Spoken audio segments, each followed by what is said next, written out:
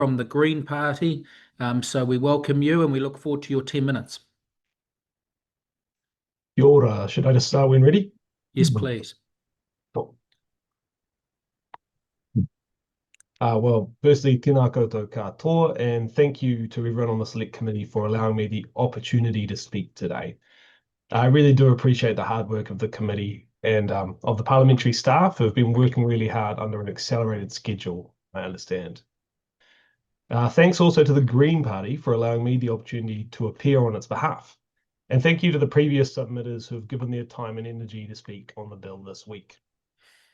The Green Party has made a written submission, which you can take as read. However, I'll be taking the opportunity to add my own thoughts with permission from the party and to speak to some of the submissions that have been made since that initial written submission.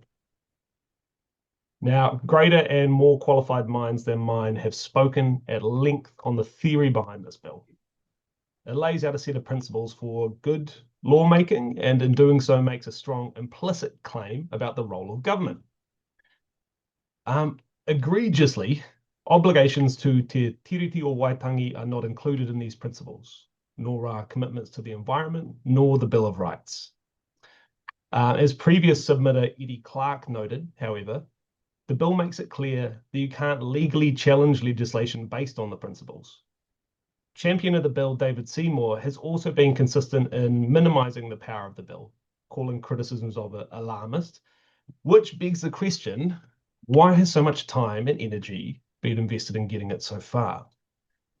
Looking at the practical aspects or the practical impacts of the bill, I think paints a clearer picture.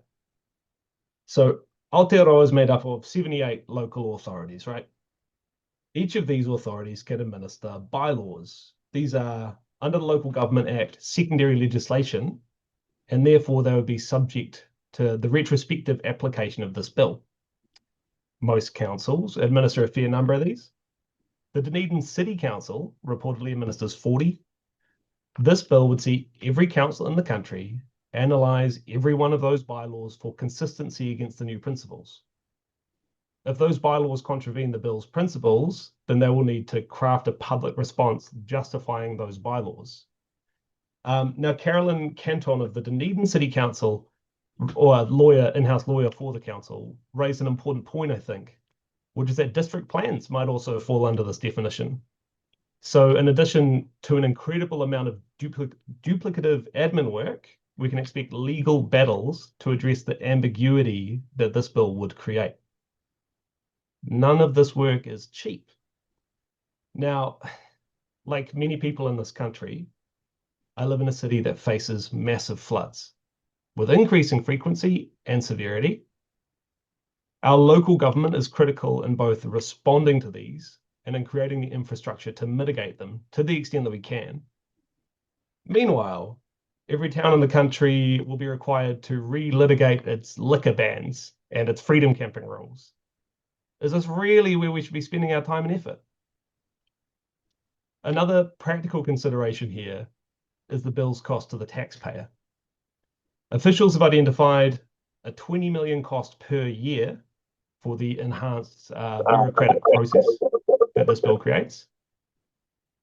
And like notably, this is a minimum cost. Advice from the public sector subsequently suggests that this would likely be higher.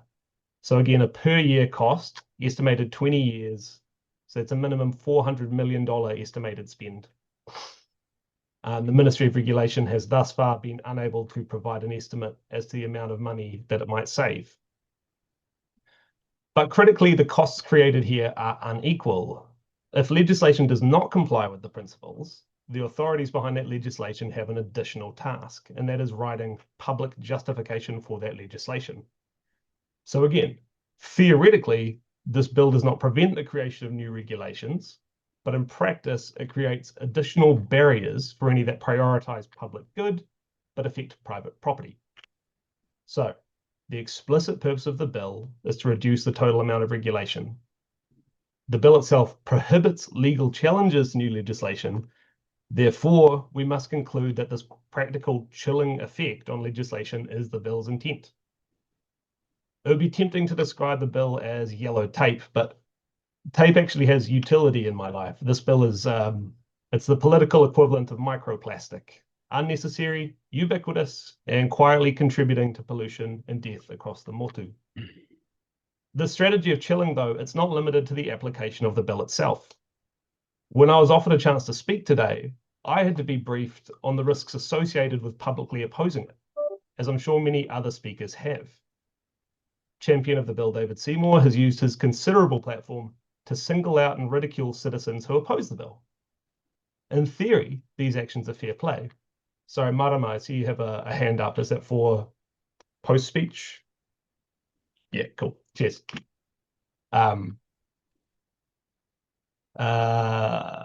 Yeah, sorry. David Seymour's been ridiculing people who oppose the bill, right? In theory, these actions are fair play, or playful even. But the reality is targeted harassment campaigns and like credible threats of violence. For this example, I don't really need to illustrate how this would have a chilling effect on opposition. And I don't think it's a coincidence that this tactic has been used to defend this particular bill. So, in theory, this bill should not pass. From a legal perspective, it's a bad law born of bad practice. From a democratic perspective, it was only supported by 0.22% of submitters in the first round of submissions. And from a historical perspective, it has been shot down 3 times already, albeit in slightly different forms. What happens to the bill in practice is up to the Select Committee and ultimately up to Parliament. So to the MPs supporting this bill, I would ask, is this really what you got into politics for? Will passing this bill genuinely help your constituency? And will you take responsibility for the results of its passing? Because I'm calling in from South Dunedin, and when the city floods again, you won't find anybody debating the theory of property rights. You'll find them knee-deep in mud and sewage, helping their neighbours sandbag their yards, and I don't think passing this bill is going to help with that. So on behalf of the Green Party, I recommend that the government abandon this bill and focus on what works to improve the quality of legislation, ending the abuse of urgency and following democratic process and listening to New Zealanders, such as the 88% of submitters who opposed the bill at its first stage consultation. Okay. Thank you. Oh, thank you, Mr. Treadwell. We've got a quick question here from Marama Davidson, and we're about 2 minutes of time. Thank you. Good to see you, Mickey. You just talked about an example of real impact on real property rights challenges. So then, can you think of other examples of how the passage of the Regulatory Standards Bill will potentially negatively impact on the people of Dunedin? Certainly, thanks, Marama. So as I was saying about the retrospective application of this to existing bylaws, right, that draws a lot of council resources. Now, the impact, like immediately on Dunedin and on other territorial authorities, is that those resources can't be put to use elsewhere. So either it's going to slow down the capacity of the council to do, actually put into place bylaws, or they will have to hire additional personnel, which will result in rates rises. So we'll see a less effective council or a more expensive council service, which of course is through rate rises, given that we're already in a fiscally constrained situation with our local governments. Thanks for the question. Okay, I think we'll leave it at that, Mr. Treadwell. Thank you for coming in from South Dunedin this afternoon, and all the very best with the rest of the day. Kia ora, and thank you, Cameron. Kia ora. Okay, Danella's our clerk this afternoon, and have we got the Ngaio Union Church, Brett Reid in Select Committee Room 4, Danella? Yes, they're here in person. Very good. Okay, I'll invite them to the table.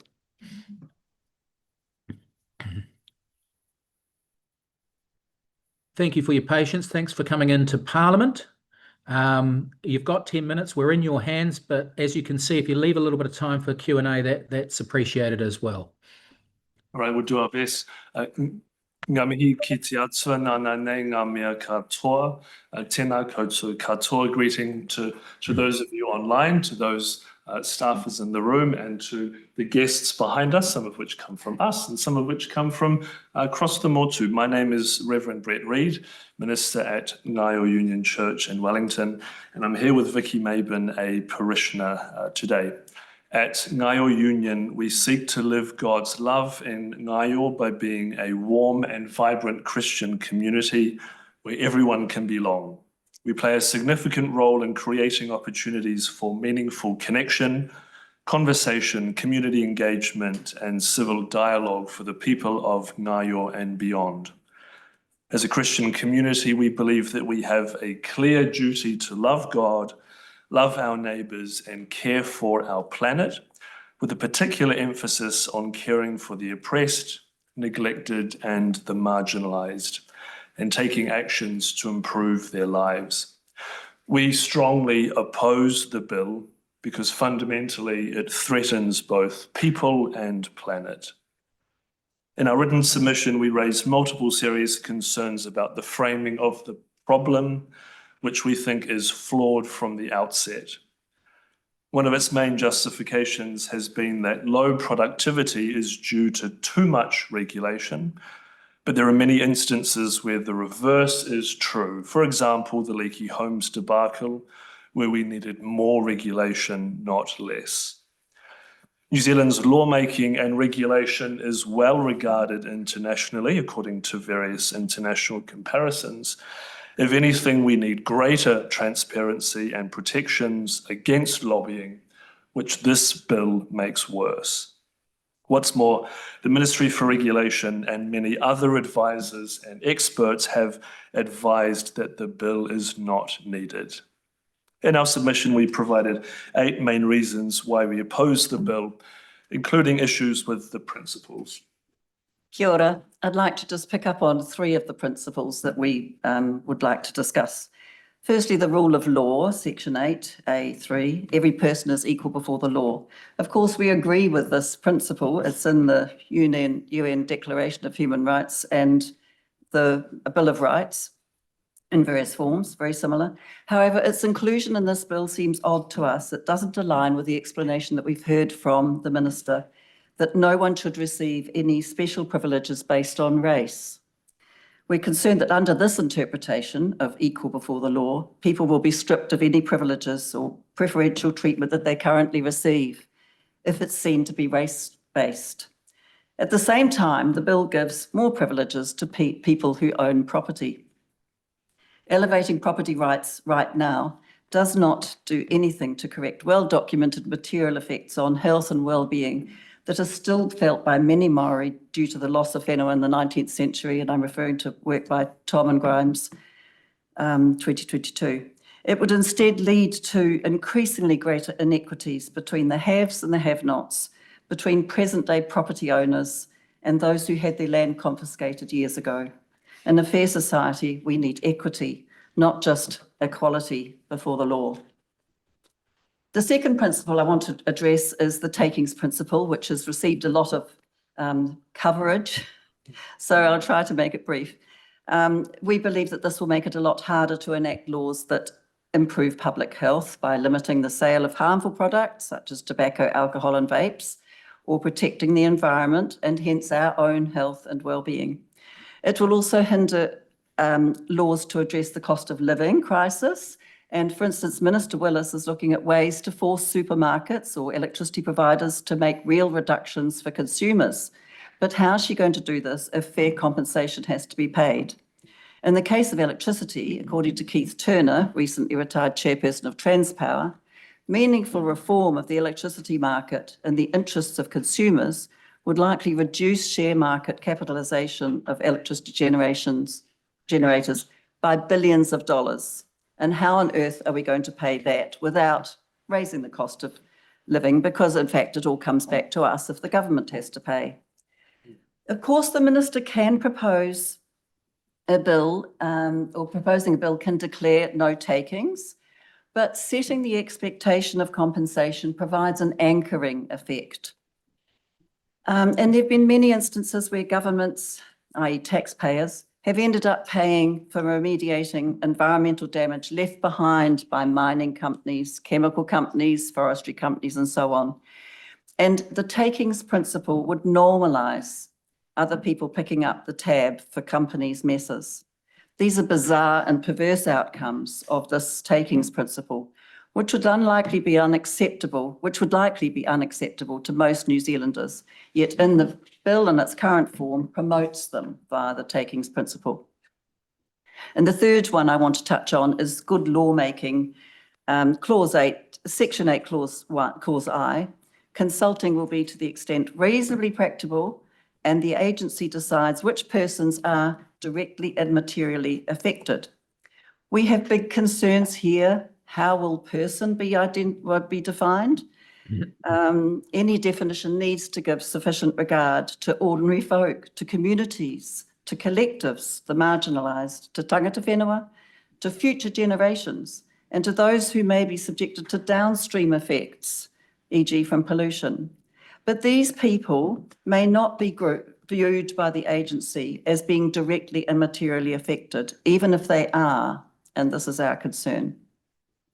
An overarching issue throughout the principles is that the interpretation of value-laden terms like fair, due, reasonable is not defined yet. We're awaiting guidance in Section 27 once the bill is enacted. With so much power vested in one minister, his self-appointed board, who he says will be economists, and they will provide such direction, and this situation is very, very open to lobbying from big business, we fear that all these terms, and hence the decisions, will be biased towards corporates and away from people and planet. As a result, the persons considered to be affected and needing to be consulted will be too narrowly defined, and consultation will be too rushed or avoided altogether, which is allowed for in the bill. This doesn't sound like good lawmaking, but it's actually what we've seen recently under, for instance, the pay equity legislation that was changed without any consultation of those directly and materially affected. So our question to the Select Committee and to Parliament is, how would pay equity and other legislation rushed through under urgency recently, how would that be consulted on in the RSB? More broadly, we're very concerned that if this bill is enacted, it will become harder for those ministers who want to enact good laws that protect the public or the environment or improve our well-being, as these ministers will have to argue why their bill is non-compliant, making for a lot more work to do what is in the public interest. It will become easier to give in to these principles than fight them, leading to a normalisation of principles that are libertarian, let's be honest, despite the adverse effects on New Zealand society. Many actions favoured or approved under this regime will degrade the environment, biodiversity, and worsen climate-related effects. And for the record, we do not agree with the omission of Te Tiriti o Waitangi, as we view it as essential to good lawmaking in Aotearoa, New Zealand. To conclude, while the bill sounds like an innocuous measure to remove red tape, it is quite clear that its true purpose is to strip power from ordinary people to benefit corporates and individual property rights, leaving a trail of environmental problems for generations to come. Quite honestly, it is a wolf in sheep's clothing. It does not put New Zealand first. It is not needed, and there are better options. We strongly oppose it, and we implore you to show that you care for New Zealanders and for the planet, and vote down the bill at its second reading. Ngā mihi, thank you. Okay, thank you. You're at time, but I'm going to give Dr. Duncan Webb a quick question. Good. Thank you, Mr. Chair, and thank you for that submission. You're not the first faith-based organisation to submit on this bill. And I want to ask a slightly different question. That is, if bringing that to this discussion and kind of the interface between politics and faith, what are the principles or values or touchstones that you think should be driving good legislation? I think the tiriti is a good place to start, to be honest, with kotahitanga and manaakitanga. I think that would weave it in very nicely. I think we need to be consulting with everybody. We need to be acknowledging and valuing people and our planet. We're here as kaitiaki, we don't own the planet. Sorry, I jumped in. No, that's what I was going to say. That covenantal basis of Te Tiriti is, from a faith perspective, something that grounds us in our care for people and whenua. So, yep, that would be my answer too. And from a professional thing, I'd say there are lots of ways you could streamline the processes and make them better. And yes. Okay. Oh, well, thank you for coming in to both of you, the Ngaio Union Church. We appreciate you taking the time and coming into Parliament this afternoon. Thank you very much. Thank you. Okay. Ms. Clark, where does that leave us now? So we've got the next submitter online. Okay. Nā Waihua o Paerangi. Kia ora. Kia ora. Welcome. Thank you for your patience. You've got 10 minutes. We'd possibly like to have some dialogue with you at the end, so please leave us a little bit of room, and we look forward to your 10 minutes. Thank you. Tēnā koe te hea mana o tēnā ki ngā mema o tēnei komiti, tēnā rākou te katoa, e mihi ake ana kia tātou e whakakotahi nei I tēnei rā. Hewa anō, ko Ngāti Rangi tēnei, ko Ngaio I maha o te Kahui maunga tēnei, e mihi atu ana kia koutou katoa, nā rongi ngā tini āhuatanga o te wā. Ka tangi hea tonu te ngā mate, e rā mate ki rongi hea tāua e meno, o tino ngā mate huhua o te wā, ka tangi hea ka mihi a rātou, hoki mai kia tātou pēnei ana, tēnā koutou katoa. My name is Elijah Pue. I'm a trustee of Ngāti Rangi's post-settlement governance entity Te Tōtara Hoi o Paerangi Trust and Ngā Waihua o Paerangi Trust. Ngāti Rangi is an iwi nestled in the southern foothills of Mount Ruapehu, and Aotearoa broadly encompasses the southern Ruapehu area, including Ohakune Waiouru Raitahi. Our submission is a powerful testament to the values and concerns of Ngāti Rangi, and it's my privilege to share its essence with you today. We want to be clear that Ngāti Rangi strongly opposes the Regulatory Standards Bill in its entirety. The bill is an extreme piece of legislation that does not aim to improve the national regulatory system, but rather entrenches existing power structures. We call for its complete rejection and emphasise that the bill overlooks Te Tiriti of Waitangi, as a number of other submitters have said, a core founding document of Aotearoa New Zealand. This bill promotes individualism and private property rights while undermining collective Māori values and responsibilities such as tino rangatiratanga, mana motuhake and kaitiakitanga. It claims to improve the quality of regulation and introduce principles of good lawmaking, but in reality it overrides the existing principles of accepted law. Lawmaking in a democratic system should be non-partisan and not subject to capture by the interests of a minority party. This bill, however, redefines what good regulation looks like through a narrow political ideology with vested interests in who that law serves. Here at home in Ruapehu, we have several examples that demonstrate the current regulatory environment in Aotearoa has served democratic principles, enabling participation in equitable society. However, the regulatory standards bills will weaken these principles. For instance, in small towns around Aotearoa, supermarket monopolies keep prices high through land covenants, forcing remote and rural communities to pay higher prices than the national average for goods. Breaking these covenants to facilitate a public good would require extensive compensation under the proposed bill. In Ohakune, we have a serious challenge in developing papakainga housing due to the prioritisation of Airbnb and short-term rental markets over those that call this place home.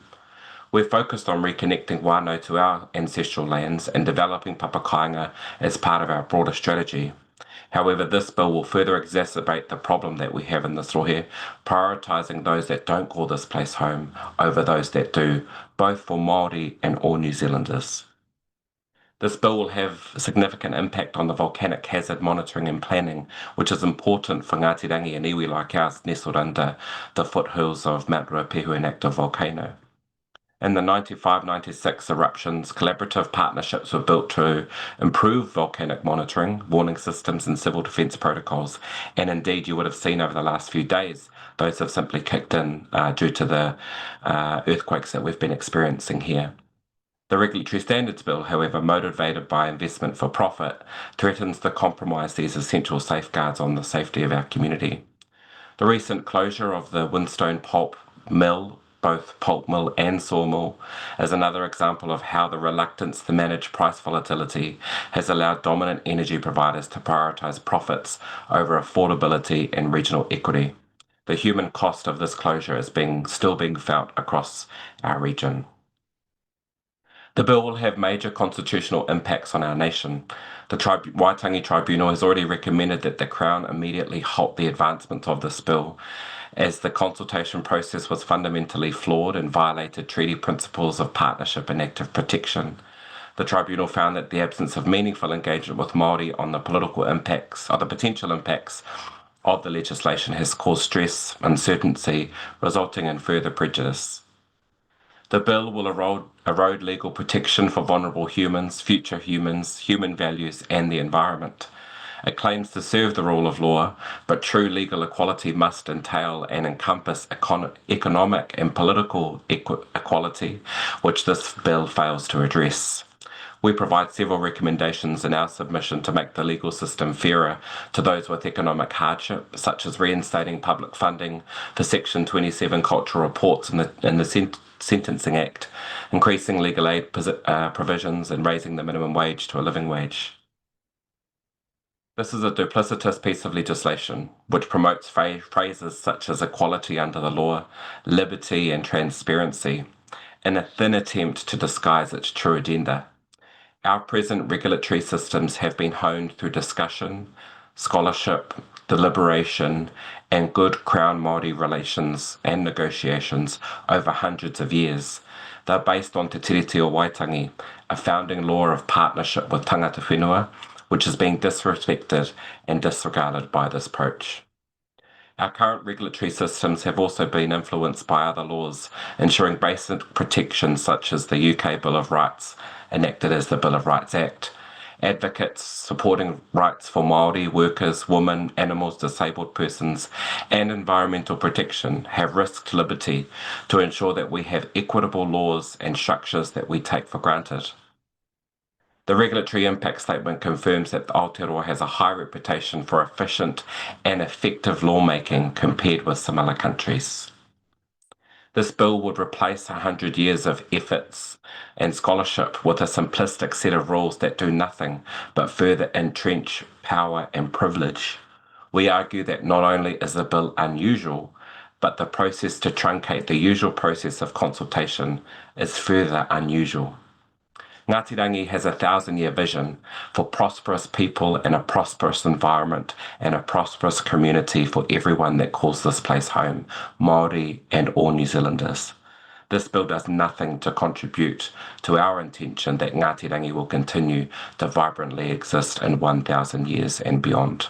We therefore call for the complete rejection of the Regulatory Standards Bill and ask that those of you who are in leadership positions across Aotearoa and indeed in Parliament itself have a real think about what impact this is going to have on the cultural fabric of this very place that we call home, because continuing with legislation like this, like the Treaty Principles Bill, further pushes us apart unnecessarily and continues to divide and will eventually conquer us into becoming something that our ancestors never ever intended us to be. Tēnā koutou katoa. Thank you very much. I've got a question here from Maramino Kapakingi. Thank you, Mr. Chair. Tēnā koe, Elijah. Hoino, just I roti wā whakaaro. So in your submission, you've noted that tribunals finding this bill would constitute a breach, specifically the principles of partnership and active protection. Yeah. So in your view, what would you say to why are these principles found in New Zealand jurisprudence confusing to supporters and proponents of the bill? In my opinion, I would say the reason that people find it confusing is because they believe that the places like the Waitangi Tribunal only exist to support one particular race in this country. The Waitangi Tribunal wasn't just set up to indeed be a vehicle for claims for Māori to be heard. things that go against or breaches of the Treaty of Waitangi don't just have an impact on Māori, they have an impact on everyone. And so I think in answer to your question, the naysayers of this kaupapa don't want to listen to the tribunal because they believe that they are only existing for the betterment of Māori whānau communities. And actually, I think the scholarship that exists on the Waitangi Tribunal and the legal minds around that table can provide actually a great service for everyone who calls Aotearoa home, Māori or not. Okay, thank you. Thank you very much. Thank you for joining us this afternoon. We appreciate that. And all the very best for the rest of the day. Thank you for submitting to the committee. Kia ora. Kia ora. Okay, that brings us to just 1 minute past 1. And the New Zealand initiative. Madam Clerk, have we got them online or in the select committee room? They're in the select committee room 4. Oh, very good. Okay, we've got Dr. Eric Crampton and Dr. Bryce Wilkinson. We welcome you both. Pretty familiar surrounds to you both. You've got 10 minutes if we can. Members I know will be keen to engage, and so if we can leave as much time for Q&A as possible, then please do. Thank you so much. I'll make some very brief high-level comments as introduction and then pass over to Dr. Wilkinson, who has been lead on this submission. I think that the high-level purpose of this kind of regulation has been missed in the past few weeks of debate around it. When Parliament wishes to achieve some beneficial public purpose, it often has a choice of how to do that. Sometimes it makes the most sense for government to spend money to achieve a beneficial public purpose in ways that provide net benefits. Other times it makes most sense to regulate to achieve that same beneficial public purpose and provide net benefits to New Zealanders. When it spends, it faces two constraints. It faces the set of legislative constraints and procedural constraints through the Public Finance Act, but at least as importantly, it faces the contest between different competing budget bids in the budget process. Money spent on one initiative can't be spent on another. It's more difficult for governments to achieve a purpose by spending money than by regulating in cases where that cost is borne by the private sector or the community otherwise. The bill here tries to get this back into a kind of balance, both by having greater scrutiny and more process around regulation for assessing its consistencies with long-standing principles of regulation, but also by thinking about the principle of compensation, because if a beneficial public purpose is being provided, the cost of that shouldn't just fall on those who are compelled to provide it. It should fall on the beneficiaries of it, which could be the public more generally, or a defined set of beneficiaries. The bill does not require that compensation, but it requires a bit of thinking about it. I also like that the bill goes a little bit further than current regulatory impact assessment, where Parliament has had a tendency to use urgency to get legislation through on a crowded legislative agenda. RISs are often inadequate. The Regulatory Standards Board here would have opportunity to weigh in after legislation is passed to give an assessment of the regulation and its benefits. So that would add to greater scrutiny. Again, Parliament can do what it likes, but it would help with transparency for people to see the effects. I'll shut up and turn over to Bryce. Okay, I'll be short, Mr. Chairman, because I want to maximise the time for questions. The submission supports the bill subject to 9 recommendations. Some of those relate to the importance of supporting arrangements and quality implementations. It makes 3 specific suggestions for changes to the bill, and the body of the submission addresses a number of concerns expressed by others. And Chapter 4 gives attention to the Legislation Design and Advisory Committee's response to the bill. So thank you very much. I welcome questions. Okay, thank you very much, gentlemen. I'm going to go straight to Dr. Duncan Webb. Kia ora, thank you for that. Look, my first question is a relatively straightforward one, I hope. I'm looking at your submission on paragraph 7 on page 10, and you have an implementation pathway. The strange thing is all the things you want, including a regulatory standards board, could be done without any legislation whatsoever. So it seems very strange that we've got this very heavy-handed approach where all we need is a political will and a cabinet that wants to do it, to in fact implement all the things that is set out in this bill. So why on earth do we need a piece of legislation on the statute book? Well, we need a piece of legislation on the statute book because outcomes are unsatisfactory for New Zealanders in a very broad sort of way. The housing affordability problem is one, but the low productivity growth rate is another. And these principles are of fundamental importance to a functioning democracy. Yes, I've got all that. I understand your arguments there, even if I don't agree with all of them. But that can be done simply by administrative and executive action. We don't need, and the first rule of legislation is don't create it if you don't need it. I'm sure you're aware that at the moment there's an enormous number of procedures which Cabinet sets, regulatory impact statement procedures, other procedures like Cabinet Official Circular 2021 Part 2, which sets out Cabinet's expectations and requires officials to identify any departures from 148 default principles in the legislative guidelines. And it requires a minister taking something to Cabinet or to a Cabinet committee to give reasons for departures. So those things aren't working well enough.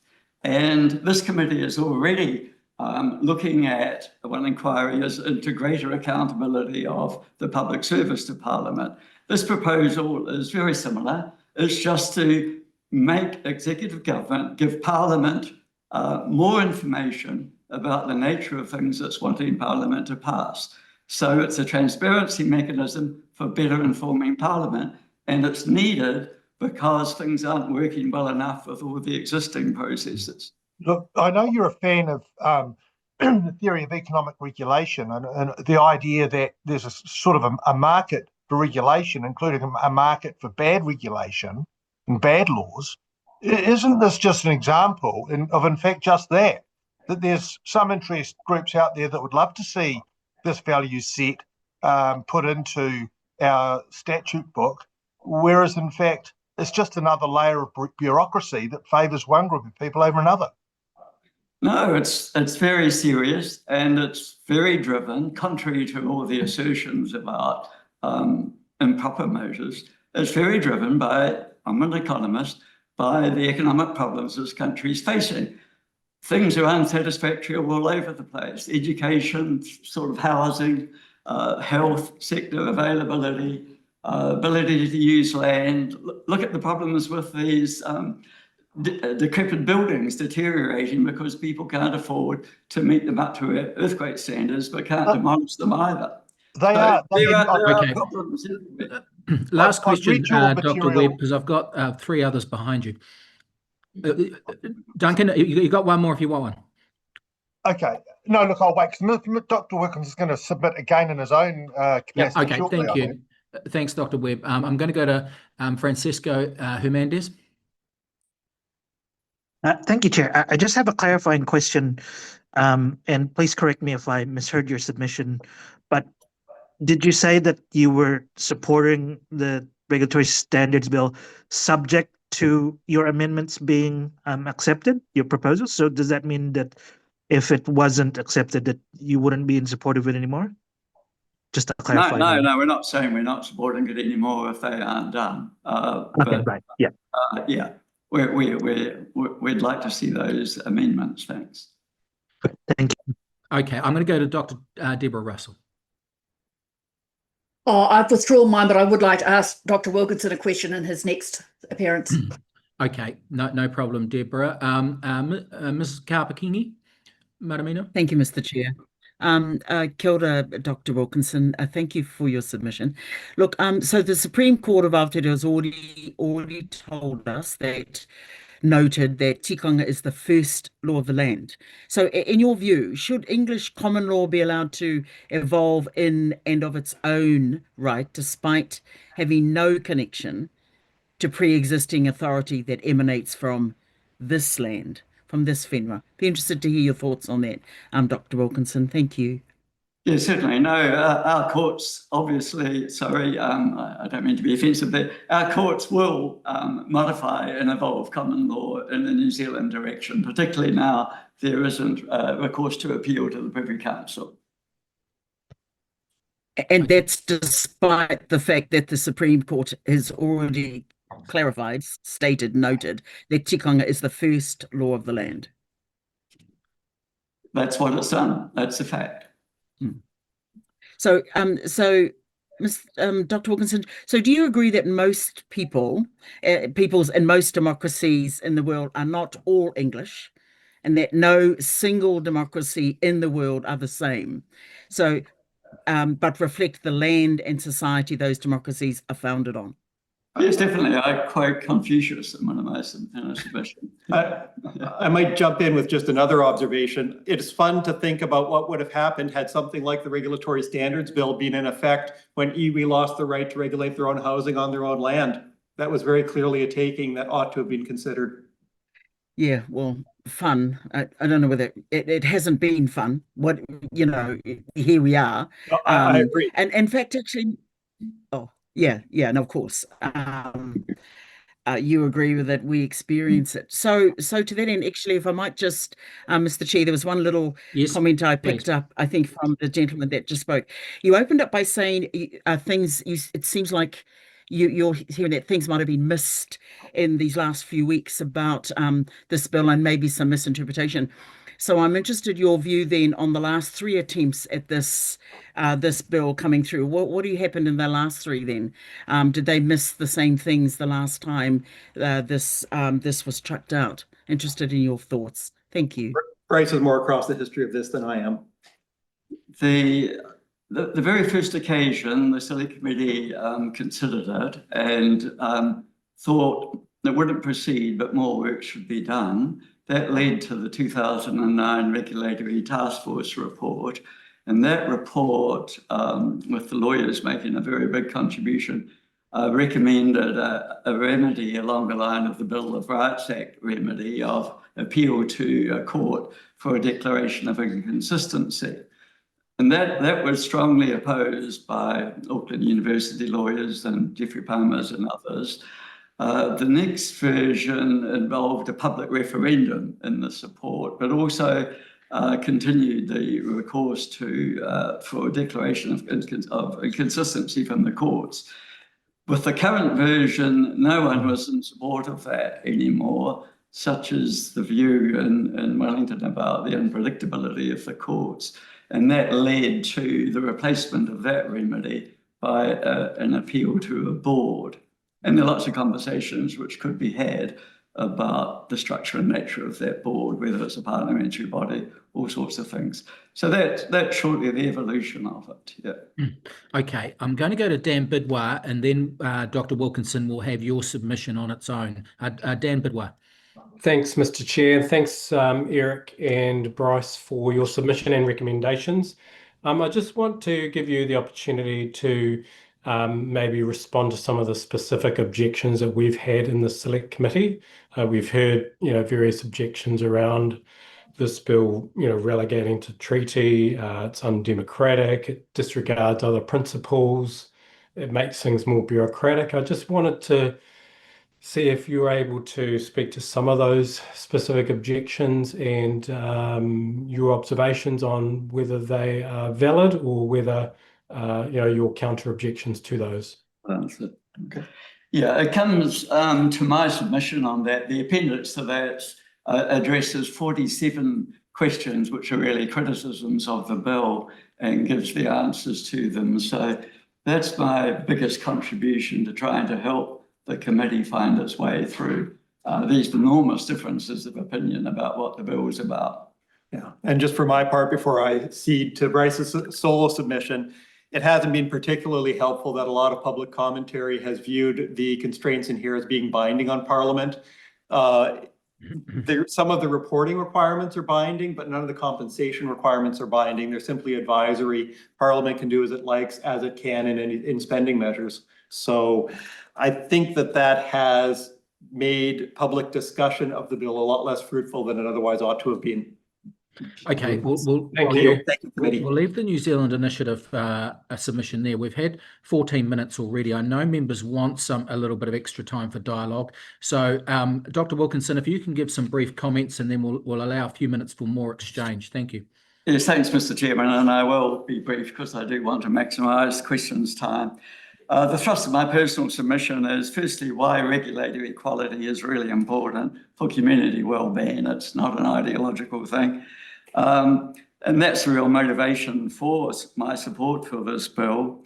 And the fundamental common law principles is where it draws on most heavily, and are enumerated from the legislative guidelines. It's not something we've made up, deeply embedded in Anglo-Saxon law. And that big appendix is my biggest contribution to the committee. It's a labour of love, 42 responses to questions.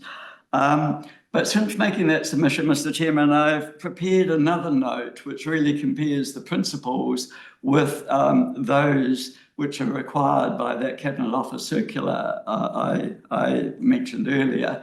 And if you like, if it's useful to you, I could table that for the committee's consideration. It also addresses the question of the costs, and are they really going to be as large as the Ministry of Regulations suggested? That's all. Thank you very much. Okay, no, I'm sure everyone's happy to receive that additional information.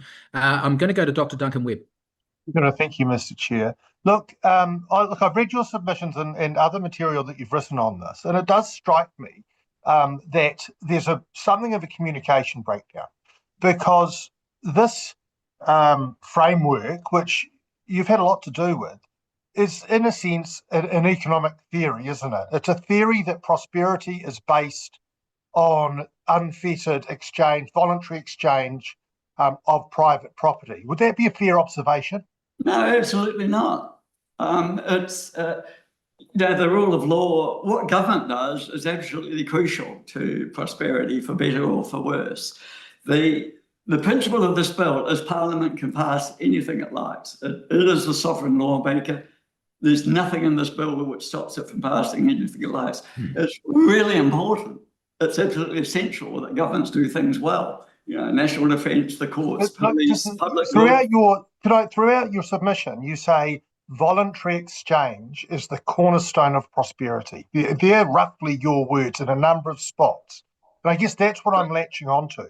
No, there's nothing in there at all which says that public goods aren't important. To the contrary, it says that Parliament is the collective which represents the public good. Parliamentary sovereignty is maintained, so the collective dominates. All it's saying is what's in the legislative guidelines, that when government acts, it should do so in a principled way. Well, who could argue with that? So then the question is, you know, what are the good principles? That's where the legislation guidelines come in. That's what they've been about. Okay. So, but your principles look to, you know, various things: rule of law, non-retrospectivity, private property and takings.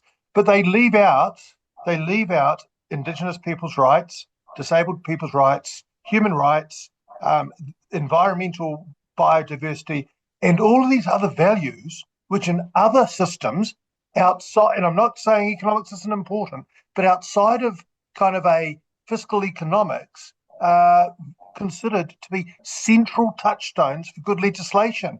I'm just really perplexed as to why your principles are kind of so impoverished of all of those other values, which everyone here has been talking about. No, well, with respect, that's totally wrong. They're all there. What it's doing is taking the fundamental principles out of the legislative guidelines. So rule of law, dignity of the individual, security of the individual in their persons, they can't get assaulted, smashed up, and in their possessions. Those are pretty fundamental to the good society. What about all this is doing is making sure executive government reports to Parliament on those fundamentals. But why is the right of Indigenous peoples to express their culture and for government to protect that not part of your framework? It doesn't exclude it. Tell me this. No, Tell but me it this. deprioritises What protection for Maori is not in there in the existing principles that has been missed. That's Okay. what I want to know. The protection of traditional waiata, which might be in your framework a property right, but if you look at how those kinds of things have been addressed previously, they've been addressed in entirely different ways. Well, there's absolutely nothing here which stops that, but the common law always does this. But it doesn't stop it, but it deprioritizes it. It makes it a second order rule. Okay, I'll let Dr. Wilkinson respond, and then we're going to go to Dr. Deborah Russell. I'm just conscious we've got to be fair to everyone else that's queued up this afternoon. Dr. Wilkinson, if you can respond to Dr. Webb, and then we're going to go to Dr. Russell, and then we're going to have to leave it. Okay, the priorities are done in the legislative guidelines. Chapter 4 does the fundamental principles. Okay, Dr. Russell. Thank you, Bryce, for your presentation today and for your thinking. Look, I've been following this debate very, very closely too, and I listened to you on Morning Report the other day, and I'm going to paraphrase, but you more or less said that the opposition to the bill was that there was a lot of groupthink going on. People are telling themselves stuff that's not quite true, inventing false motives and giving the bill sort of false motives for the bill of an unsavoury kind, and then they misrepresent the bill. That's a summary of what you said, not your exact words. I do have them written down. Do you still stand by that? Yeah, what people are first doing is attacking the motives behind the bill, and they're saying it purports to be just transparency and it purports to be concerned about productivity and stuff, but in fact, it's out to prioritise corporates over everything else. It's out to put an alien philosophy into the thing. So that's the very first thing people are telling each other, that this is ill motivated. And it's not true. You know, I've been an economist in public policy committee working long hours ever since 1970. That is not the motivation, but people will not accept that this is about trying to see New Zealand a better place and about the well-being for all New Zealanders, as cost-benefit assessments are aimed to be benefits for all New Zealanders. So and then the second thing is, no one I know who's opposing the bill is admitting, well, that might be a bit of exaggeration, maybe the LDAC, but people are not recognising it preserves parliamentary sovereignty. They're thinking it stops Parliament from passing laws or it makes it harder. It doesn't. So, in fact, we've had a lot of legal analysis who says that it will lead Parliament. That's the way these things write. In effect, what I'm hearing is that you're saying that people like Professor Andrew Geddes, Simpson Grierson, Professor Dean Knight, Sir Geoffrey Palmer, the Iwi Chairs Forum, the New Zealand College of Public Health Medicine, Environment Southland, the Parliamentary Commissioner for the Environment, the Royal Australasian College of Physicians, John Canton, the New Zealand Law Society, Professor Jonathan Boston, the New Zealand Council for Civil Liberties, the Northern Regional Council, the McGuinness Institute, the Legislation Design and Advisory Committee. All these eminent thinkers, people who are well-versed in public law and well-versed in government, you're saying that they're all wrong and that you're right. Okay, final comment, Dr. Wilkinson. Well, name one of those which doesn't attack the motives. Now, I can name one. The Legislative Advisory Committee doesn't. None of them attack the motives. They attack what the actual effect of the law is going to be.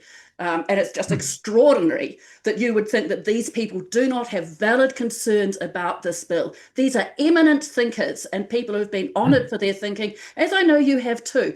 But when there is so much opposition to this bill, it would behove you and the others who support it to give some really serious consideration to those views. Okay, let's leave it at that, unless you've got some concluding remarks, Dr. Wilkinson. No, I'm good. Thank you very, very much for the opportunity to present and to answer the questions. Okay, no, thank you, and thank you both, Dr. Crampton as well. Okay, members, we gave that as good a shake as we could as far as time goes. We had 23 minutes. We've got Annette Sykes in the room, and I'd invite her forward with any colleagues and thank her for her patience. Annette Sykes and Co, and invite you to for your 10-minute submission, and hopefully a little bit of time for interaction too. Welcome. Kia ora te whare, kia ora koutou I tai mai ki te whakatina na tēnei kaupapa hohonu. Ka huri au ki te rao ngā reo. With the committee's permission, I'd ask my friend Ms. Tahira of our offices to start our submission, and then I will take us through. And I do want to leave some time to respond, because I think that we have a juxtaposition of opinion and an opportunity to explore that with the New Zealand initiative and Mr. Wilkinson's submission, I think quite at odds with the Māori world's view, not just our firm's view, about the discriminatory effect of what has been proposed, both to tikanga Māori rights and interests and resources, and I think a narrowing of the property rights dimension, which would actually prevent compensation to Māori rights in water, for example, I think contrary not only to the principles of te tiriti o Waitangi, but also to the principles of fairness and justice, which are the underpinnings of the rule of law. Tēnā rā koutou katoa mo te tokoiti, pia kāre I te mōhio ia Annette me ana mahi o te rā tō mātou umanga ture, he umanga ture kaupapa Māori mātou e Kawena I ngā tikanga a kuima a koroma e mātou ana ki ngā ture Pākehā e mahi ana I te mahi hei paenga mō ngā whānau ngā hapu me ngā iwi maha o Aotearoa. Mātua rā kua mātou mahi he kōkiri I ngā take kia whakaua I te tika me te pono, kia rewa ki ai te mana o te hake, kia toi tū ai te tiriti o Waitangi. Koinei tā mātou tāpaitanga e whakahe marika ana ki tēnei piraura atu, e kia nei te Regulatory Standards Bill. So we're a Māori law firm who specialise in advocacy for Māori in both kāwanatanga and rangatiratanga spheres. We operate in both the Pākehā legal system as qualified legal practitioners and in the Māori justice system as practitioners of tikanga. We provide a range of ture and tikanga related services on matters related to constitutional and public law, whenua Māori or Māori land law, and criminal defence. And we oppose this bill in its entirety and implore the select committee to recommend it be abandoned at the next reading. I was going to give a bit of an overview of our submission, but I think the volume of submissions in opposition to this bill that have already been presented to the select committee, we would be repeating.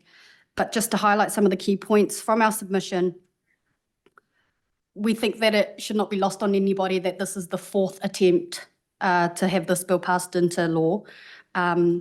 It's the bill that just won't die. It's the most rejected, refiled, resurrected from the dead bill in the history of our country. And we think that we should be asking ourselves, at what point does this become an abusive process and procedural harassment? We echo all of the submissions that have said that this bill ushers in the corporatisation of our country and enables a neoliberal takeover of Aotearoa. And it is rooted in an ideology that promotes profits over people, money over manaakitanga, individual property rights over any other, and undermines the government's ability to safeguard collective and public interests. I am now going to hand it over to Annette because I think she wants to say some things in response or in light of the submissions that we've just heard. Can I also, though, just draw, I have an uncomfortability of the way the submissions process has proceeded this week. I've just watched the New Zealand initiative and Mr. Wilkinson be given significant time. And I was appalled earlier this week to see Sir Geoffrey Palmer given a very limited time and actually cut off. A statesman of that stature, an individual who's devoted his life to ensuring that the pillars of the legal justice system are reflective of the community values, deserved more than that, as did a number of, I think, prominent individuals and organisations that have been highlighted by one of the select committee members already. I hope that we're not going to give the right wing a sense of priority over the, I think, the grim norm of our nation, who actually stand together shoulder to shoulder in this. People who are have devoted their lives to ensuring that the constitutional fabric of this nation is actually one that knits our communities, provides access to justice, but also enables a development framework for the inculcation of values that ensure our ongoing longevity as partners, as promised in Te Tiriti. I was part of the Waitangi Tribunal. I've heard some significant submissions. I was appalled also earlier this week to see that one of my colleagues has been so threatened by individuals that she had to bring security guards to actually make a submission to this House of Parliament. I hope that there is some censure to individuals if that has been promoted through their media exercise of scaremongering and trying to intimidate or actually prevent the Māori voice from being heard. I also saw this week an enormous outpouring of love for Te Tiriti o Waitangi and the invisibility of this in this bill, which actually means a significant amount for our firm. We've devoted 5 decades to ensuring that the truth of Te Tiriti o Waitangi guides the justice of this land and is not made irrelevant, which unfortunately this bill continues to do. One of the deepest insults is that the bill promises protection of property rights for individuals and corporations that has been denied to Māori for 185 years. Kawenatanga, through the ACT Party, supported by National and New Zealand First, is promising primacy of property rights, requirement for consent and just compensation for the rich of today. However, they do not want to look behind today to go back to a restitutionary or compensatory outcome for Māori who've been denied the protection of their rights and interests in water. There is no suggestion this should apply retrospectively to Māori. Instead, the bill deliberately eviscerates Te Tiriti yet again. Its goal, in effect, is a new wave of colonisation to look in the property rights created over our whenua, moana, mātauranga and whakapapa. When we have demanded recognition of rangatiratanga, requirements for consent and just compensation, we have been met by war, by jail, by poverty and the denial of our sovereignty, and now by threats of violence because we dare to speak out. The protection on offer is so vague and open-ended, it could apply to anything and an individual or corporation. And let's be really, really clear. Māori are not just an individual or corporation. We have obligations as kaitiaki to this land and to all future generations that share this land with us. That is one thing as a child of a Māori and Pākehā relationship that is inculcated in my mind and my soul. There is no definition of property, the limits and its scope of application, no standards of impairment. Vagueness breeds uncertainty, risk aversion by officials, and opportunities for complaints and demands for a review of new laws and regulations by any potentially aggrieved property owners. We have argued this before the tribunal on behalf of Ngā Toki Whakarururanga as an interested party in proceedings there. Ngā Toki Whakarururanga is a Māori collective born out of the Y2522 Waitangi Tribunal into the Trans-Pacific Partnership Agreement, a free trade agreement, and they are among the many denied a voice by the committee on this bill. They highlighted the parallels between the regulatory takings principle in the bill and protections for property rights owners under international trade and investment agreements, and the risk that breaching those principles could fuel claims for hundreds of millions of billions of dollars by foreign investors in offshore tribunals through what is known as investor states disputes or ISDS. The threat or fear of such action could have a chilling effect of making of decisions, especially to implement Te Tiriti obligations. Our claimants also provided Official Information Act documents, and I heard Professor Jane Kelsey speak with such passion about how she was denied and stonewalled about even answers to those questions relating to the bill that shows the contempt that the Deputy Prime Minister, His Honourable David Seymour, has for Te Tiriti o Waitangi, which Professor Jane Kelsey has also detailed in her submissions, and she's just one of many. I actually admire the Jane Kelseys and the Anne Salmons of the world, Pākehā allies who have devoted their academic and intellectual careers to ensuring that there is an understanding of these deep fundamental problems that must be addressed if we are to maintain the constitutional sense of united being as a nation that is so fundamental to our future as it is to our past. Oh, Ms. Sykes, we're just at time, and I've got a couple of questioners here that I'd like one to paragraph, and then offer please, this. please. Is that Yeah, so I'm just saying, wind up with some concluding remarks, and then we'll go to questions. Thank you for that. When his own officials recommended that the approach to a Te Tiriti principle could be developed in collaboration with iwi Māori, Mr. Seymour, apparently it's virtually illegible if you actually look at the documents. Nowhere in this report is examined how a treaty principle would better deliver regulation for New Zealanders. And I want to actually end echoing the comments of one of the first speakers this week, Ani Makaire.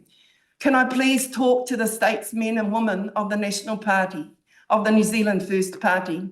The power at this moment of time is in your hands to stop this. We urge you to look deep in your hearts and listen to all of the nation, not just a very small section of the nation, and take every effort to put a halt to this, I think, a travesty of justice that has been promoted by people who have not the support of our nation. Kia ora. Okay, kia ora. I'm going to go to Ms. Kapakini. Maramino. Tēnā koe, Mr. Chair. E tēnā kaurua Annette, kanu te mihi kia koe, tautoko marika o au whakaaro, o kaha ki tēnei kaupapa, tēnā roho ki koe. Annette, I roti tō mea tō kōrero o tō submission, you talk specifically about setting a dangerous precedent for further governments to rewrite legal history. So can you just talk a little bit more to that? I use the example in our, in events, even in our. Yeah, I use the example of property rights. Property rights is at the heart of capitalism, which is really at the core values that are being promoted by the proponents of this bill. But property rights are being narrowed from the conception, as I understanding, of the conception of it in Anglo-Saxon law, but certainly even in Māori terms as the property rights that are actively protected by Article 2 of the treaty. The fact that there is no compensation likelihood to go back to 1840 is a rewrite, I think, of fundamental precepts of property law. That is really dangerous. The putting in hands of this board the responsibility to intervene, a constitutional intervention, a mechanism that takes the power from democracy to the power that are appointed by those at whim from the executive, is absolutely undermining principles of ordinary democracy upon which this parliament has worked. Those are just two of the examples we highlight. So I'm not actually just talking about Te Tiriti, I'm actually talking about how what is being proposed is undermining the rule of law, undermining the constitutional fabric, and undermining the sense of unity that Te Tiriti promised for this nation. Okay, thank you. We're over time, but I'm going to give Ricardo Menendez-March a question. Thank you so much for your great submission. I wanted to ask, who do you think stands to benefit the most when it comes to this bill? I don't want to say this in pejorative fashion, but rich white men. So, and unfortunately, nowadays there might be some women in the group, but, that's not what we thought about. Our country is born on the belief that we care for the less privileged, that we believe that we share our resources for mutual well-being, that when we hear about housing initiatives, we trust the state with the great ideas of Savage and Fraser to build the ethic of providing a shelter, a home. That's deeply rooted in Article 2 of Te Tiriti, the tino rangatiratanga of our kāinga. The privileged will take, and those that are the ordinary citizens of our society, which are the glue to our society, will be denied. Okay, thank you. Thank you very much. Thank you, Ms. Sykes, for your presentation. And your colleague, and I've tried to be as generous as I can, and we appreciate your fullness and forthrightness this afternoon. Kia ora, thank you, Mr. Bureau. Thank you. Well done. Okay, Madam Clerk, are we with the Human Rights Commission? Yes, they're online. Okay, let's have a look. Let's get them up. And kia ora. We've got Gail and we've got Dale. Okay, thanks for your patience. We're just running a little bit over, but we've had a couple of key submitters that people were keen to engage with, and so I wanted that opportunity. But we look forward to your 10 minutes and welcome. Thank you, Fiona, and thank you for the time today. I'll start. I'm Professor Gail Pacheco. I'm the Equal Employment Opportunities Commissioner at the New Zealand Human Rights Commission, Te Kahui, Tika, Tangata. And with me today, I have Dale Taketimu, our Indigenous Rights Governance Partner. To start with, the Commission's accredited as an A status national human rights institution. This gives us privileges to speak at the United Nations on our human rights matters that affect New Zealand. And our job is to monitor New Zealand human rights and the human rights dimensions of Te Tiriti as part of our nation's human rights framework. I'll take our submission as read and use our time today to speak to the key points we want to reiterate. So first, I'd like to begin with the Commission's overarching position. Everyone in New Zealand deserves to live with dignity, and this means upholding the entire range of human rights that are recognized internationally. From decent housing and safe workplaces to clean water, healthy ecosystems, as well as honouring Te Tiriti o Waitangi as the foundation that affirms everyone's place here. And this bill tries to steer us away from that future. It seeks changes to our lawmaking process that place individual liberty and private property rights on a pedestal, while sidelining Te Tiriti and a broader range of civil, political, cultural, economic, and social rights, which are crucial to our collective well-being. I want to point out that the Commission agrees that we should and can aim for high-quality regulation as a tool to achieve outcomes in the economic, social, and environmental space. However, for a number of reasons outlined in our submission, the Commission opposes the Regulatory Standards Bill. And we're clearly not alone in opposing this bill. The vast majority of submitters have opposed the bill, and it's noteworthy from my point of view that it's drawn criticism from Treasury, the Legislative Design Advisory Committee, constitutional experts, and even the Ministry for Regulation. And the Waitangi Tribunal has also found it breaches Te Tiriti. I will now pass to my colleague Dale to speak to a couple of the key reasons outlined in our submission.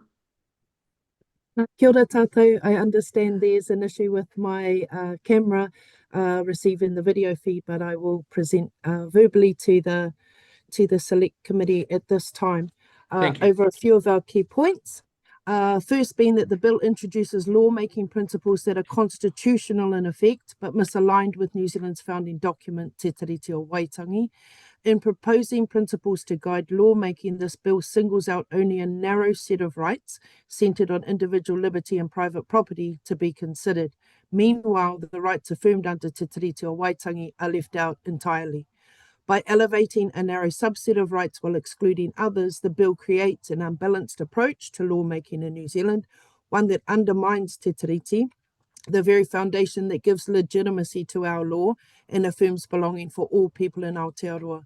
These concerns are heightened by the already limited constitutional protection for Te Tiriti o Waitangi, something international human rights bodies have repeatedly urged the government to strengthen. Furthermore, consultation on this bill has been rushed and inadequate despite its significant constitutional impact.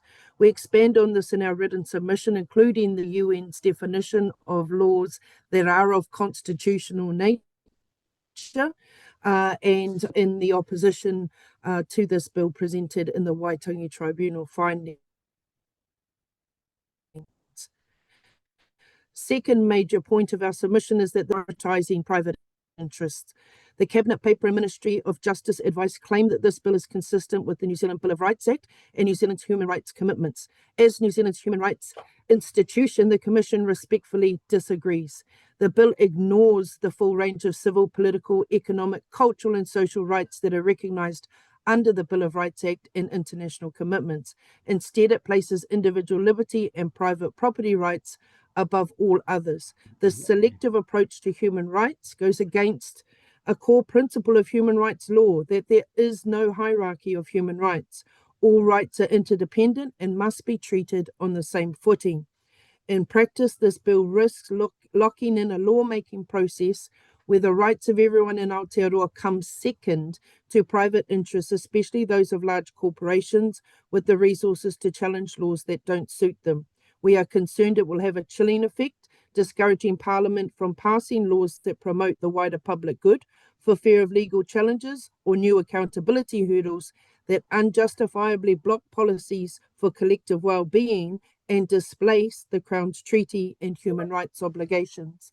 I'll hand back now to my colleague, Professor Pachenko, for our concluding remarks. So in conclusion, as our submission indicates, we do not believe that the bill will resolve the issue it claims to address. While the Commission acknowledges the importance of regulatory quality and transparency, the rationale for the bill is unconvincing and the bill is unlikely to achieve its stated aims. Failing to ensure that the government's international human rights commitments are respected domestically impacts New Zealand's reputation on the world stage. In November in Geneva, New Zealand reports on the UN Convention on the Elimination of All Forms of Racial Discrimination, CERD, and amongst the list of queries by the CERD Committee for the government was the potential impact of the Regulatory Standards Bill with regard to Indigenous people's rights. Finally, let me end with one of our recommendations from our submission. The Commission recommends a robust process to improve New Zealand's regulatory management system, ensuring compliance with Te Tiriti and human rights standards. As part of this process, we recommend undertaking a thorough analysis of the key regulatory issues and identifying all possible options for addressing it, including non-legislative options and the costs and benefits of those.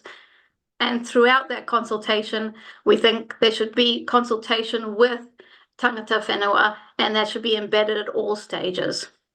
Very lastly, I know I'm nearly out of time, and we would like to emphasize that the Commission is here to support the government on legislation with significant human rights implications.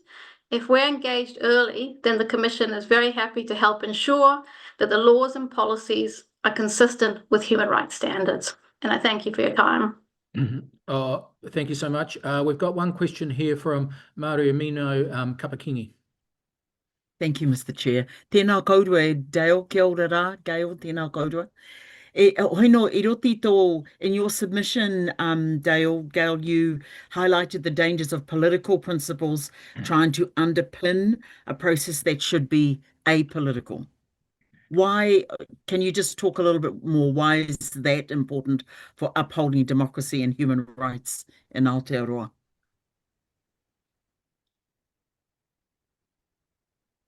I'll give that a go first, Gail, if you don't mind. Relatively quickly if possible. Thank you. Yeah, I think what we're trying to present in more depth in our written submission is that there are already a range of commitments the Crown have in relation to human rights and good lawmaking in this country, those most notably being contained in Te Tiriti o Waitangi, which of course is a fetter on Crown power to some extent in the way that that sits constitutionally within our legal framework. And additionally, New Zealand has international human rights obligations that already provide, again, a filter and a fetter for good lawmaking that prioritises the full ambit of human rights, both individual and collective, that New Zealand should be making laws consistently with. Okay, let's leave it at that. We're just over time, but thank you so much for both of you appearing from the HRC today. We appreciate your work and the time you've taken. Thank you. Okay, I did see queued up that we have NZEI online. Did we have a Ripeka Lessels? Kia ora. Kia ora. Kia ora. There we go. We've got the full picture now. You've got 10 minutes. As you see, what works is when there's a little bit of exchange at the end. So allow us that if you can, and we look forward to your presentation. Kia ora. I'll hand over to Steph to start, please. Thank you. Kia ora koutou. I'm here representing NZEI Aotearoa as the National Secretary, Koremako Tangata, together with Dr. Shannon Walsh, our strategic researcher. Ripeka, would you like to introduce yourself now, and then we'll go into the submission? Kia ora rā koutou, ko Ripeka Lessels tōku ingoa. Ko hau te manukuro o NZEI Aotearoa I tēnei tau. He tūmua kia hau kai te hona kura a kai te riu o Kawena I Waiariki. So tēnā koutou katoa. So I'm Ripeka. I'm the current president of NZEI Aotearoa. I'm also, in my other job, the principal of an area school in the Eastern Bay of Plenty. Kia ora rā. Just to remind you, we are a professional organisation and union representing nearly 50,000 members employed as teachers, leaders and support staff in early childhood education and primary schooling, including kohanga reo, kura kaupapa Māori, kura iwi and wharikura. We've been around for approximately 140 plus years, and the union sees itself as one of the key guardians of the public education system. We will also represent, as I said, support staff through into secondary school and learning support staff employed by the Ministry of Education. So we have a very 360-degree vision of the education system. Our members are part of a value-led, Te Tiriti-based organisation that has a long history of playing a positive role in the education sector and on wider social issues affecting our members and the tamariki and whānau they serve. To be clear, NZEI Aotearoa opposes the Regulatory Standards Bill and recommends it be abandoned in its entirety. We echo other submitters who have called on the National and New Zealand First MPs to reflect that although their coalition agreement requires them to progress this bill, we do not think it should progress beyond Select Committee and should go no further than today. We support many of the insightful submissions that have been heard this week, in particular those made by our colleagues at E2, the Council of Trade Unions, PPTTA, Te Wehingarua and the PSA. Like many other submitters, we're concerned with the bill's anti-democratic nature, its flawed conception of liberty, its constitutional implications, its implications for the environment, its potential to open the door to privatisation, the concentration of power it invests in a single minister, the poor process used to introduce the bill, including being rushed under urgency in a truncated Select Committee process, and the abhorrent behaviour of Deputy Prime Minister David Seymour in making personal attacks on people who have publicly criticised the bill, to name just a few issues. We feel these concerns have been well canvassed in oral submissions this week, so we thought today we'd focus on some of the specific aspects of the bill and its potential from an education perspective. So I'm just going to hand over to Ripeka to talk about the first ones of these. So it's our firm belief, or the belief of NZEI Aotearoa, that under the Treaty of Waitangi, we have an obligation to operationalise an education system that recognises and uplifts Ākura Māori and their identity. We note that the Regulatory Standards Bill does not recognise the Treaty of Waitangi. We further note that the interim report of the Waitangi Tribunal that considers the Crown's decision to advance this bill without good faith consultation with Māori is a breach of the Treaty of Waitangi principle of partnership. We're appalled at this bill's intentional undermining of the treaty. Our view is that the treaty offers the promise and the blueprint of a way of working that is unique to Aotearoa. We consider the treaty to be the taonga and critical to the success of our education system. We tautoko the submissions made by Kura Kaupapa Māori o Ngā Mokopuna earlier this week and echo the risks that outline concern concerning the impact this bill could have on the protection and flourishing of te reo Māori me o na tikanga. As we will be telling the Education and Workforce Select Committee tomorrow, when we present on the Education and Training Amendment Bill, a bill which seeks to downgrade the place of the treaty and the obligation of school boards, putting the treaty at the heart of education benefits all learners. Kia ora, Steph. So like many other submitters, we're concerned about the principles in Section 8 of the bill being too narrow, largely reflective of libertarian ideologies and failing to balance collective and environmental rights against the rights of individuals and corporations. We ask, why are not the rights of children, or the requirement to consider the public good, or intergenerational equity, or the precautionary principle, not core principles of this law? This is important, given how far-reaching the bill could be, because if we consider through the lens of education policy, it requires retroactive review of nearly all legislation and secondary legislation, which in education means everything from health and safety requirements to curriculum. We're concerned that the bill's emphasis on a narrow cost-benefit framework could severely chill policy advice that aims to improve educational experiences and outcomes for ākonga. Education policies concerned with largely immeasurable, but nevertheless critical aspects of education, such as learner well-being or cultural representation and belonging, may be viewed as not being aligned with the principles of responsible regulation. With such policies, it is considerably difficult to quantify the benefits they may have, while at the same time often easy to quantify the costs. Cost-benefit analysis is simply too narrow a lens for assessing the complexity of education policy. So the bill also appears to be premised on the simplistic notion that regulation is undesirable by default. To the contrary, our view is that regulations generally exist for good reason, and this is particularly true in education, where they are often in place to protect and benefit children.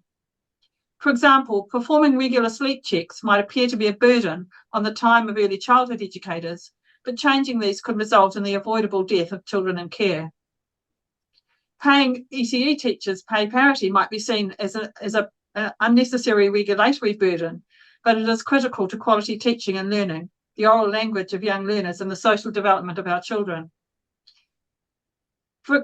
We have seen in the case of the ECE regulation review recently that was driven by Minister Seymour, that there have been some quite concerning erosions of health and safety, for example, across the current legislation. So if that is a model of the future behaviour of government under the Regulatory Standards Bill, we fear for the safety and the quality of our children's education. The one-sided view of regulation embedded in this bill is dangerous and shows a disregard for previous experiences of the harmful results of deregulation, such as the Pike River mine disaster. We are supportive of good regulatory practice, but regulatory changes need to be considered on their individual merit and on the potential impacts they may have, quite apart from ideological assumptions about the desirability of regulation as such. Finally, we urge you to carefully consider Sir Geoffrey Palmer's warning around sections 41 to 47 of the bill, which concern the information gathering powers of the Ministry for Regulation, in particular section 47, which makes this enforceable in court. We think it's important to point out to the committee that schools are Crown entities, so these sections apply to them, all 2,500 of them. We have strong concerns that this puts the privacy of children in schools at risk and could lead to litigation against school boards who attempt to protect this privacy. We suggest that members of the committee, in particular those from National and New Zealand First, consider how comfortable they are with the Ministry for Regulation having the power to order a school to supply information about children, for example. Government has used urgency and not even met the basic requirements of regulatory impact statement documents in many of its laws passed under urgently recently. It would be ironic if this goes through and, you know, when so much legislation has passed in the last couple of years, but then requires a significant increase in bureaucracy and cost by having the Regulatory Standards Board and officials then go through a second time to review it. We believe strongly that this bill needs to be rejected. So thank you for hearing our submission, and we're happy to take any questions in the time left. Okay, thank you. We are pretty much at time. I can't see any hands here go up, so I presume that you've done a fulsome job on your submission and made yourself loud and clear without anyone needing additional clarity. So thank you so much for appearing before the committee this afternoon. We appreciate your time and energy. Thank you very much. Thank you. Okay. Clark, does that lead us to the environment Southland, Mr. Marcus Roy?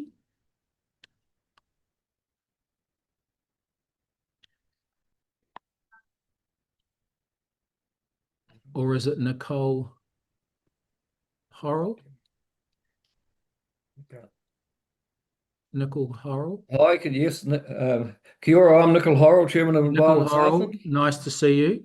Thank you. You've got 10 minutes at Environment Southland, no doubt coming from Invercargill today. Very good. So please proceed and allow us time for questions at the end.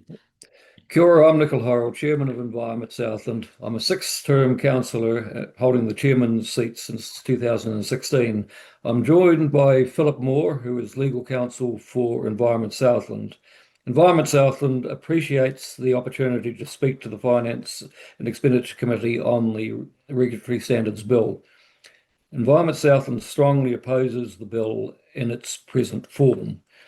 While we acknowledge and support Parliament's role in scrutinising legislation, we believe the bill creates significant risks and outweighs any benefits. We advocate instead for strengthened existing tools to improve legislative quality without introducing unnecessary complexity. A core concern of ours is the bill's elevated private property rights over other fundamental rights. Another major concern of ours of this bill is it is actually silent on the Treaty of Waitangi, New Zealand's founding constitutional document. Omitting the treaty from the regulatory process sends the wrong signal. In Southland, Ngāi Tahu has legislative rights and customary rights outlined within the Ngāi Tahu Claims Settlements Act, which ensure they are a partner and a participant in the regulatory process with the Crown and local government. The process to develop the principles of the bill has not been undertaken in partnership with iwi, which in our view is actually a breach of the treaty. We consider the bill a bill aimed at improving lawmaking must reflect New Zealand's constitutional and cultural realities. The treaty must be explicitly included in the principles guiding legislation. Environment Southland is concerned that the bill gives the Ministry sweeping powers to demand information from councils with no clear limits or scope or time frame. This risks operational burden and costs on local authorities and could actually disrupt critical services. Strong safeguards are needed to ensure information requests are reasonable, targeted, and manageable. In its present form, the bill appears to restrict the ability of all governments, from cabinet ministers to local government leaders, to react to issues with flexibility and agility. And I guess my question is, will this bill strengthen democracy or restrict it? I'll now hand over to Phil Moore, our legal counsel. Unfortunately, Phil was unable to join on the live stream today, but effectively I'll read Phil's part from Wyn Williams. So it's Environment Southland's view that enacting this bill in its current form entails significant risks that outweigh any potential benefit. The bill introduces tension between private property rights and matters of public interest. Private property rights are not, and never have been, absolute. The Southland community has repeatedly told Council that the right to use a property for a particular use needs to be weighed against effects of the community's right to a healthy environment. On its face, the bill would apply to regional plans because regional plans are secondary legislation. This means that rules in a regional plan that impair property rights would trigger the compensation provisions in the bill. By way of example, is the introduction of a rule in a regional plan restricting or prohibiting the establishment of plantation forestry in water-short catchments as an example of property rights?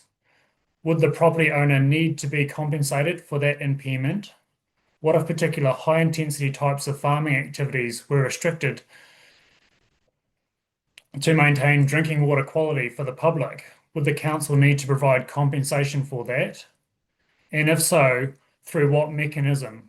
Extra rates? Who values the impairment? The bill itself is unnecessary. There are already layers of constitutional and legislative protection that drive the making of good quality legislation and regulations. For example, Part 4 of the Legislation Act 2019, which has not yet been used, the Legislation Design and Oversight Committee and Cabinet Office, and the Bill of Rights. In conclusion, out of the 6 principles, 3 focus heavily on individual freedoms and property rights, ignoring other fundamental rights like environmental protection, treaty obligations, and rights under the Bill of Rights Act. Such an imbalanced framework risks future legislation being skewed towards individual interest over community well-being and environmental protection. Discussions about fundamental rights deserve broader national debate, being decided through and not decided through a single regulatory bill. And at this stage, we'd be prepared to answer any questions. Okay, thank you, gentlemen. Loud and clear. I'm going to go Deborah Russell, Dr. Deborah Russell. Oh, thank you for your submission. It's really good to hear from regional councils about the possible impact of this bill.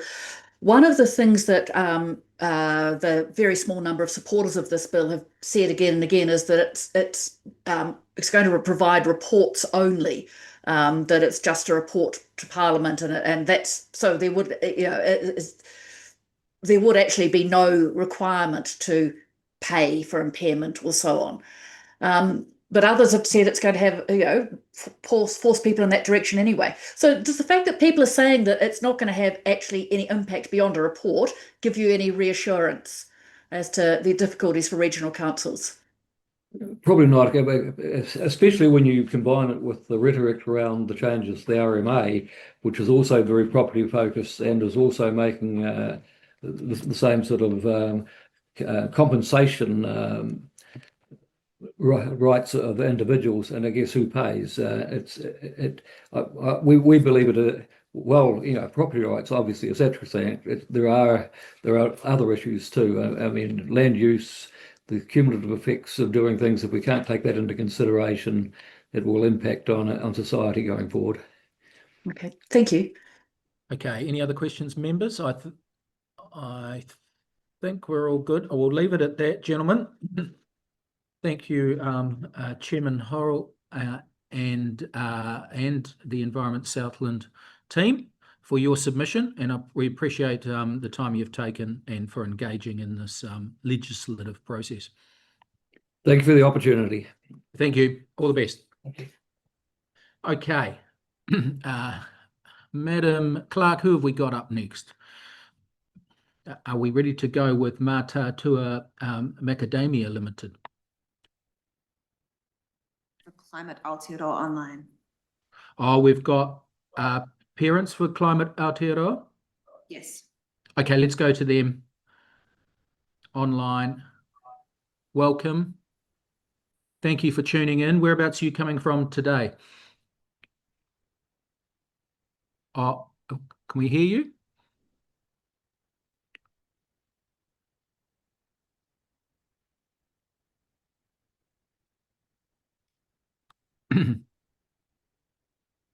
We're just having, I don't know if anyone else is having this problem. We're just having a problem. Can you hear me? Yeah, we can hear. We can hear you, Olivia. Olivia. So I'm Olivia down in the Tasman district, but I think Alicia's up first. So hopefully she'll check in. I'm going to come in second. Alicia, we're just having trouble with some sound. Can we hear you, Alicia? What about now? Yep, you're away. Let's go for it. Awesome. Tēnā koutou katoa. I'm Alicia from Parents of Climate Aotearoa, and with me is Dr. Olivia Hyatt.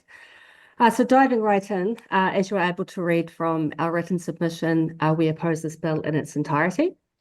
We concluded with our reasoning that this bill is has potential to significantly impact Te Tiriti o Waitangi and environmental regulations. We also respect the ongoing tension between economic development and environmental protection is deserving of a broader national conversation to find a balance that respects and safeguards both, especially in the context of our response to a rapidly changing climate. We've also listened to many submitters this week, and we completely support the tangata whenua and tangata tiriti academics, legal and policy experts, researchers, iwi hapu, and the lived experiences and perspectives of various communities. And today we bring a parent perspective. So this bill claims to make all New Zealanders equal before the law, but does this include children and future generations? Other acts, such as the Public Finance Act, have provisions to take into account future generations in their decision-making, common sense, long-term thinking. So how we parent has evolved over the past few decades, largely based on ongoing education, research, and evidence, and we hope and expect that our democracy would do the same. And the past 18 months have been filled with endless submissions of rinse and repeat repeals of legislation and policies that could have easily been tweaked and improved to make fit for purpose, instead of wasting more millions of dollars, like throwing the baby out with the bathwater, so to speak, only to then ironically spend more millions on a ministry and propose legislation that is not fit for purpose, divisive, and very much not clear or transparent, imposing legislation that has already failed to pass 3 times because it's not wanted or needed. And we are struggling with really real problems like a worsening cost of living crisis, rising unemployment, people losing their jobs and struggling to find work, and I'll put my hand up there.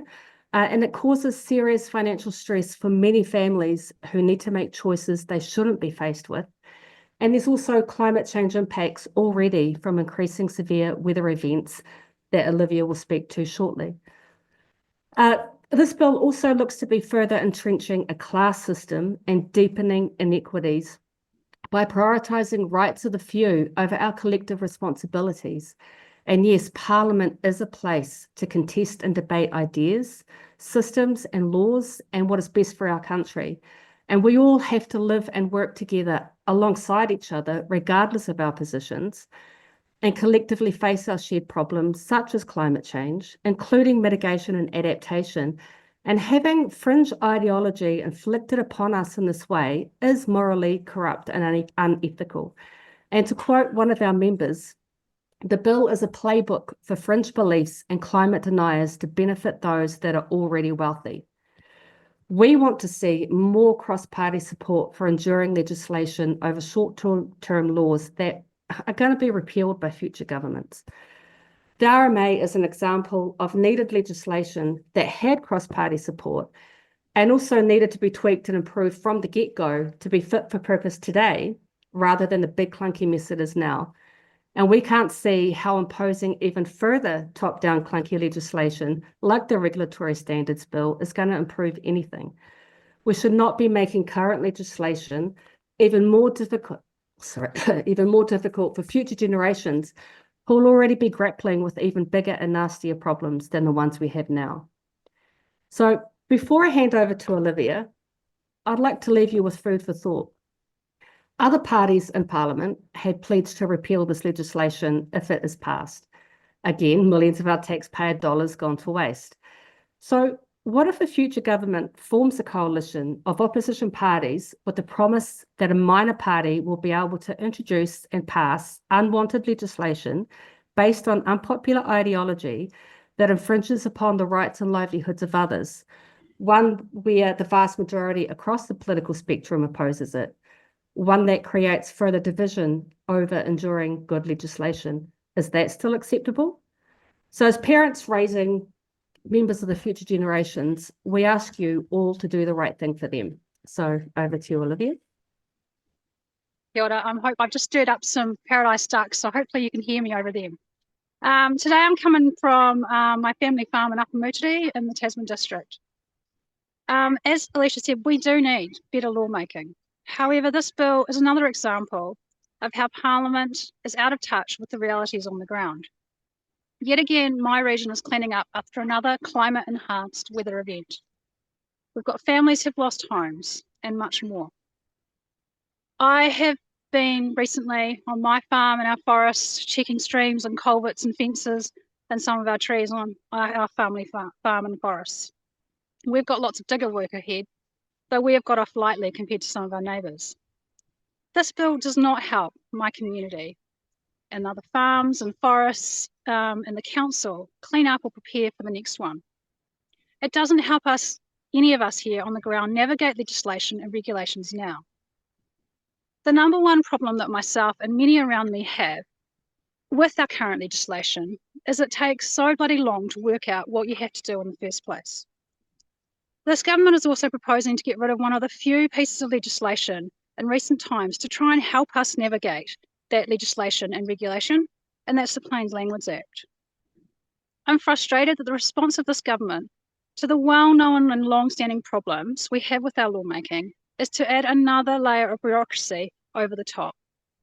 Ironically, this bill fails the first test in that no one can understand it or agree on what it will or won't do, or how much teeth it will have.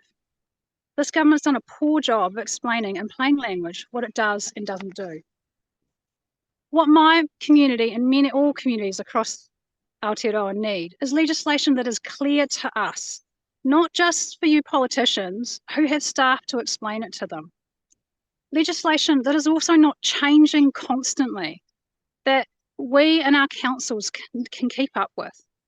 Here in my community, like many, there is lots of worry and uncertainty, and the decisions you make have a big impact. For example, advancing private property rights isn't going to fix the catchment problems that have been laid bare yet again in the latest big flood. These wicked problems require our community to work together with our councils and other agencies in government. It requires good data, communication, listening, and compromise. We all have to do our part. I'm very concerned that this bill will just add more barriers and money and time wasted. As soon as the shit hits the fan, we need help, a collective response. We depend on each other in these times. In a catchment, what one landowner or manager does has up and downstream consequences on the farms around them, infrastructure, and the communities. Addressing these hard problems is hard work, and I and many around me are sick of simplistic either-or solutions and top-down solutions and promises to tackle deep structural issues, and in the end you just tinker, or you have bills like this that are ideologically driven. We oppose this bill. Please get on with fixing the real issues with our lawmaking and work with the opposition to make enduring changes for now and future generations. Thank you. Okay, thanks, Ms. Hyatt and Ms. Hall. That's time. All the best in the Tasman area, Olivia, with the recovery on your farm and in your forest, and all your neighbours as well. We're all thinking of you guys down there. Thank you for making the time and making your points so clear this afternoon. Okay. Madam Clerk, are we going to Dr. Barber and Kawena Jones? Who have we got queued up?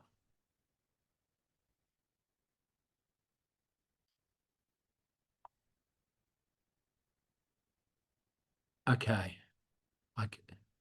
Okay, let's bring them through if possible.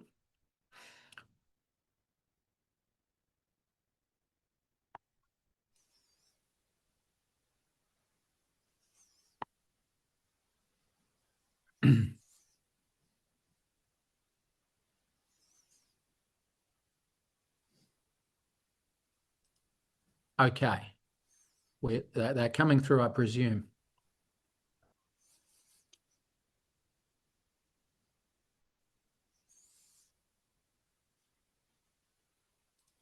Are we going back to Mataatua Macadamia Ltd?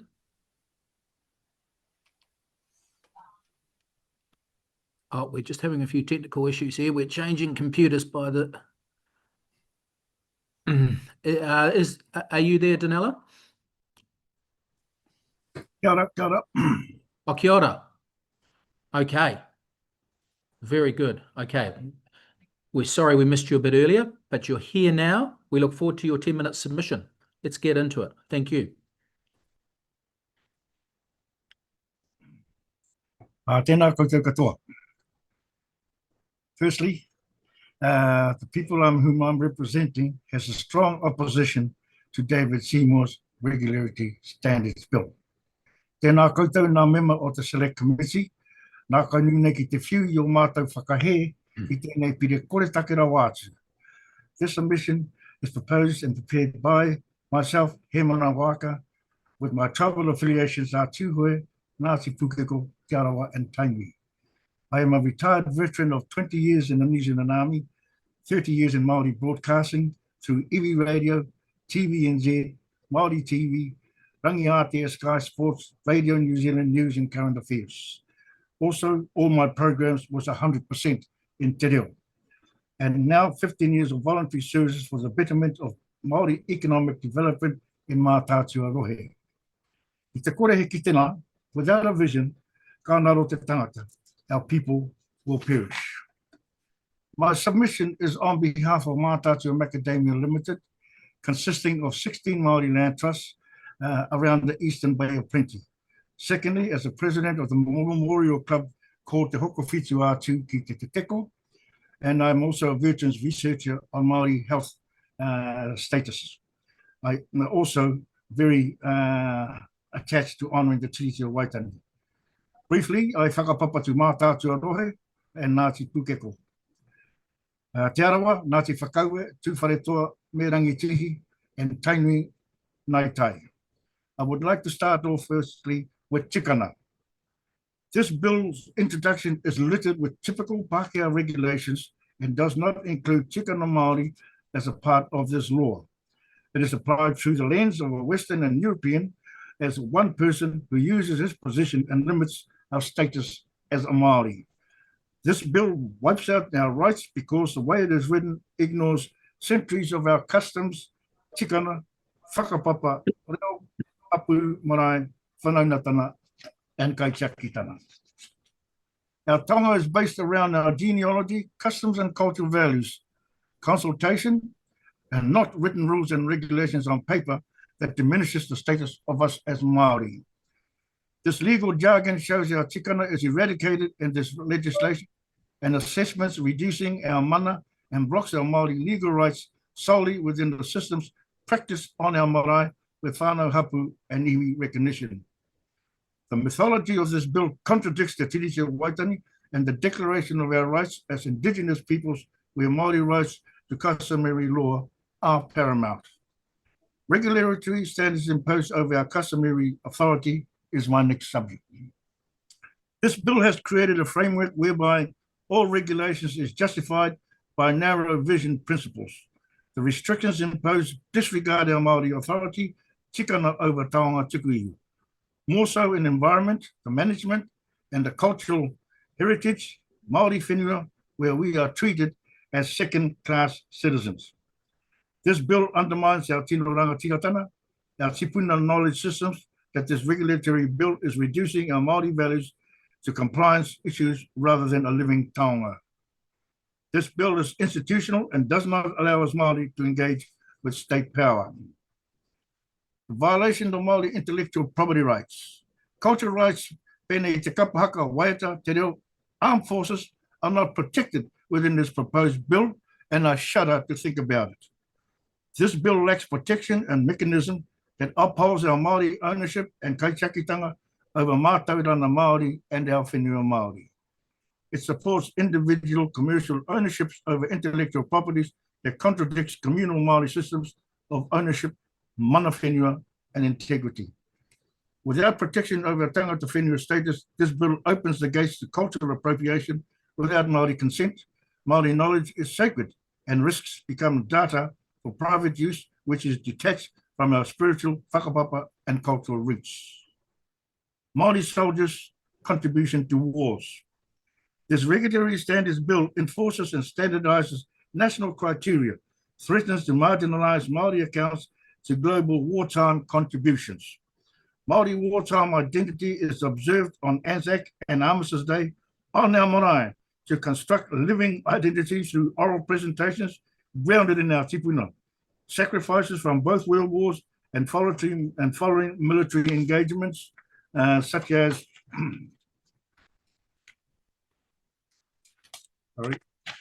Korea, Malaya, Borneo, Vietnam, Bosnia, Solomon Islands, East Timor, Iraq, and Afghanistan.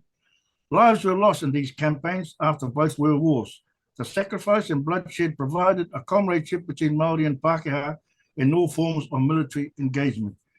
We were one people then, and we still are today. Māori contributions risk erosions from the national military landscape that diminishes the ability to call the courage of shaping our contributions to global wars. I am reminded of our Tued Māori Battalion veteran Sir Blom Gillies.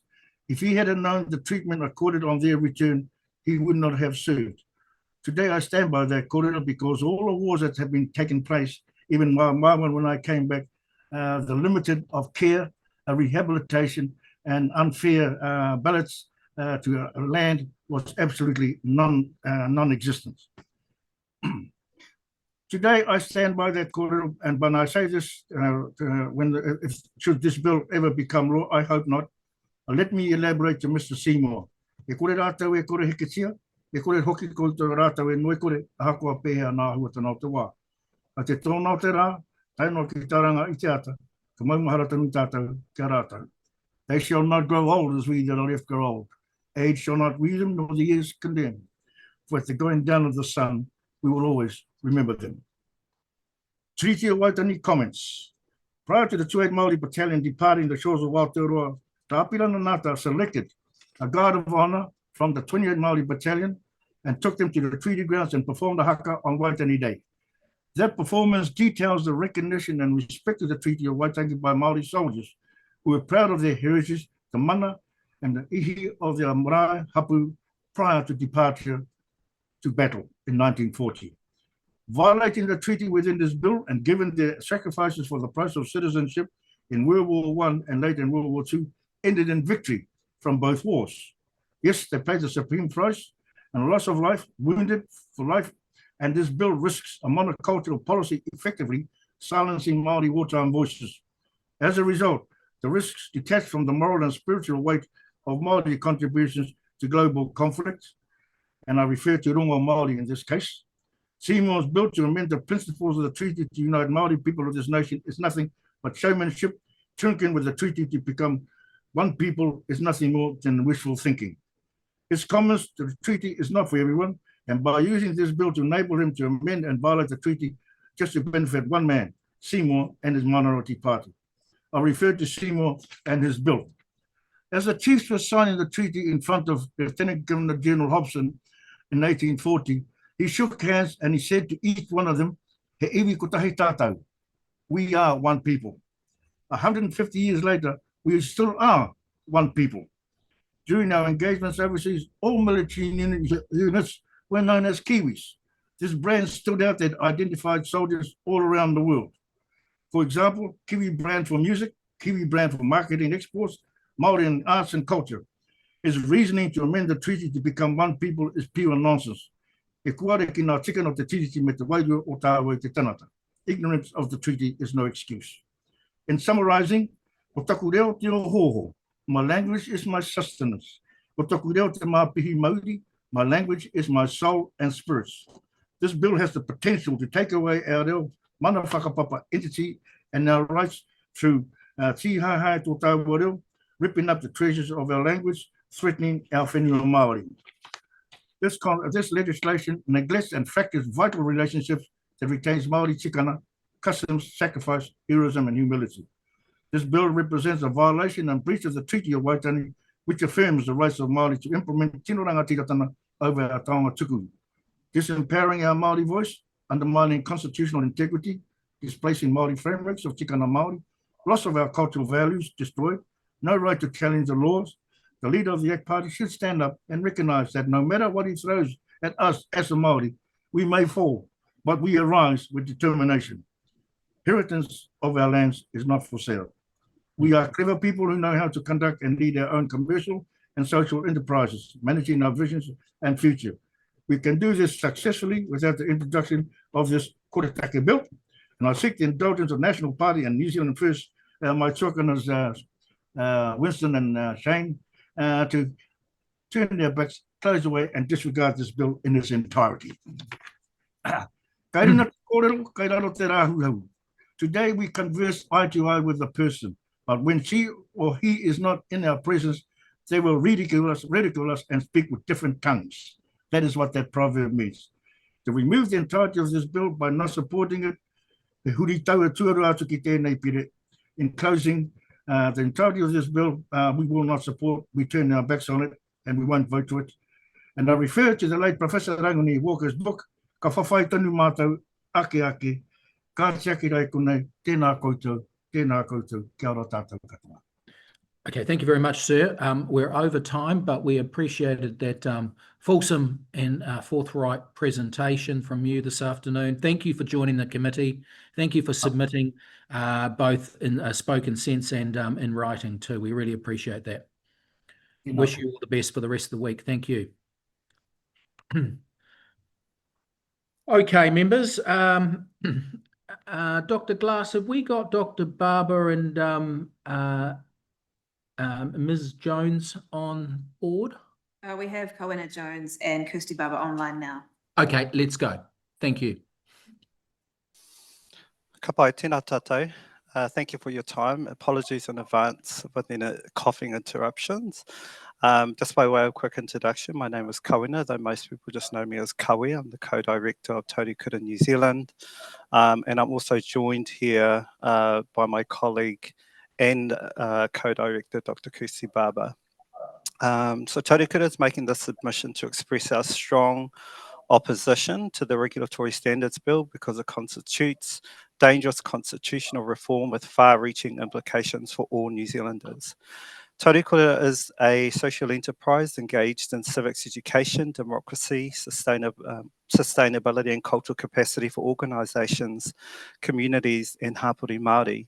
Our name envisages an Aotearoa where all thrive and flourish.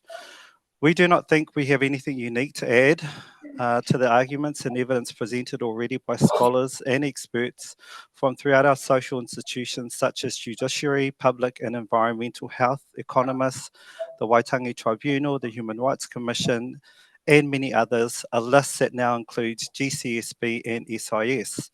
But we're here to support all these other esteemed New Zealanders in vigorously opposing the Regulatory Standards Bill and the flawed process of its introduction. In brief, the RSB is anti-democratic and ignores advice, evidence and expertise of our established democratic institutions and will harm our people, communities and environment. It overstates the role of political parties in government, undermines the role of the Crown as a treaty partner and overrides the principles of good governance. I'll hand it over to Kirsty.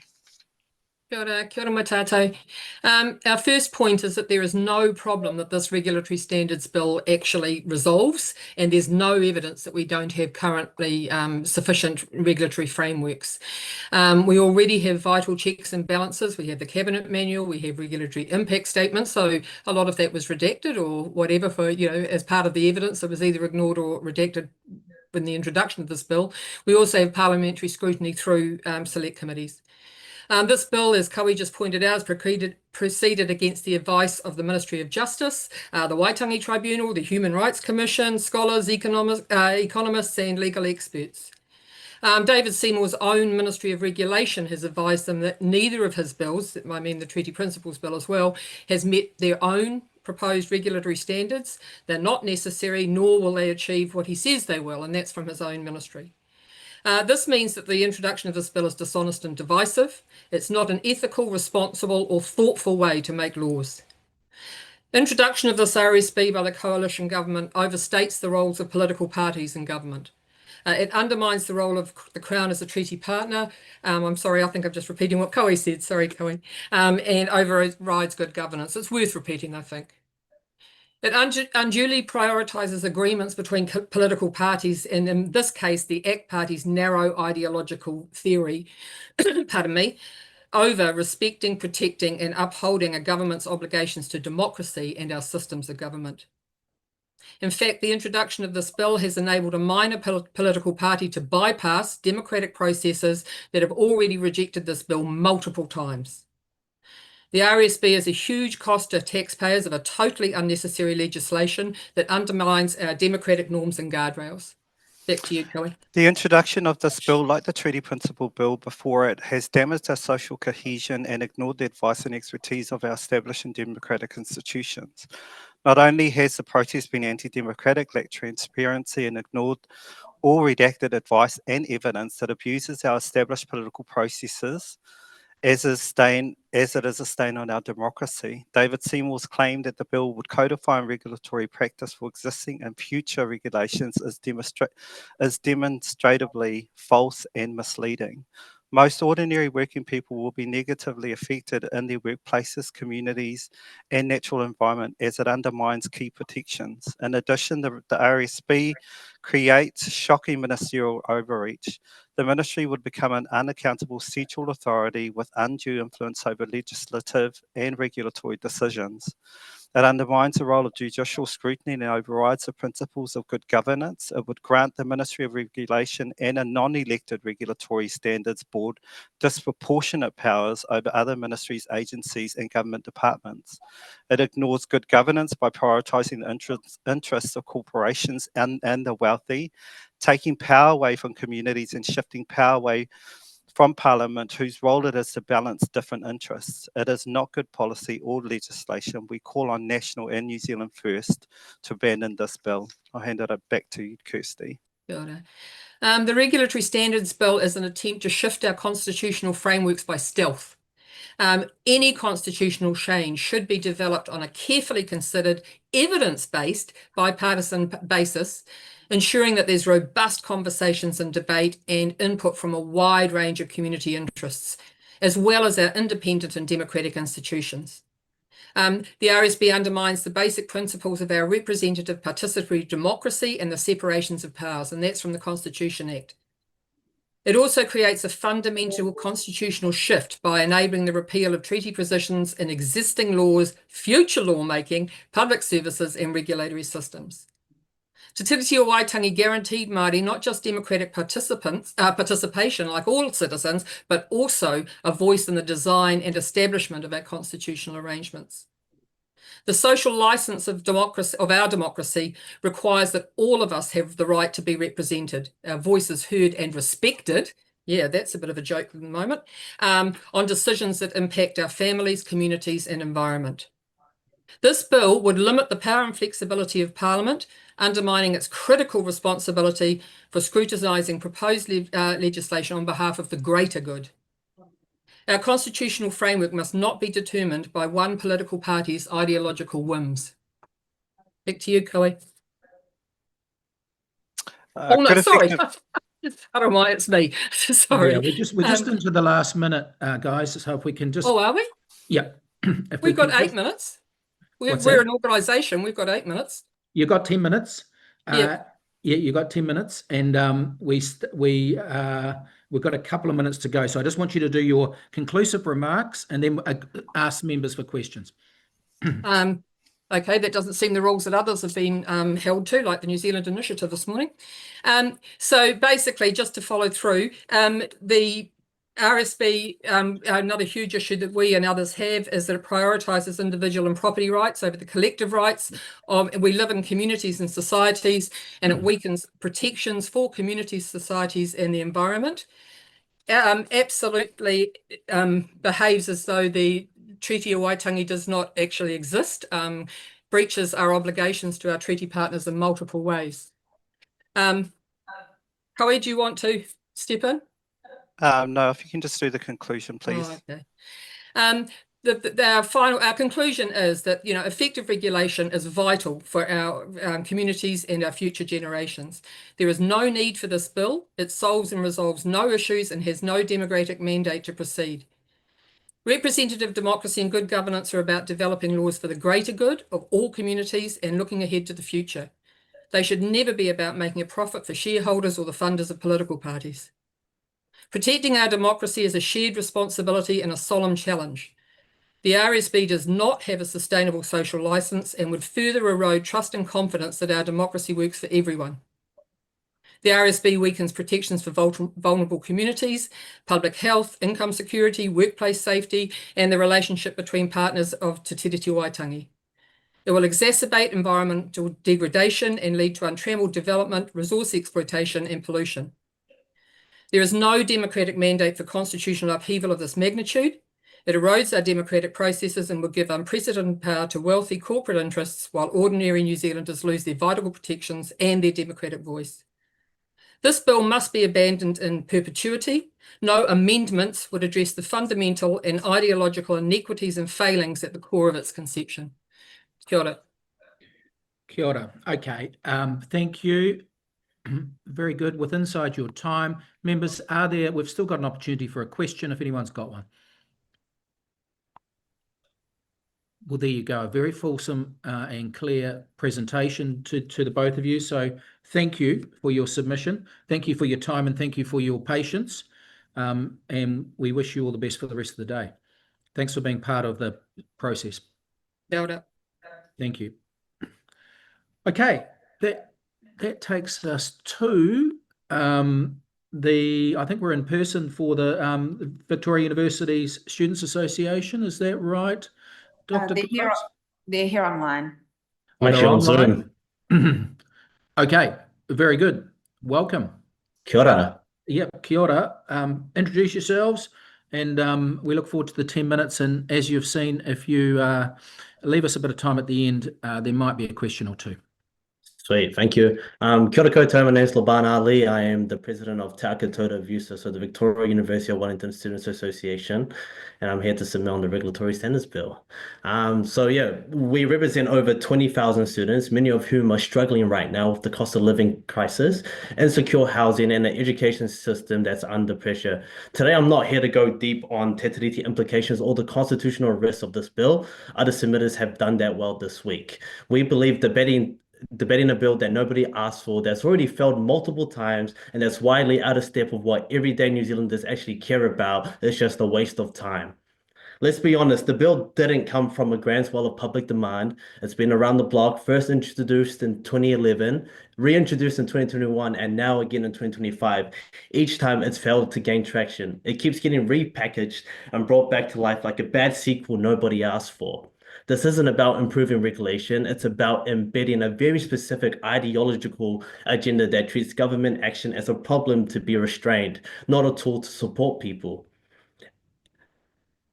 At the last election, the ACT Party got just 8% of the vote, and yet looking at this government's current agenda, you'd be forgiven for thinking David Seymour is running the country more than Christopher Luxon. It's hard to tell if this is a coalition or a quiet takeover. When a party with a fraction of the public mandate can drag Parliament into weeks of a hearing on a fringe economic theory while the public deals with skyrocketing rents and grocery prices, we have to ask, who is this government really listening to? While we're here debating an ideological wish list, people are choosing between rent and food. Students are working multiple jobs to make ends meet while trying to study full-time. Families are struggling with unaffordable housing and rising interest rates and long waits for basic health services. And yet somehow this is what's getting this legislative spotlight. It's deeply out of touch with what matters to people right now. This bill doesn't build a home, it doesn't cut a power bill or improve a single person's life. It makes it harder for governments to act even in emergencies and easier for powerful groups to challenge progress in the courts. It treats regulation like a burden when in reality, good regulation is what protects renters, it's what protects workers and our environment. Students rely on good regulation. Students rely on tenancies laws to ensure their flats are livable. We rely on employment protections and insecure work. We rely on public transport subsidies to get to class. We rely on climate regulation to protect our future. The idea that regulation is inherently harmful just doesn't match the reality we live in. This bill is based on the idea that we need more oversight on how laws are made, but that's not true.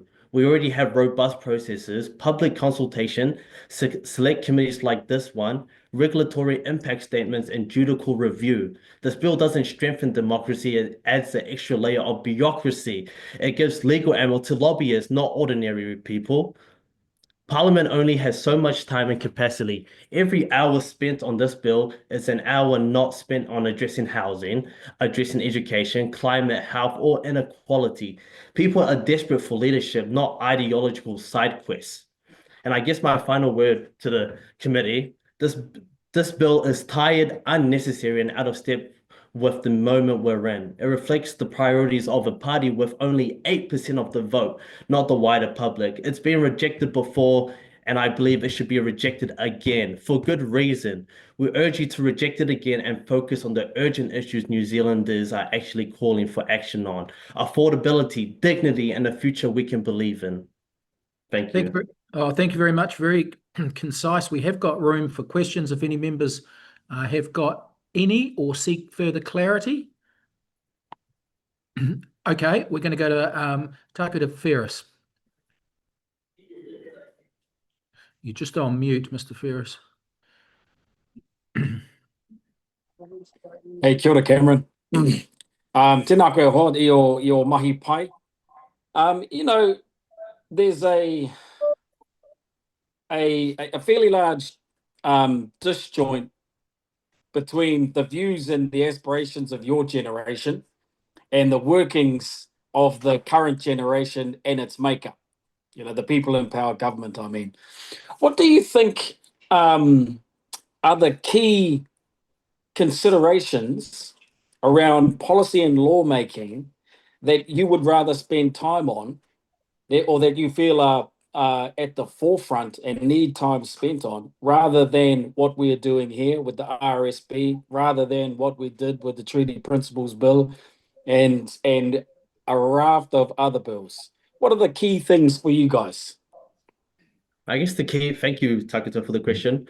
I guess the key things that we want our government to focus on right now is actually having a sustainable job market right now. Most of our graduates and students are struggling to find jobs after they graduate, which is rubbish. And when they end up hopping on a one-way flight to Australia and UK, government just chooses to bash down on them, saying that there isn't anything happening in New Zealand, so we understand. But in reality, it's up to the government to actually address these issues. I'm tired of David Seymour's agenda being pushed before actually addressing the issues that are faced by normal New Zealanders. I'm sorry, we just don't have time for the regulatory standards bills. It's rubbish.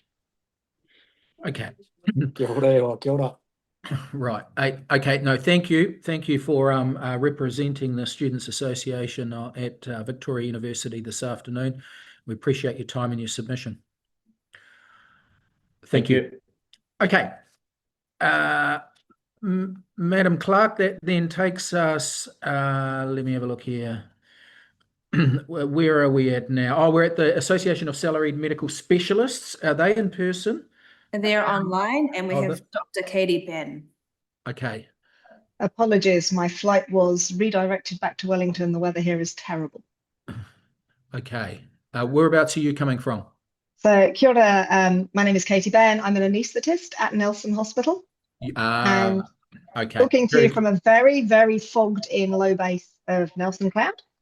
I am also the president of the Association of Salaried Medical Specialists, which is the union for senior salaried doctors and dentists. Our members comprise over 85% of the senior medical and dental workforce employed by Te Whatu Ora. You have a written copy of our submission, which I take as read.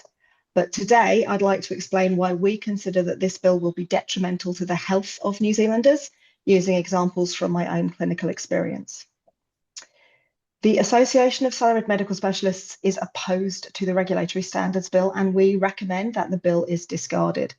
We are concerned that the bill will have significant negative consequences for the health of all New Zealanders. And we've got three key reasons for this. The first is that the principles of responsible regulation are narrow and leave no room for health. The second is that the Regulatory Standards Board, which will be created, will open a direct line for the lobbying from commercial interest groups. And the third, which has been said by many and will continue to be said, is that the bill omits any reference to Te Tiriti o Waitangi, and it will exacerbate the already stark inequities in health between our Māori and our non-Māori patients. So firstly, the narrow principles in this bill will make it much harder for governments to regulate to protect health. Regulation is very important to protect the health and safety of New Zealanders. We have regulations that govern how tobacco products and vapes can be marketed. It sets minimum standards for safe and healthy rental properties. It sets minimum standards for health and safety at work. These regulations are going to impact the profits that you can make in those commercial sectors. But exposure to tobacco smoke and vape products, living in those damp and mouldy homes and being injured at work is a cause of significant preventable illness and injury to New Zealanders. We need regulations to prevent or limit the extent of illness and injury that our New Zealanders suffer. It is heartbreaking to wake up a child when you know one or both parents smoke at home. It doesn't matter if they only smoke outside. Those children struggle for breath as they are waking up from an anaesthetic. They cough, they choke, their oxygen levels drop. It is hard watching those children go through this very traumatic wake-up experience when a very simple minor procedure should actually not cause that much risk to their health. It is heartbreaking knowing that you are going to send those children back into that smoky household environment. Okay, Section 8 of the bill outlines a very narrow set of principles for responsible regulation, which focus on the property and the rights of the individual and doesn't factor in the wider public good. It doesn't factor in public health or equity or protecting the environment or protecting that child.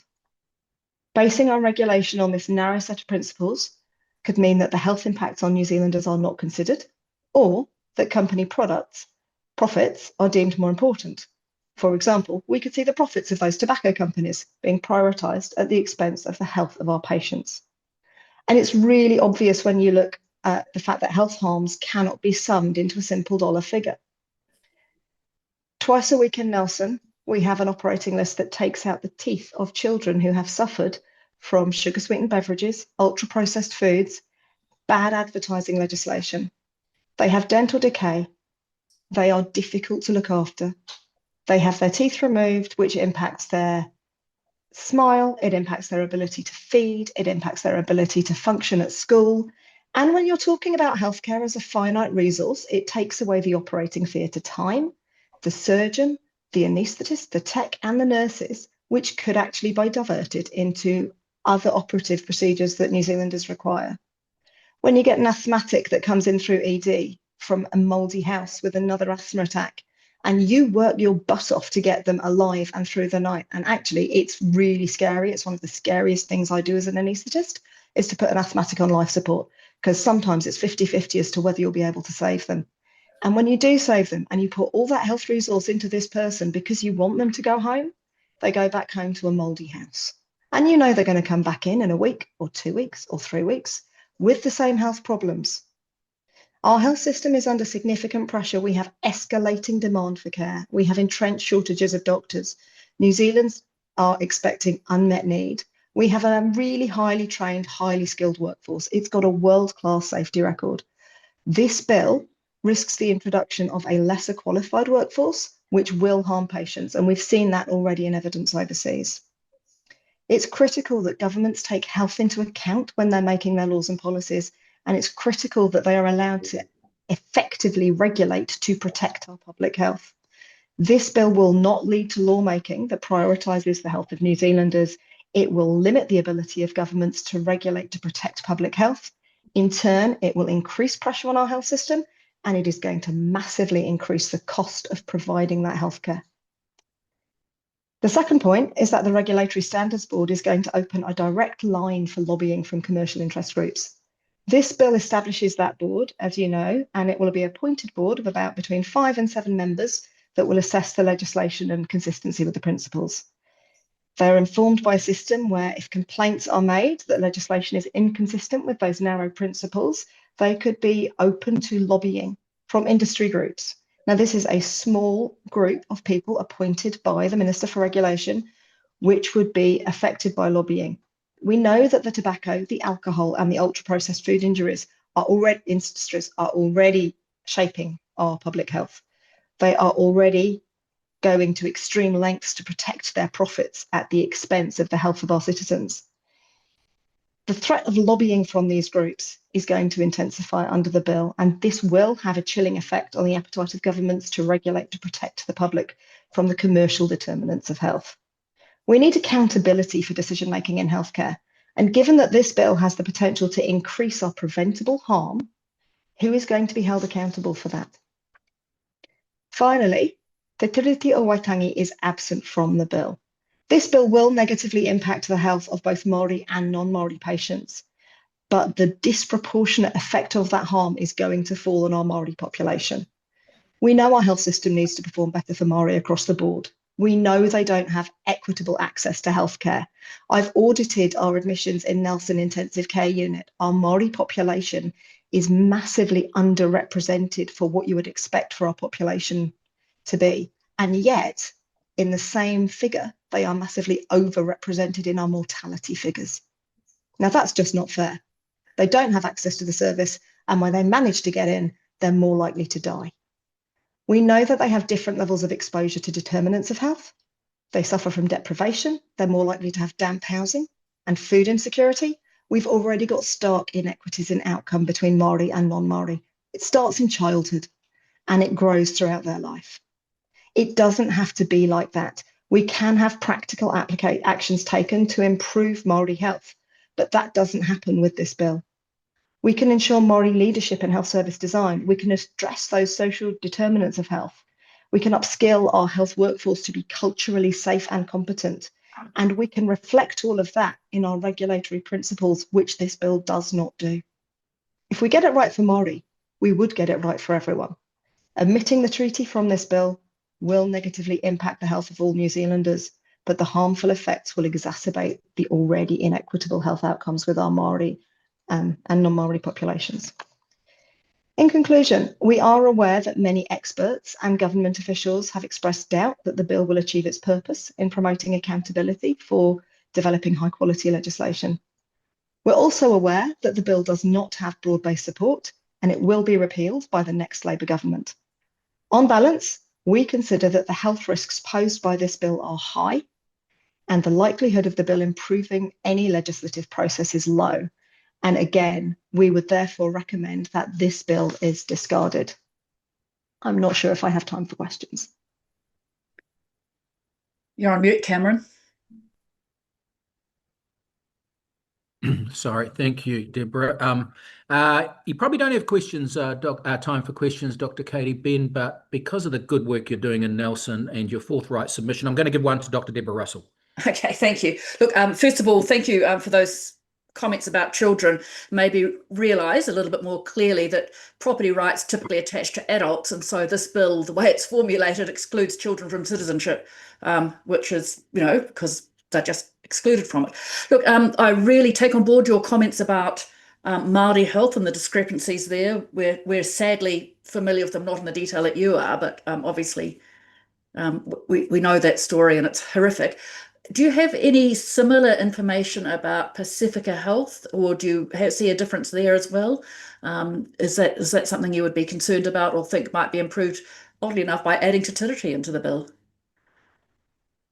I don't have any information relating specifically to Pacifica Health, but I do know that from previous studies and previous works by other people that if you improve Māori health, you automatically improve the health for all of the non-dominant, if you like, population. So you don't just improve Māori health, but you will improve Pacifica health outcomes. If you can improve access for Māori patients, we'll improve access for our Pacifica, for our Indochina, for our Mayan refugee population, as well as for our Pakeha population.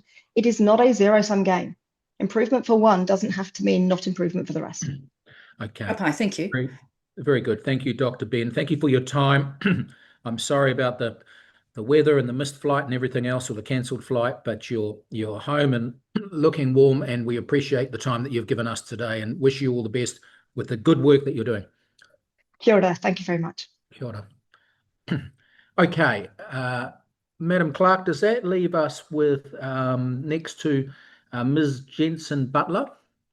Yes, she's online now. Okay, Teresa. Okay, let's put her through.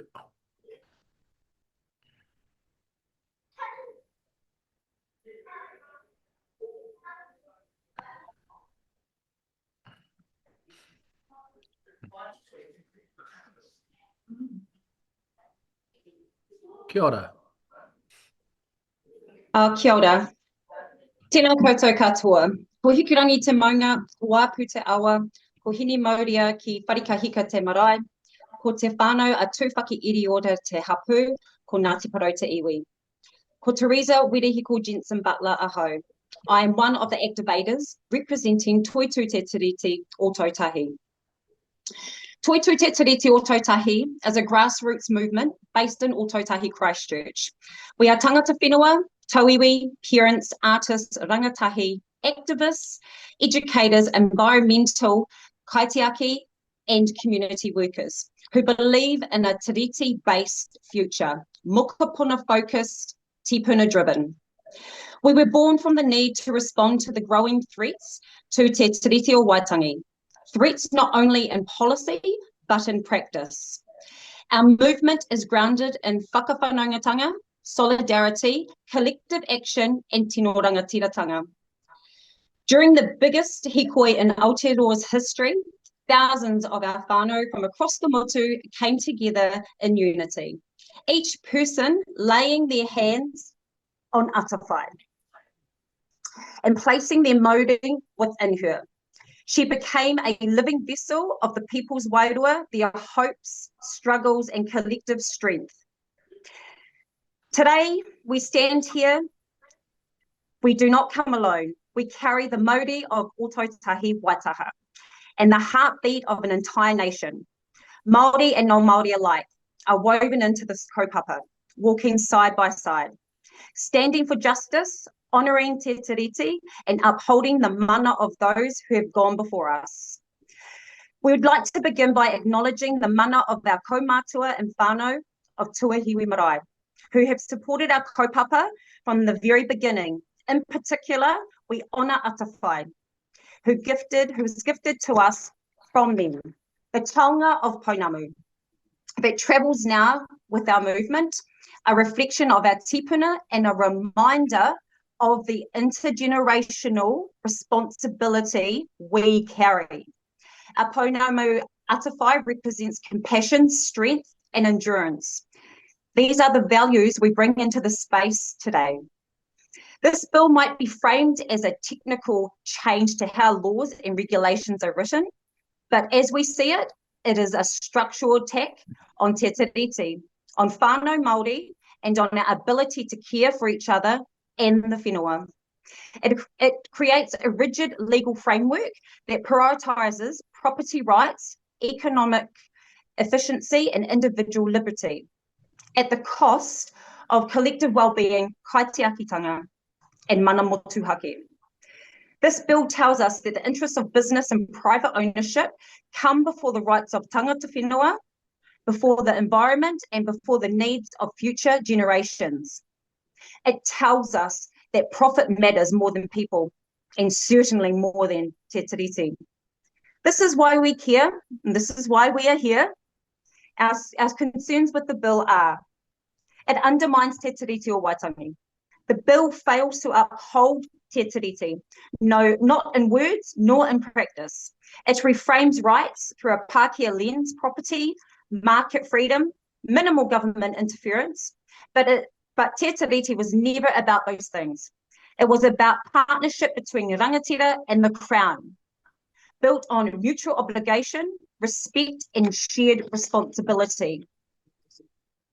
Te tiriti guarantees Māori tino rangatiratanga authority over our own lives, lands, and taonga. This bill says nothing about that. It reduces regulation to cost-benefit analysis, and in doing so, it silences te ao Māori and removes the relational and collective values that our systems so desperately need. It harms all whānau, Māori and non-whānau. In Ōtautahi, our communities are already struggling. Housing unaffordability, rising food costs, access to healthcare, broken infrastructure. The Regulatory Standards Bill will make it harder for governments and councils to pass laws that protect housing, public housing, wages, health, and climate response, because all of these carry costs. When costs to business becomes more important than care for people, it is our whānau who suffer. This bill will affect whānau katoa, Māori and Tauira, because it strips away the power of the state to act for the public good and replaces it with a free market ideology that rewards the already powerful. It endangers our environment and future generations. In Waitaha, we live with earthquakes, flooding, and rising sea levels. We know what environmental vulnerability looks like. This bill makes it harder for councils to regulate environmental protection because it places burden on justification on every rule, every standard, every limit imposed on industries. Our tamariki and mokopuna will live with these consequences. We cannot regulate to protect the climate, to ensure clean water, to safeguard biodiversity, then we are leaving them nothing. The bill focuses on short-term economic costs, comes at the expense of long-term environmental survival. Our recommendations to the Select Committee: we believe this bill should not proceed in any form. However, if you are truly committed to listening, to partnership and to a tiriti-based future, we offer the following 4 recommendations. Withdraw the bill in its entirety. It is fundamentally incompatible with te tiriti or waitangi. No amount of amendment can resolve a foundation that is flawed. The bill creates a dangerous precedent for awakening regulatory protection and undermining collective well-being. Centre te tiriti o waitangi in all legislative frameworks. Te tiriti must be an active and binding foundation for any law in Aotearoa. That means co-design with hapu and iwi. It means recognising tino rangatiratanga, not marginalising it. It means te tiriti is not just a consideration, it is a constitutional commitment. Empower local and central government to regulate for collective good. Our systems must enable, not prevent, action for housing, climate, food systems and health, especially in emergencies, especially when lives and whenua are at stake. Cost-benefit frameworks should never override our moral, cultural and environmental obligations.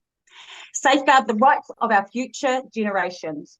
All legislation should be assessed not only for current economic costs, but for intergenerational impact. What kind of Aotearoa are we leaving our mokopuna? Are we creating laws that serve the now or laws that sustain for the next 100 years? A tiriti-based intergenerational and environmentally grounded framework is not just possible, it is essential. We urge this House and Select Committee to uphold your responsibility to protect all communities across Aotearoa, especially when we engage in robust democratic debate. During our hikoi in Ototahi, standing peacefully with our tamariki, we were met with hostility, threats and degrading behaviour from right-wing extremists opposing te tiriti or Aotearoa hou. No whānau, no child should be subjected to such harm for exercising their right to participate in this nation's future. The Regulatory Standards Bill, if passed, risks further embodying these threats by undermining the rights and protections of those who speak out. The bill undermines the rangatiratanga of Māori, the role of government to act for the people, and the kaitiakitanga we owe to Papatūānuku and our tamariki.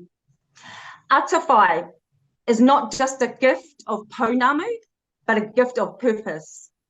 To act with compassion, to stand with integrity, and to speak up when justice is dressed in legal language. This bill does not serve the people, it does not serve our whenua, it does not honour te tiriti o waitangi. We urge this committee to reject it in full.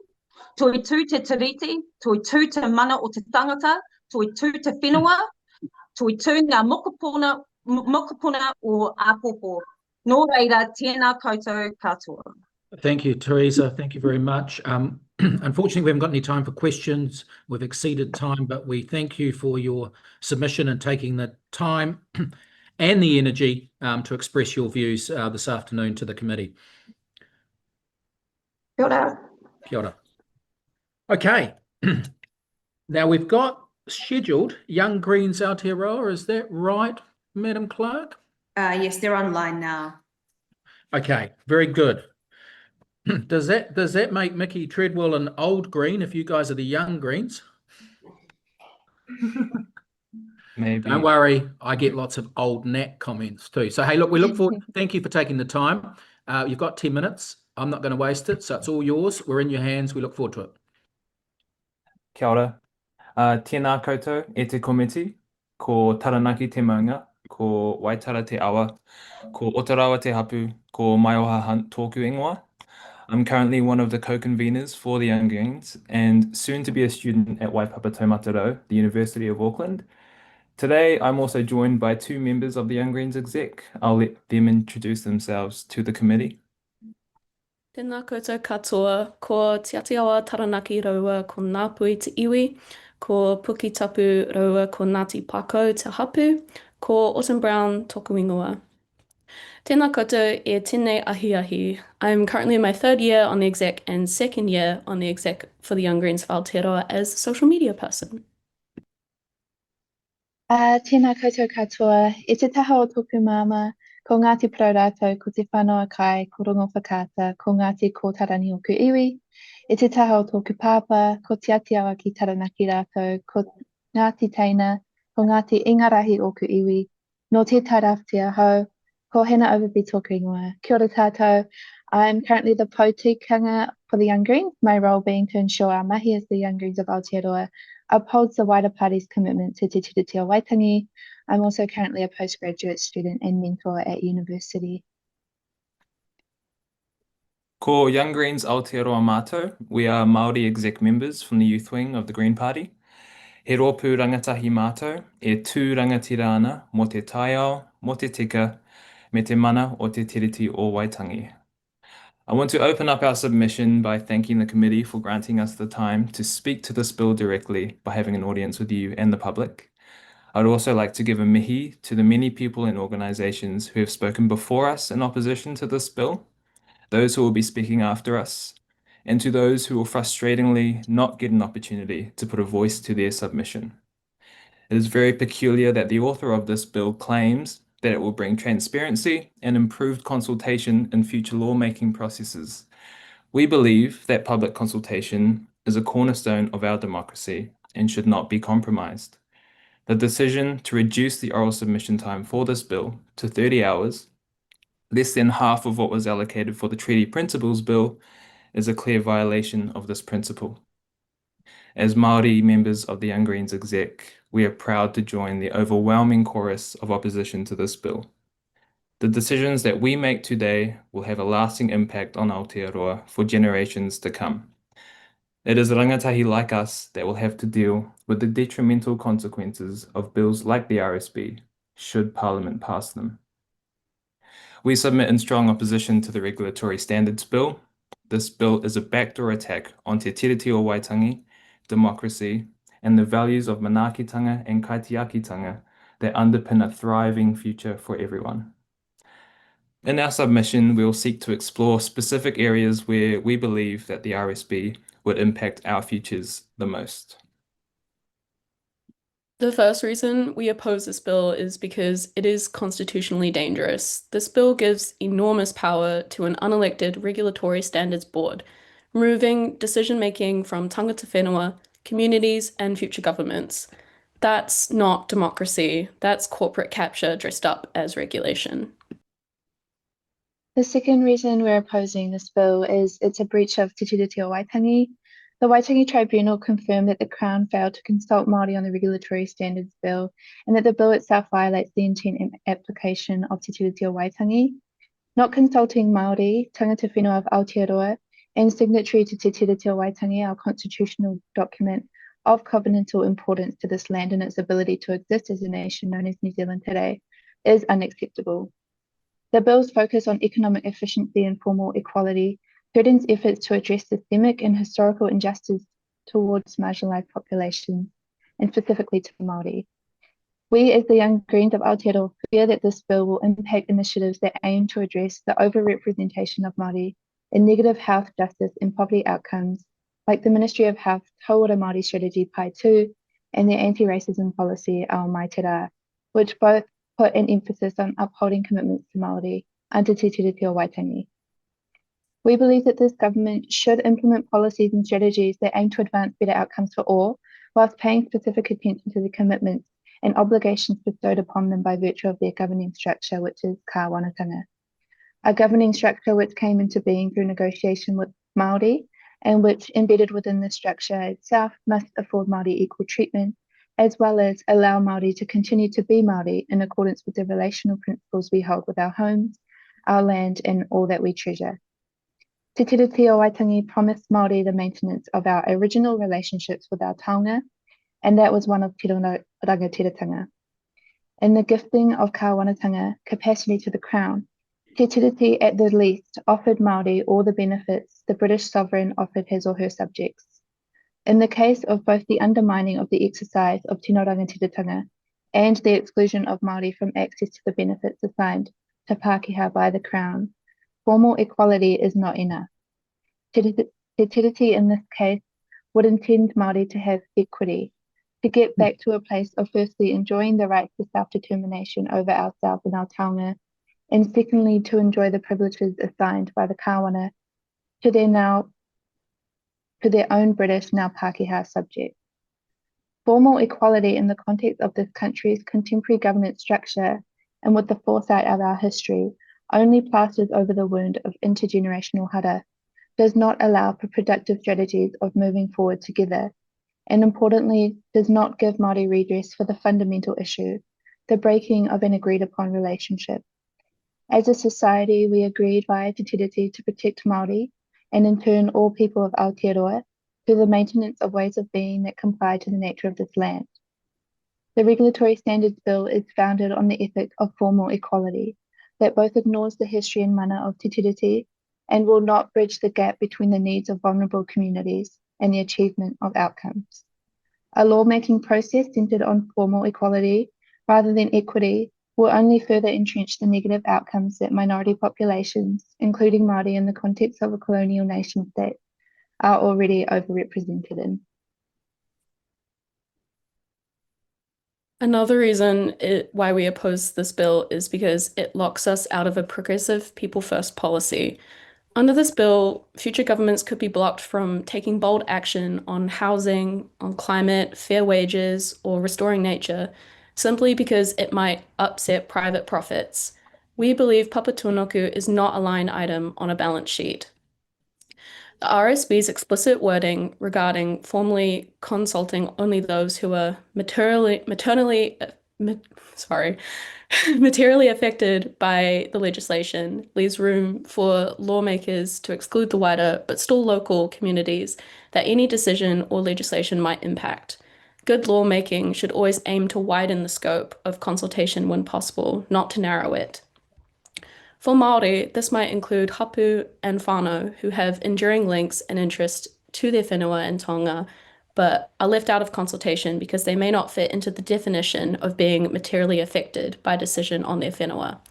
But frankly, the most disturbing part of this is that the tino rangatira of these communities is at risk of being breached under this bill, also breaching Te Reti o Waitangi. Lastly, it goes against everything we stand for as Young Greens. Part of what Young Greens does is to deliver easy to digest and clear political content to our fellow rangatahi, especially when said content isn't really clear. But this bill is crystal clear. This bill threatens kaitikiitanga, mana mohutaki, and oranga tangata. Our vision is for a future that honours Te Tiriti, empowers rangatahi, and protects our communities and environment, not one dictated by a narrow business-first ideology. Kia ora. And the final point we would like to make is that this bill is simply unwanted and unsupported. The overwhelming majority of submissions made on this bill did not support it.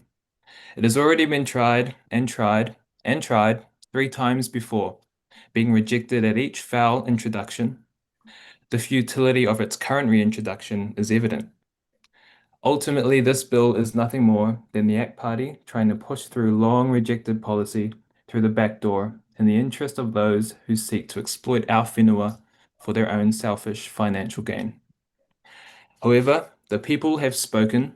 This bill must go. We strongly urge you, the committee, and members of Parliament to stop the progression of this bill. It does not serve the public interest, it does not reflect the values of Aotearoa, and it will have irreversible long-term consequences for both people and the planet. Finally, we recommend that this bill is discarded, or as Adam Curry previously suggested, throw it into the compost and use it in the mara. That way, we can at least be sure that something good came out of this horrid bill. Nō reira, tēnā koutou katoa, ngā mihi, and toi tū te tiriti. Okay, thanks, guys. You're at time, but I'll just give Marama Davidson an opportunity to make a comment.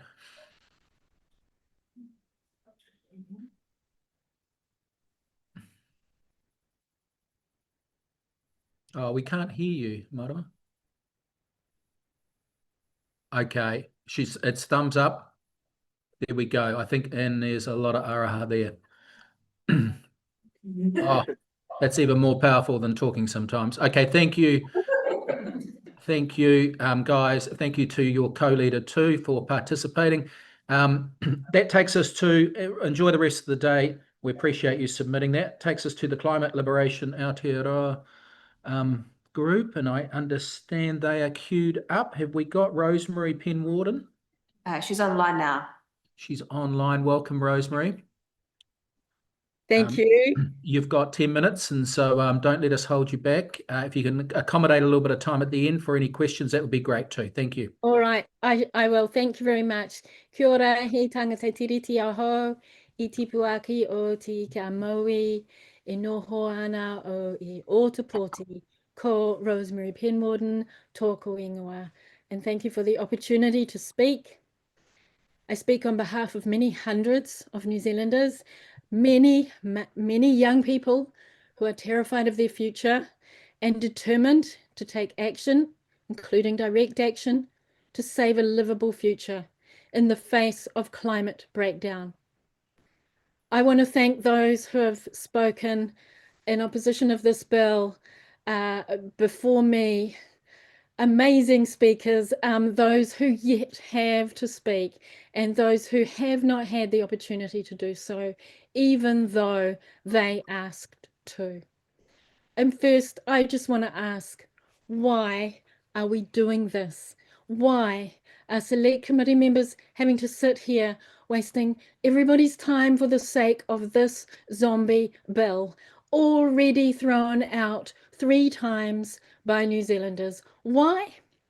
Well, I understand it was a deal done in order for this coalition government to get to power. If that is correct, to me, that is underhanded. The responsibility for this bill doesn't sit with ACT alone. It now sits with national MPs in New Zealand First.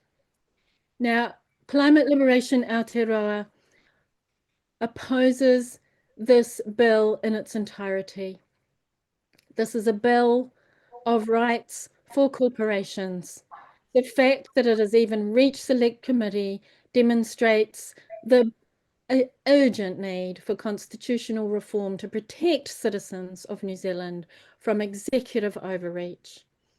The aim of this bill is to further embed and bind future governments to the illogic of economic freedom, libertarianism, by setting more rules and principles that will restrict future political decisions that do not align with far-right libertarianism, including those that impede corporate profits, like, for example, higher wages, better conditions for New Zealand workers, environmental protections, or justice, according to our founding document, Te Tiriti o Waitangi.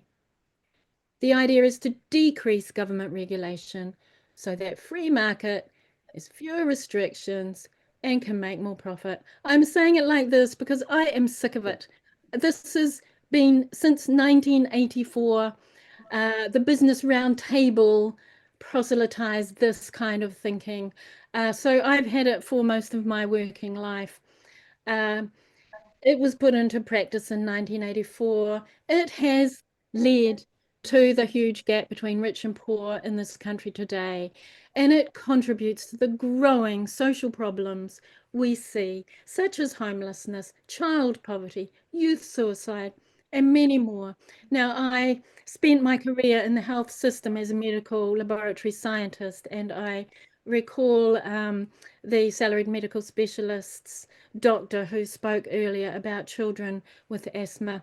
So many children went to school where they were heated, their schools were heated with coal. Asthma is really huge in this country. Now, climate breakdown changes everything. More of the neoliberal agenda is the last thing we need. We need more regulation, not less. We know there's a better way. And this bill would take us in exactly the wrong direction. Instead of handing more corporations more power, we need to restrict them. Light-handed regulation results in negative outcomes for the people of this country. as proven. It's been proven. For example, Pike River, 19 New Zealanders went to work on the 19th of November 2010 and never came home. They were killed in their place of work, taken from their families forever because of light-handed regulation. Leaky Homes fiasco cost New Zealand over $20 billion due to light-handed regulation. Forestry's shameful fatality rate is 20 times higher than average for all other sectors, thanks to light-handed regulation. Now, this is the fourth time the ideological right has tried to push this bill onto New Zealanders, this time as a result of horse trading by ACT and coalition talks, as far as I can work out. This coalition agreement refers to the actual passing and not just the introducing of this bill. So ACT, a minor party which attracted only 8% of the vote, is being allowed to bypass the democratic process that rejected this bill 3 times before. What? Where is the democracy here? Where is the fairness? Te tiriti o Waitangi, he whakaputanga, and the new UN Declaration on Rights of Indigenous Peoples, they're all absent from this bill. Even though ACT's treaty principles bill has been thrown out, this legislation would de facto have the same effect. Te tiriti would be removed from the list of considerations that inform regulation, including legislation aside from treaty settlements. In other words, a significant part of ACT's defunct and hugely unpopular treaty principles bill would become operative and constitute new breaches of te tiriti principles that the Waitangi Tribunal has already identified. This bill does not define the scope of property. Could it include mining permits and other licenses? Could it include carbon credits, fisheries quotas, cryptocurrencies, social media platforms, shares, all sorts of intangible intellectual property? None of it is clear. All of it would threaten our ability as New Zealanders to protect our people and our environment. Such legislation might disallow the introduction of climate change measures if they impinge on profits, or new restrictions on tobacco or alcohol, or introduction of a wealth or capital gains tax. These are things we seriously need. Designation of buildings as historic or land as outstanding landscape character. Recognition of the rights of mana whenua, of a whenua wai, or other taonga. Not renewing mining permits for climate or other environmental reasons. This bill gives more power to the minister. There's already a lack of trust in this government, as seen by the unprecedented number of ordinary people on the streets of Wellington in November 2024, peacefully protesting the Treaty Principles Bill. We are strongly opposed to the concept of making property laws a foundation for legislation over and above te tiriti rights, human rights, and regulations that support fairness, safety, and environmental protection. I am asking the committee to recommend the rejection of this bill in its entirety, as it has been justifiably rejected so many times before, and you have heard it over and over again. We need more checks and balances, not fewer. Unaccountable executive power is the last thing we need.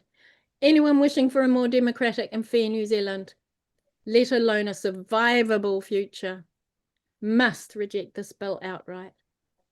That is including New Zealand First members and National Party members. This zombie proposal needs to be thrown out once and for all. Kia ora, thank you. Very good. We are nearly at time. Have members got any questions for Rosemary? Otherwise, you've made yourself loud and clear. Thank you, Rosemary, for your time and for filling that 10 minutes and for your energy and your submission, both written and oral. And all the best for the rest of the evening. Thank you. Thank you. Okay, members, we've got Network Waitangi Whangarei. They're scheduled. Is that who we've got queued up? Oh, yes, we have. Yes. Oh, okay. I presume it's Catherine McKenzie. That's right. Yep. Oh, well, welcome. Thank you for your patience. Please proceed. You've got 10 minutes. If you would like an opportunity for some Q&A, then leave us a little bit at the end. But Okay. thanks for joining us this afternoon, Catherine. Thank you. Thank you for your time. Tēnā koutou katoa. Ko Catherine McKenzie ahau, no Otutahi Christchurch ahau. E nai nei whangarei taku kāinga. I'm speaking today. I'm Catherine McKenzie, and I'm from Christchurch, but I've been living in Whangarei for the last 40 years. And today I'm speaking on behalf of Network Waitangi Whangarei. This is a Pākehā organisation which has been involved in providing education on Te Tiriti o Waitangi in Taraki Northland since 1985. We have been delivering workshops, public lectures, seminars, publishing and selling books. We run a website page and a YouTube channel. So we have been interactive with thousands of people in Taraki, in Northland over the past 40 years. And I've been involved in delivering education since 1994. Treaty education, and this is information and education that has been ignored in our education system throughout our history. Thank you for the opportunity to speak here today. I will be echoing some of your previous speakers when I expressed Network Waitangi's absolute opposition to passing the Regulatory Standards Bill into law. And like some of the other speakers, our primary concern is that it ignores the critical place of Te Tiriti o Waitangi in our constitutional framework. On the Ministry of Justice webpage, there's a heading Regulatory Stewardship. So obviously there's already regulation in place about regulatory standards. There's a subheading, Constitutional Arrangements to Treaty of Waitangi, the Treaty of Waitangi, and I quote, "This regulatory system deals with the place of the Treaty of Waitangi, Te Treaty of Waitangi, as a founding document of Aotearoa, New Zealand. The treaty established a constitutional relationship between Māori and the Crown." Quote. This Regulatory Standards Bill is an attempt to change our constitutional framework. Unlike most countries, we have an unwritten constitution. So we have no single codified document like the US Constitution. And so New Zealand's constitution is a mix of statutes, common law, and conventions. Under our current majoritarian adversarial democracy, constitutional changes can generally be made through simple legislation passed by Parliament. This, in effect, is what the Regulatory Standards Bill will do if it is passed into law. Current legislative guidelines give government the power of discretion. This bill will remove that discretion and give excessive powers to a proposed Regulatory Standards Board. The board will be made up of financial advisors, a group with a narrow focus of interest, and led by the Minister of Regulatory Standards. A new role currently held by David Seymour, the ACT Party leader and creator of this bill. That to me seems a conflict of interest, if ever there was one. Should this bill be passed into law, Network Waitangi Whangarei also fears for the future decisions of another government statutory body, the Waitangi Tribunal. The Waitangi Tribunal 2014 decision regarding Te Paparahi o Te Raki, the Y1040 claim, was as follows, and I quote, "We have concluded that in February 1840, the rangatira who signed the treaty did not cede their sovereignty. That is, they did not cede their authority to make and enforce law over their people or their territories. Rather, they agreed to share power and authority with the governor. They agreed to a relationship, one in which they and Hobson were to be equal while having different roles and different spheres of influence. In essence, rangatira retained their authority over their hapu and territories, while Hobson was given authority to control Pākehā." End of quote. And despite the hours of evidence and research, the pouring through of historical documents and correspondence between the Home Office back in the 1830s in England and the tangata whenua and missionaries in Aotearoa Nuterini here, Paul Goldsmith, the current Minister of Treaty Settlements, doesn't accept the findings of the Waitangi Tribunal on the Y1040 claim.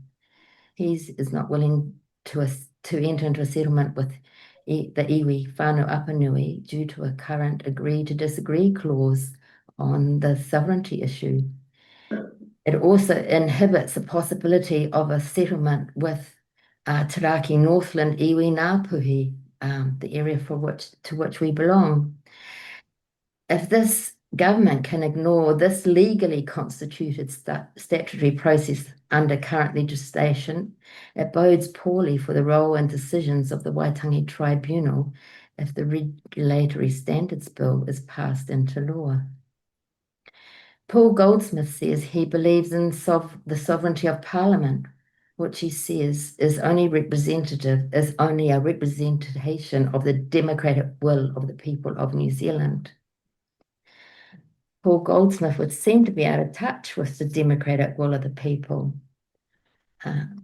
Recent research by O. Hellman in 2023 and recorded in a 2023 issue of Political Science, issue 75, on settler memory and Indigenous counter-memories and the narrative struggles over the history of colonisation in Aotearoa, New Zealand.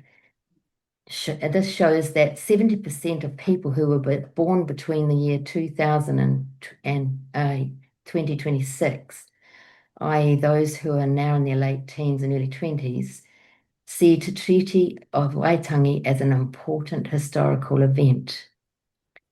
It also found that better understanding of the Treaty of Waitangi fostered greater unity and empathy between the people here of Aotearoa, New Zealand, which is contrary to the message from some of our politicians. The focus of this, however, if this bill was passed, it would seriously undermine that democratic will of the people of New Zealand, which Paul Goldsmith talks about. The focus of the decision-making in this bill is the financial concerns of a regulatory board of economists, prioritising so-called efficiency, individual liberty, and corporate property rights. Catherine, I'll just get you to conclude your remarks. I'd like to give a question to Takata Ferris.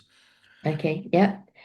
Currently, 50% of wealth of New Zealand is owned by 10% of the population, and it represents the interests of this 10%. So Network Waitangi, we see this as constitutional change by stealth under the guise of regulatory standards legislation, and we would urge any future governments to seriously explore current regulatory standards and the possibility of constitutional transformation only in consultation with the tangata whenua.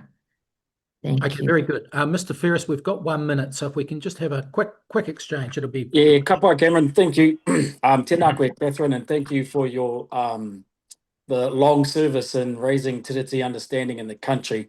And given your history as a tiriti educator, what's your assessment? What's your view, your assessment of the tiriti competency of the bill's primary sponsor and Deputy Prime Minister, David Seymour, in relation to this bill? I understand he whakapapas to Ngati Rehia and Ngati Rehia from up here in Kirikiri, Northland, Tiraki, state adamantly that he does not represent their point of view. So he is not representing a Māori constituency, a tangata whenua constituency. Okay, we'll leave it at that.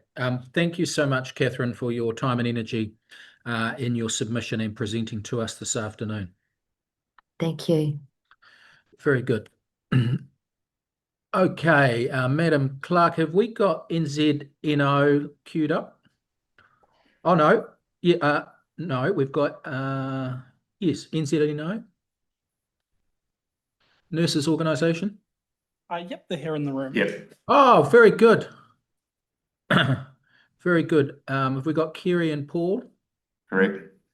Very good. Okay, you guys know the drill. We've got 10 minutes. It'll be good. I suspect members may have a question or two, so leave us that opportunity if you can. We look forward to it. Thanks, Chair. Ko Paul Galta toku ingoa, ko o te tūmaki o te tuputanga tapui kaitiaki o Aotearoa. I'm Paul Galta and I'm the CEO of the Nurses Organisation.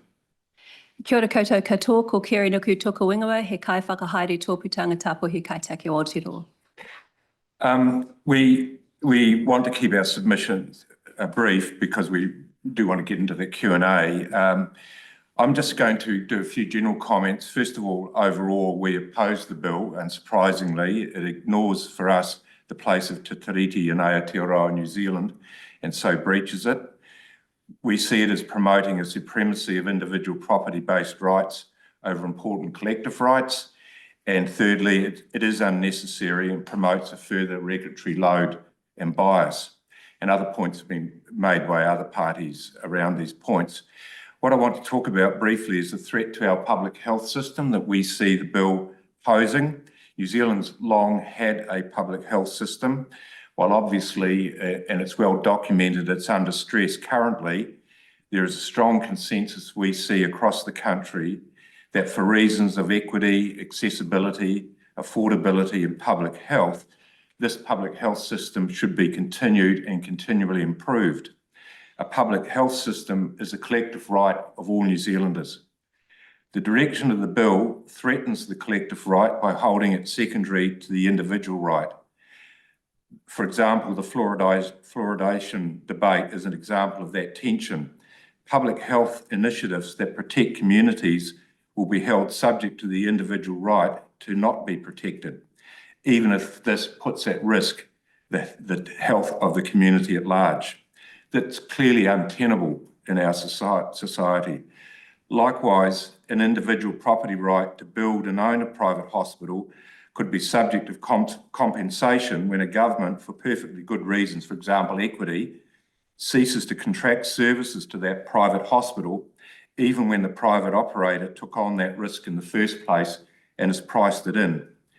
And I can assure you that nurses, even those working in private hospitals, do not accept that. Kerry. Kia ora, Paul. As the kai whakahaere of tōputanga tapuhi kaitiaki o Aotearoa, I represent the voice and aspirations of Māori members, Te Runanga o Aotearoa, and am responsible for organising, progressing, advocating and actioning tikanga Māori. Māori nurses and healthcare assistants are in a unique position. They witness every day the inequities in the health sector, which make Māori more likely to suffer from preventable illnesses and comorbidities and lead them to shorter lives than non-Māori. Our people are dying already at a faster rate.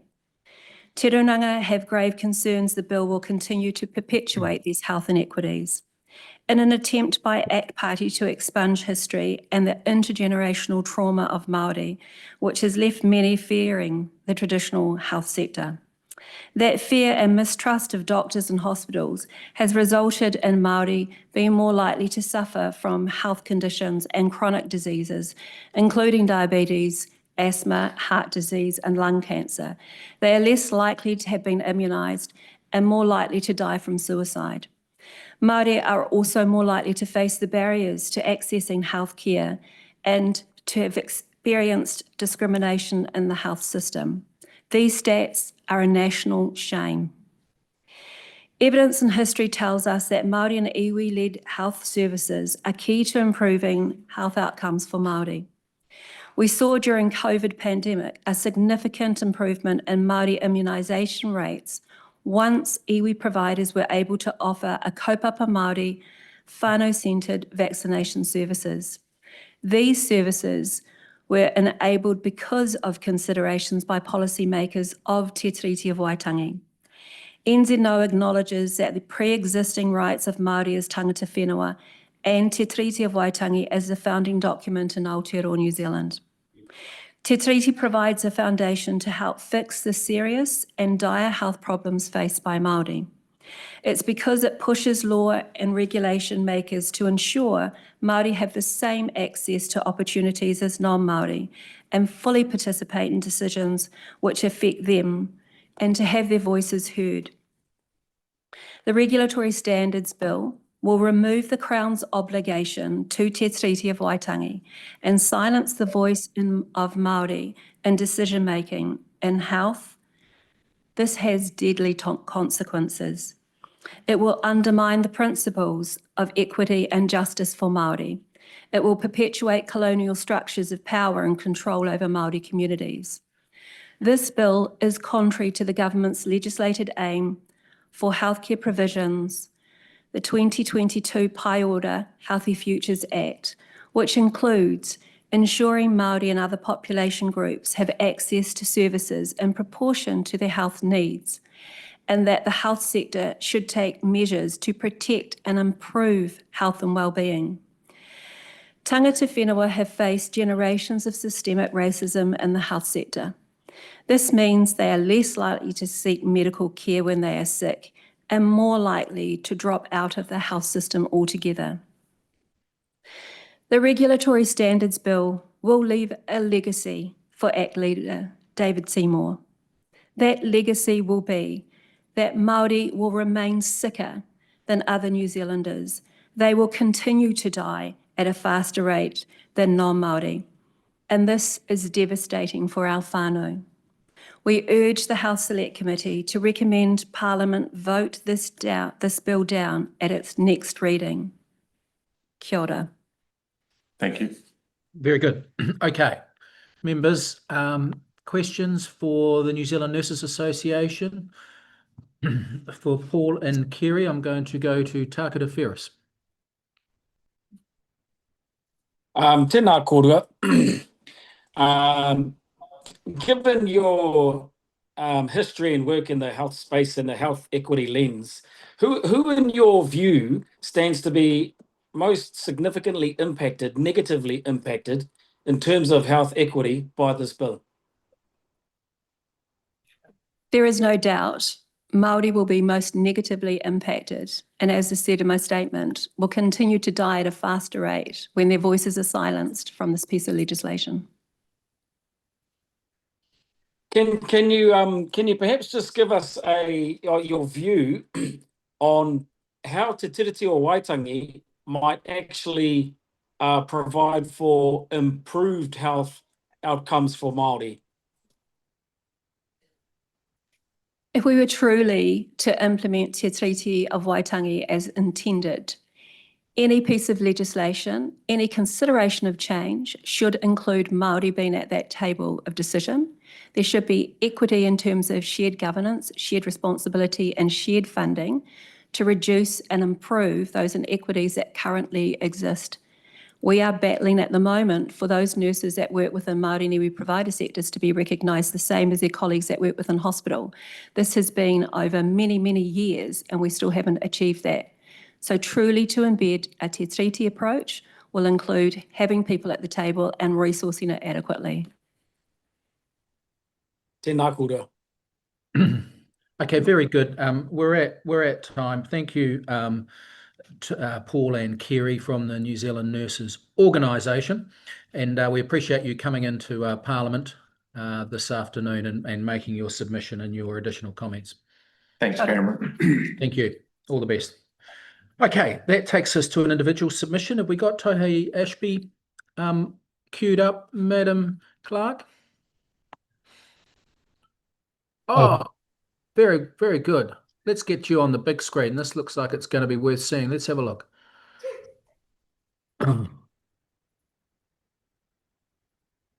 Okay. Anyway, Mr. Ashby, as we do that, welcome. Thank you for your patience this afternoon. We look forward to your 5 minutes. If you want a potential dialogue with some of our members here, leave us a little bit of time at the end. Ora.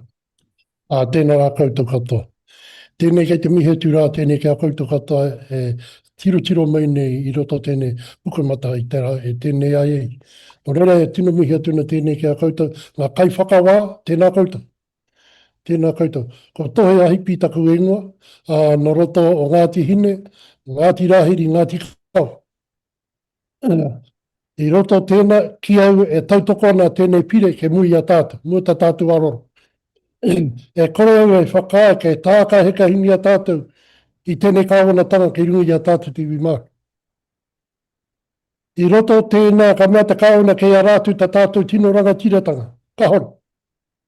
Ke a rātu ta rātou tino rangatira mo te iwi pākea. O ta mātou tino rangatiratanga kei raro te wakaputanga me te tiriti o waitanga. Ko taku tupuna te ingoa taku tupuna, ko te pene I haunangia te tiriti o waitanga. Koe tēnei tona ingoa. Koe tēnei te take kaukahau e tautokona tēnei pire ke mua ta tātou aro. Ka puta ki tahi ngā kōrero a taku tupuna I te mutunga o te pakanga o te nota, ko taku tupuna a kauiti. E te whānau, takahia te riri ki raro o koutou wau e keu ki te whakapono.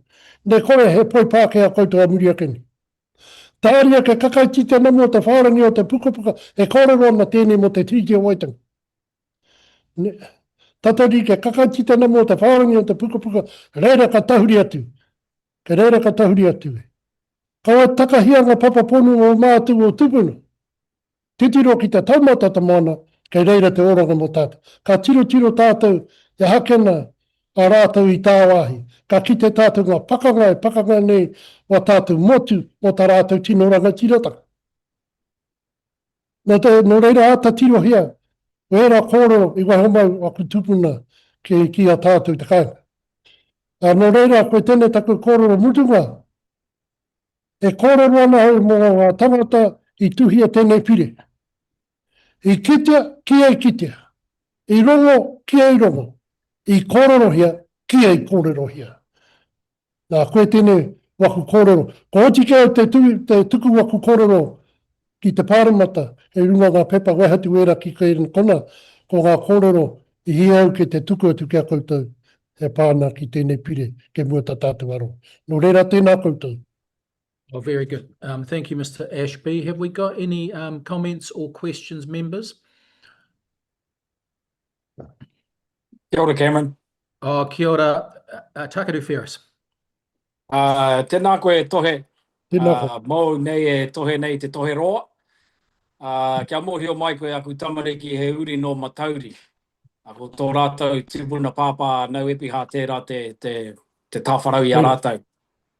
No reira, he tika tau, kei te kita atu I te kore whakarongo, I te kore tuhi, te kore tahuri mai, a te kāwanatanga ki ngā tikanga I o hā ki tia mai roto I te whakaputanga o ti rā te tiriti o Waitangi. No reira, ki o whakaro me pē hea rā tō tātou whakahoki atu a te iwi Māori. Me pē he te whakautu a te iwi Māori ki tēnei mahi, e mahingia nei tēnei kāwanatanga, Aotearoa. E pēne kena waku kōro, ko taiki te wā ke huri wa tātou tuara, I tēnei kāwana, e tūkino nei a tātou. Ka hoki tātou ki te wakaputanga, koe tērā taku hehia. I te mea, e kore rātou I rongo te timatanga o te hainanga te tiri te waitangi, leira ka timata te tūkinotanga ki rungo I a tātou. Tātu ki tēnei wā, e tūkino tonu nei ki a tātou. Okay. Tēnā koe pā. Oh, very good. I can only hope that you were saying nice things about the government, given the lack of te reo I have. But lovely to see you, Mr. Ashby. Thank you for your thank you for your contribution, your submission, and all the best for the rest of the day. Tēnā koe. Okay, members. That as we wind up, I think we've got 5 or 6 left. We go to an individual submission by Mr. Raymond Bishop, who I understand is queued up. Raymond? Yes. Tēnā koe. Okay, 5 minutes. We'd love to hear your contribution. We're saving the best till last, so we look forward to it. Kia ora. Ka pai ki te timata. Thank you. A tuatahi mihi whakawhetai ki te eo. Mea no te ariki nui kuini nā waihone te pō me te whare Kahui ariki. A rire hau, ai mārire. Kia tātou e tūpuna I te tua te arai. Ko taia tēnei ki pito I tēnei ki rā ki te whāriki ana. Te whakaaro mō tātou katoa. Ka korirotia mai te tua papa o te tika me te pono me te aroha. Anō reira. The Regulatory Standards Bill, or the RSB, proposed by the ACT Party, will impact us as tangata whenua and other cultures affected by colonisation, like our Scottish and Irish whanaunga. For example, living here in Aotearoa, who call New Zealand home. The RSB presents a nuanced understanding of the historical, legal and social contexts of this country, and it will further diminish the dreams and aspirations you, my tupuna, had envisaged would be honoured in the treaty with Queen Victoria of England in 1840. The treaty, aroha mai, the Treaty of Waitangi is foundational to New Zealand's legal and social framework, recognising the right of tangata whenua as the indigenous people. If the regulatory bill fails to adequately reference or uphold the principles of the treaty, it could undermine our rights and interests. The proposed bill by the ACT Party does not incorporate our customs and practices. That includes our environmental stewardship and will lead to the erosion of not only te wānui o tāne, but the very soil beneath our feet, as the British royal family's doctrine of discovery desired from the beginning. David Seymour's RSB lacks consultation and consideration. However, this is consistent with previous governments who have promised the world and never delivered. Ignoring the treaty and regulatory frameworks could exacerbate tensions between tangata whenua and other communities, undermining the goal of social cohesion here in Aotearoa. And it is vital for the government to foster an inclusive approach that respects all cultures and their perspectives. Because this Act Bill does not align with the treaty, it will be legally challenged on a number of fronts, leading to costly and lengthy litigation, with some claims like Y894, which is still to be resolved as an example, and will create uncertainty for businesses and the sectors that hinder economic development of our great country. Not prioritising the treaty's principles in legislation can have long-lasting effects for future generations. The failure to recognise tangata whenua rights today could lead to ongoing struggles for recognition and justice of our communities in the future. The passage of the bill that neglects the treaty could set a concerning precedent for future legislation, potentially leading to a trend of sidelining tangata whenua rights in favour of expedient regulatory measures. In conclusion, Noki Tuapuna, if David Seymour and his ACT One Way and Do Something Else party believe that they can neglect the mana and the manner in which you all signed the Treaty of Waitangi, I sit here proudly opposed to this bill to uphold your rangatiratanga that was never adhered to with tika, pono and aroha as originally intended from our side. rather than the loss of land, health, language, and culture that we have had to fight for in circumstances such as this brief mihi to you all. E whawhai tonu mātou, mo aki tonu atu, tū rau, toko roa. Tēnā tātou. Oh, very good. Thank you, Mr. Bishop. I can't see any hands in the air, so we'll take that as well understood. Thank you for taking the time today and making your point clear. And thank you for your patience and all the best for the rest of the night. Thank you very much. Ngā mihi o te wā kia koe. Kia ora. Right, that takes us to my hometown of Hawera by the look of it, because the sun's always shining in Hawera. Ngati Ruanui, as our friends here will tell you, there's plenty of brewers on the Ngati Ruanui iwi register, and there's plenty, and there's a few tenants there too. So look forward to your presentation. Oh, well, thank you, Cameron. We'll just start with the karakia this afternoon. Tēnā tātou katoa, karakia tīmata, ko te mauri e runga, ko te mauri e raro, ko te mauri e tamanui te rā, ko te mauri e papatūnuku. He mauri a atua, he mauri whenua, he mauri tangata, he mauri tū, te hei mauri ora. Tēnā tātou. Kia ora. Thanks, Cameron, and it's good to know that you are a Hara descendant, and good to see you here this afternoon. Look, Ngati Ruanui acknowledges the opportunity to speak to our submission on the Regulatory Standards Bill. Ngati Ruanui also acknowledges the importance of good and efficient legislation. However, Ngati Ruanui is opposed to the Regulatory Standards Bill as presented. We don't say this from a point of criticism of this bill in isolation. Based on a long and detailed involvement and partnership with successive governments over the last 20 years in developing strategies, regulations, and draft legislation.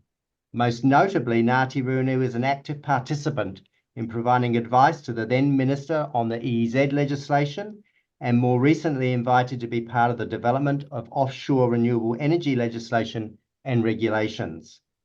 Our expertise was acknowledged in the Commission's publication of Best Practice Guidelines for Engagement with Māori.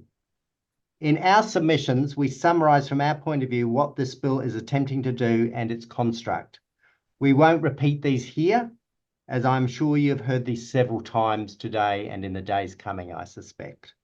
What we would say is Ngati Ruanui is alarmed that this bill is built upon an ideology that is intended to promote individual property rights, constrain regulatory powers, and reduce the government's ability to implement environmental protections, social safeguards, and Tiriti-based principles. The proposed bill is a direct attack on Māori rights and interests and Tiriti principles. This in turn is a direct attack on Ngati Ruanui. The principles as contained within the bill are largely being picked from an ideological neoliberal value political agenda and from the failed attempts of previous bills, which I understand there have been many. We consider they are racist and unfit for purpose. We have serious concerns about the limited exposure of this bill to wider communities. Overall, we consider engagement, feedback, and consultation to date to be completely inadequate. Where feedback was provided on the discussion document, none of the critical feedback has been taken into account when presenting this bill to Parliament. Ngati Ruanui believes Aotearoa has already achieved a good, not perfect, standard of regulatory discipline. In most cases, well-developed and crafted statutes. While we may not always agree with the content and structure of these statutes, the clarity and purpose of legislation drafted at least over the last 20 years has been focused and bespoke to deal with our unique constitutional arrangements encompassing Tiriti commitments. We note that the current constitutional guardrails are already in place to ensure the best possible outcomes for Parliament to have confidence in the current management and development of legislation. And we note the regulatory impact statements, Legislative Design Advisory Committee guidelines, the Legislation Act, Parliament's courts, and of course the Waitangi Tribunal, and we set these out in more detail in our submission. The ideological shift of this bill constraining how legislation is developed and applied both in future and retrospectively threatens the very partnership of sovereignty, Crown and Māori, developed through Parliament, the Waitangi Tribunal and the courts. Good legislation and regulatory development are best achieved through partnership. The concept of partnership is a key principle of Tiriti, and in recent years, the green shoots of this has seen better and more robust outcomes when applied. We consider a careful collaboration partnership with the Crown as the unique outcome of Aotearoa's governance. The bill does not include any principle related to Tiriti. What a shame. We consider this a deliberate attempt to limit, if not exclude, the role of Tiriti as part of the legislative lawmaking process and potentially iwi, hapu and whānau engagement and partnerships. The ideological position of the proposed bill, along with the now failed treaty principle bill, is a shameful position taken by the government. Tiriti is the constitutional foundation of Aotearoa and must be enshrined in legislation and resulting regulation. Legislation is often the only backstop mana whenua can rely upon to ensure our rights are guaranteed and the outcome of Tiriti are managed correctly. The importance of these backstops is evident in the Resource Management Act and the Conservation Act, which has been around since 1987. Equally, concepts such as environmental precautionary positions adopted in the EEZ legislation and subsequent interpretation of the Supreme Court support the rightful place of Tiriti within the governance framework we operate in. The Crown has an overall obligation to ensure legislation and regulation gives effect to Tiriti and the articles set out. Silence of the proposed bill on what this constitutional important point provides no certainty to mana whenua and leaves a huge area of overall uncertainty. In fact, this point is likely to undermine the ideological position of this bill in that it will create more layers of complexity and judicial challenge as both Parliament officials and the courts grapple with the absence of well-founded and agreed Tiriti principles. The absence of Tiriti principles also removes obligations for the executive branch of government and ministers to consider Tiriti in decision-making. Ministers could not be held to account under this proposal. At best, Tiriti obligations could be no more than a simple policy consultation exercise, which could then be ignored when legislation is drafted. We consider there is a current obligation under Tiriti, Articles 2 and 3, to promote and achieve equity for Māori, especially where there is a disparity of outcomes and deliverable of services. Healthcare, which we've already heard this afternoon, is a clear example of this disparity. Overall, Ngati Rune believes this bill is in breach of our Settlement Act and that there is a clear duty of the Crown to engage and discuss such proposals directly with us. This lack of good faith underlines our concerns with the passage of this bill and the commitment given to the bill through the coalition agreement. Further, any legislation drafted should be robust enough to enable clear interpretation of application. This legislation can only work through additional guidelines issued by the minister and reflects poor practice. This approach provides no checks or balances on ministerial power, and such an approach should be rejected. The establishment of a regulatory standards board undermines, if not attempts to remove, the role of courts to interpret and set precedent of our legislative process. We acknowledge the statements that the board is complementary to the court process, but this is equally confusing and represents poor design thinking on behalf of the government. Ngati Rune strongly opposes the use of a board framework as set out in the bill. Ngati Rune does not agree the approach should reach back into legislation and apply this new regulatory framework. In effect, the regulatory power of the minister could be used to transform legislation on a scale never seen before. There has been no logical case put forward to us to warrant such a wide sweep of power, and further, the provision of regulation to provide more detail on how this review and stocktake is to be undertaken is alarming given regulation lacks public scrutiny.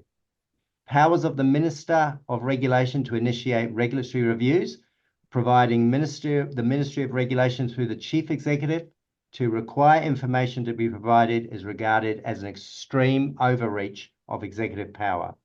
The Regulatory Standards Bill appears to be an attempt to enact an agenda that prioritises the rights and profits of individuals and corporations over the collective rights of a wider good of communities. We recommend that the Select Committee return this bill to Parliament unsupported. Thank you, Mr. Thank Chair. you, Mr. Young. Very clear. I'm going to go to Marama Davidson for a quick question. I apologise for my technology. Firstly, can people hear me? Yes. Thank you very much. Tēnā korua, tēnā koutou o Ngati Ruanui. It was wonderful to hear your submission. Thank you. I am not surprised that you state that your expertise was acknowledged. Ngati Ruanui expertise was acknowledged in a best practice guidelines for engagement with Māori. Would you care to give the committee an example of those practical best practice ways of engaging with Māori that you feel this bill would get in the way of? Oh, this bill rules out all possibility of engaging with Māori, and where engagement does occur, this bill allows the government or the executive branch of government to then ignore it when drafting. So when we've seen active cooperation, and I must say one of the most active cooperations we've seen is through a national government with the EZ legislation, where we were treated as a partner in helping draft that. That was a true partnership. This is where the essence of what we were talking about in the best practice guidelines came to fruition. We don't see any evidence of this being able to be enacted through this new legislation by effectively ignoring us as Māori and ignoring our contribution. It allows the executive to stop with consultation and not take us any further and ignore us. Thank you. Thank you, gentlemen. A small but historically very important and proud iwi Ngati Ruanui, and thank you, Graham, for all your leadership over a number of decades now, despite your youthful looks, both at a municipal level and at a iwi level. So thank you for that. We appreciate your ongoing engagement with Parliament, and we look forward to another submission another day, but we appreciate you both attending. Thank you, Mr. Chair. Thank you. Okay, members, that takes us to Dr. Rebecca Graham, Co-Chair of Access Matters Aotearoa. Kia ora. Kia ora. We good to go? We are good to go. I like the professional backdrop. That's very good. Thank you. I hope it's real. I hope it's not one of these AI things. No, I spent some time while I was waiting creating a bespoke backdrop just for today. So well, you're keeping that plant well watered. It looks good. Okay, we look forward to your 10-minute presentation, Dr. Graham. Thank you very much for having me here. I'm presenting on behalf of Access Matters Aotearoa.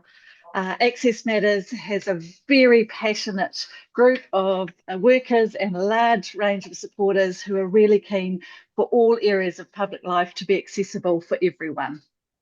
When we talk about access and accessibility, we're referring to our ability to engage with and belong to the world around us. When people get denied access, we call that a barrier. And everyday barriers that a lot of disabled people face include obstacles when getting around, being able to get into buildings, being able to get into public buildings, crossing the road safely, and accessible public transport. But it also includes information and communication barriers like inaccessible websites, apps, signage, printed materials, a lack of closed captioning. The existing legislation we have here in New Zealand does not provide enough guidance to organisations on how to do things like design a website, provide employment, deliver goods and services in a way that everyone can access. At Access Matters Aotearoa, we want to implement ways to address accessibility issues using legislation with clear standards that are enforceable and that lift the accessibility across the country. Creating good legislation for us means creating standards and policies that support accessibility and embed it across a range of areas. The Regulatory Standards Bill in its current form risks entrenching barriers for disabled people and undermining New Zealand's human rights obligations, particularly with regard to the United Nations Convention on the Rights of Persons with Disabilities. We have summarised these risks into 5 key areas. Firstly, socio-economic rights for disabled people. This bill prioritises reducing regulatory burden in economic terms, but for disabled people and their families, good regulation is often what enables their basic human rights to be met. This includes basic rights such as access to housing, inclusive education, transportation, and being able to access public services. Article 19, which is the right to live independently and be included in the community. Article 24, which is the right to inclusive education. And Article 28, which is the right to an adequate standard of living and social protection of the UNCRP, cannot be upheld without the appropriate regulatory protections and investment. Under this bill, these really necessary policy interventions are too easily dismissed, which creates a regulatory chill which discourages inclusive practices. Number 2, equity measures are in the firing line. This framework created by the bill really does not address equity promoting regulations such as anti-discrimination laws or the implementation of accessibility standards. And where governments are interested in implementing such laws, the Regulatory Standards Bill creates additional layers of red tape, and it means these laws are vulnerable to repeal. This is a contradiction of Article 4 of the UNCRPD. Number 3, accessibility now becomes even more at risk and even harder to achieve. New Zealand currently does not have mandatory enforceable accessibility standards across most sectors. There's one exception, that is the NZS 4121/2001, which is our building accessibility standard. This is 20 years old. It's long overdue for revision. Despite repeated calls from disabled people and allies, the standard has remained unchanged, and the ministry responsible for it has not yet taken steps to update it. Without this kind of regulatory approach, inaccessible built environments persist. Number 4, the erosion of non-discrimination protections. Article 5, equality and non-discrimination, prohibits discrimination and demands equal protection for disabled people under the law. But under this bill, rights-based regulations are able to be easily sidelined in favour of economic reasons and so-called cost efficiencies. Current protections in areas like education, employment, housing, and access to public services could be diluted or removed if their enforcement is deemed too costly. We cannot let human rights be traded away. Our human rights obligations to each other are not regulatory burdens. They are part and parcel of creating a healthy, fully functioning society. Number 5, reduced voice and participation.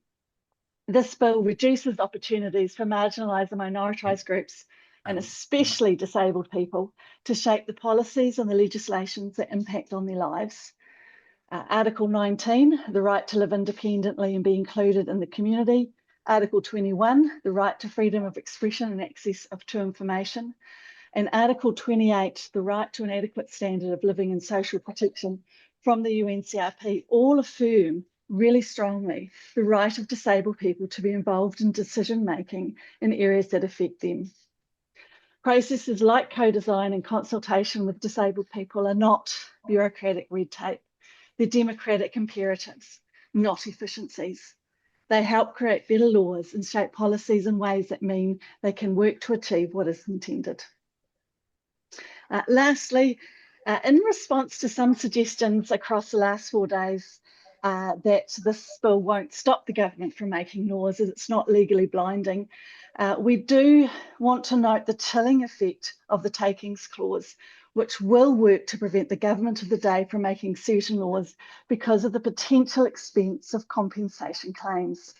This is directly relevant and has direct consequences for accessibility-related legislation. The RSB also puts at risk the legal rights disabled people currently have because of the retrospective nature of the bill. In response to an assertion that the bill won't affect people's human rights, we would like to note from Access Matters Aotearoa the response of the Human Rights Commission, which strongly disagrees with this assertion. The Human Rights Commission is a single accredited national human rights institution for New Zealand and has the role of advising the government on human rights.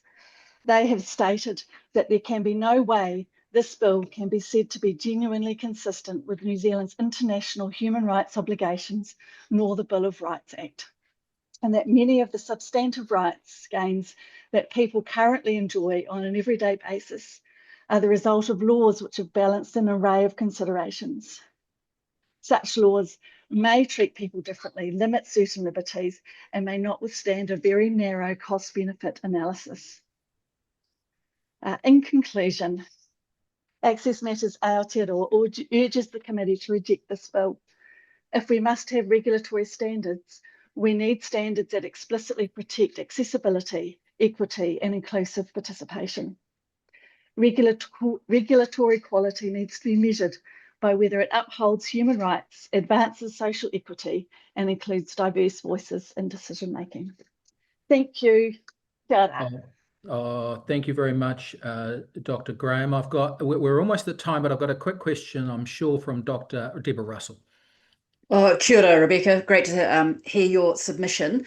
Just listening to this, it struck me that disabled people are often effectively excluded from citizenship, and this bill will make that worse. Is that your view?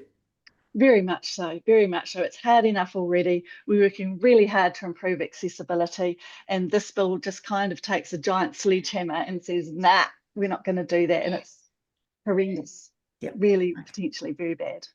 Okay, thank you. Okay, thank you, Dr. Russell. Thank you, Dr. Graham, for your presentation. You obviously got the memo that don't give the politicians after 4 o'clock any more than 5 clear points, and that they came across very clearly, so thank you. Yeah. Okay, that takes us to the New Zealand Law Students Association. Dr. Glass, have we got them queued up? Yes, they're online now. Oh, very good. Okay, team, we've got 10 minutes for you. Thank you for your patience. We look forward to your submission. If you want a little bit of dialogue potentially with MPs, I encourage you to leave a little bit of time at the end. Awesome, thank you so much.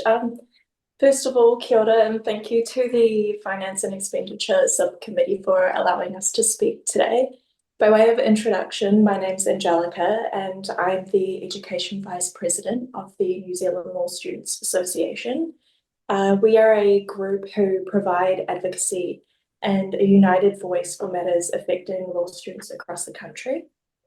So I'm here alongside Vivian and Maha today, law students and members of our submissions committee, to present our views on the bill. So to start off, the New Zealand Law Students Association strongly opposes the bill as it fails to uphold core constitutional principles, marginalises Māori perspectives, and undermines equity and good lawmaking. Our submission in sum will highlight that te tiriti and of the concerns regarding te tiriti and tikanga inclusion, minority and equitable impacts of the bill, democratic processes failings, as well as the failure of good lawmaking. So I hand over to Maha to discuss the formal 2 points. Kia ora, ko maha whia toku ingoa. I'm a final year law student at Waihua Mataatua and also sit on the executive for the New Zealand Law Students Association 2025. Thank you for having me. My first submission on behalf of NZEI is in regards to our concerns for te tiriti o Waitangi and tikanga Māori according to the bill. So throughout law school, it's an integral part of our learning to understand that te tiriti o Waitangi is a fundamental part of Aotearoa's constitutional law, which should inform the processes we undertake within our legal system. These learnings provide a basis for how Kiwi lawyers should argue and reason, especially in the 21st century. These teachings are not progressive politics. Te tiriti o Waitangi is part of our current law, whether we like it or not. And the bill's silence on te tiriti o Waitangi to prioritise individual liberty constitutes a fundamental breach of the Crown's obligations and risks setting a dangerous precedent for how future legislation is drafted and evaluated. NZLSA notes the lack of meaningful consultation given to Māori during this bill's drafting and the lack of co-design mechanisms in treaty impact assessment requirements, among other injustices during this bill's process. If the future of law in Aotearoa is to be genuinely just, it must rest on a foundation that affirms Te Tiriti o Waitangi as central to our constitutional identity. This bill moves further away from this vision, retreating into a monocultural legal framework that prioritizes economic individualism at the expense of constitutional partnership. NZLSA reiterates that this is not how good lawyers or good lawmakers reason when implementing or interpreting legislation. In fact, we are also strong supporters of the implementation of a compulsory tikanga Māori course within our legal education, and the NZLSA Education and Wellbeing Survey 2025 showcases that the majority of law students support this too. And why is this? Tikanga Māori is taught to us to be the first law of Aotearoa, New Zealand. It reflects a worldview grounded not in individualism or linear efficiency, as showcased within the principles of this bill, but in relationships, reciprocity, balance, and collective well-being.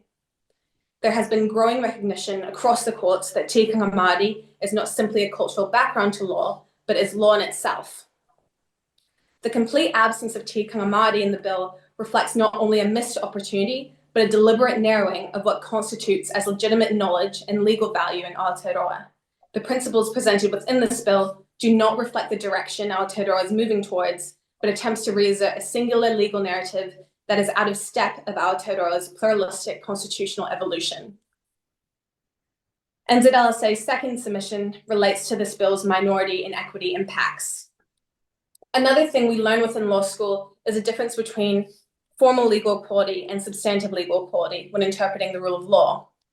The bill's emphasis on formal legal equality, presenting every person as equal before the law, fails to recognize that equity and justice in the New Zealand context cannot be achieved by treating everyone the same. Something NZLSA is particularly concerned about is that this bill's regulation review framework enables the potential removal or dismissal of targeted legislative measures specifically designed to address systemic inequalities affecting women, people who are disabled, Māori, Pacifica, Asians, children, rainbow community, among others who are already disadvantaged within our legal system. There's also ambiguity in just how far-reaching this bill actually is. For example, within our law schools, targeted schemes, especially ones that focus on uplifting our Māori and Pacifica Tauira, are vital for the development of our law and legal profession. Such measures are crucial to ensuring that diverse voices are present, supported, and empowered, which is an essential foundation for delivering sound legal advice that reflects the diversity of Aotearoa, New Zealand. These are measures that recognize and respond to the historic and ongoing disadvantages that many of Aotearoa's law students and their communities face. The principles found within this bill could overlook this reality. This bill risks dismantling various tools needed to achieve substantive equality and threatens to undo decades of progress towards inclusive legal representation. I want to finish with saying that Aotearoa's law students are diverse. They're the now and the future of the law, and also the future of the select committee you currently sit on. And it's baffling to even attempt to concise their interpretation of the law to a view of a party that received only 8% of the vote. I now pass on to Vivian to finish our submission. I'm Vivian Bunquin, a fifth-year law and arts student at the University of Auckland, and this is my second year as a member of the New Zealand Law Students Association Submissions Subcommittee. I want to highlight serious concerns we have about the democratic process and lawmaking standards concerning the proposed bill. I start with the public consultation process. During the initial round of public consultations, 22,000 responses were received. An overwhelming 88% of those submissions opposed this bill. Notably, all categories of submitters, individuals, sector groups, community organizations strongly opposed it. Even industry and sector groups, which recorded the highest level of support, only backed the bill by 12%. A bill that receives such a unanimous public rejection should not move forward. Many saw the bill as creating a problem where none exists, overcomplicating our legislative framework and risking vested power in an overly politicized regulatory standards board that fails to respect Te Tiriti o Waitangi. These issues were not substantively addressed in its legislative drafting. Worse still, the language of the bill has been vague from the outset. The initial consultation document asks submitters about what the bill should aim to do, denies submitters a concrete draft of the bill to critique. Public consultation merely relied on interim statements with ambiguous language, which stifled their ability to give constructive feedback. Compliance with a democratic lawmaking process must be assessed against the manner of public consultation and how the final version of the bill responds to this public feedback. We submit that so far the Regulatory Standards Bill has failed on both accounts. Parliament derives its legitimacy from the public. Ignoring these concerns is fundamentally undemocratic when public opposition is this strong. I turn to the next issue of good lawmaking standards. At its core, this bill contradicts democratic principles. The bill elevates property rights to a status near equal to universal human rights guaranteed by the New Zealand Bill of Rights Act. The NZ Board deliberately does not protect propriety rights because they are, by their nature, exclusionary.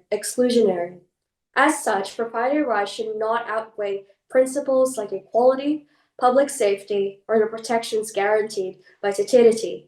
And under the bill, legislation impairing these propriety rights could make the government liable to pay significant compensation.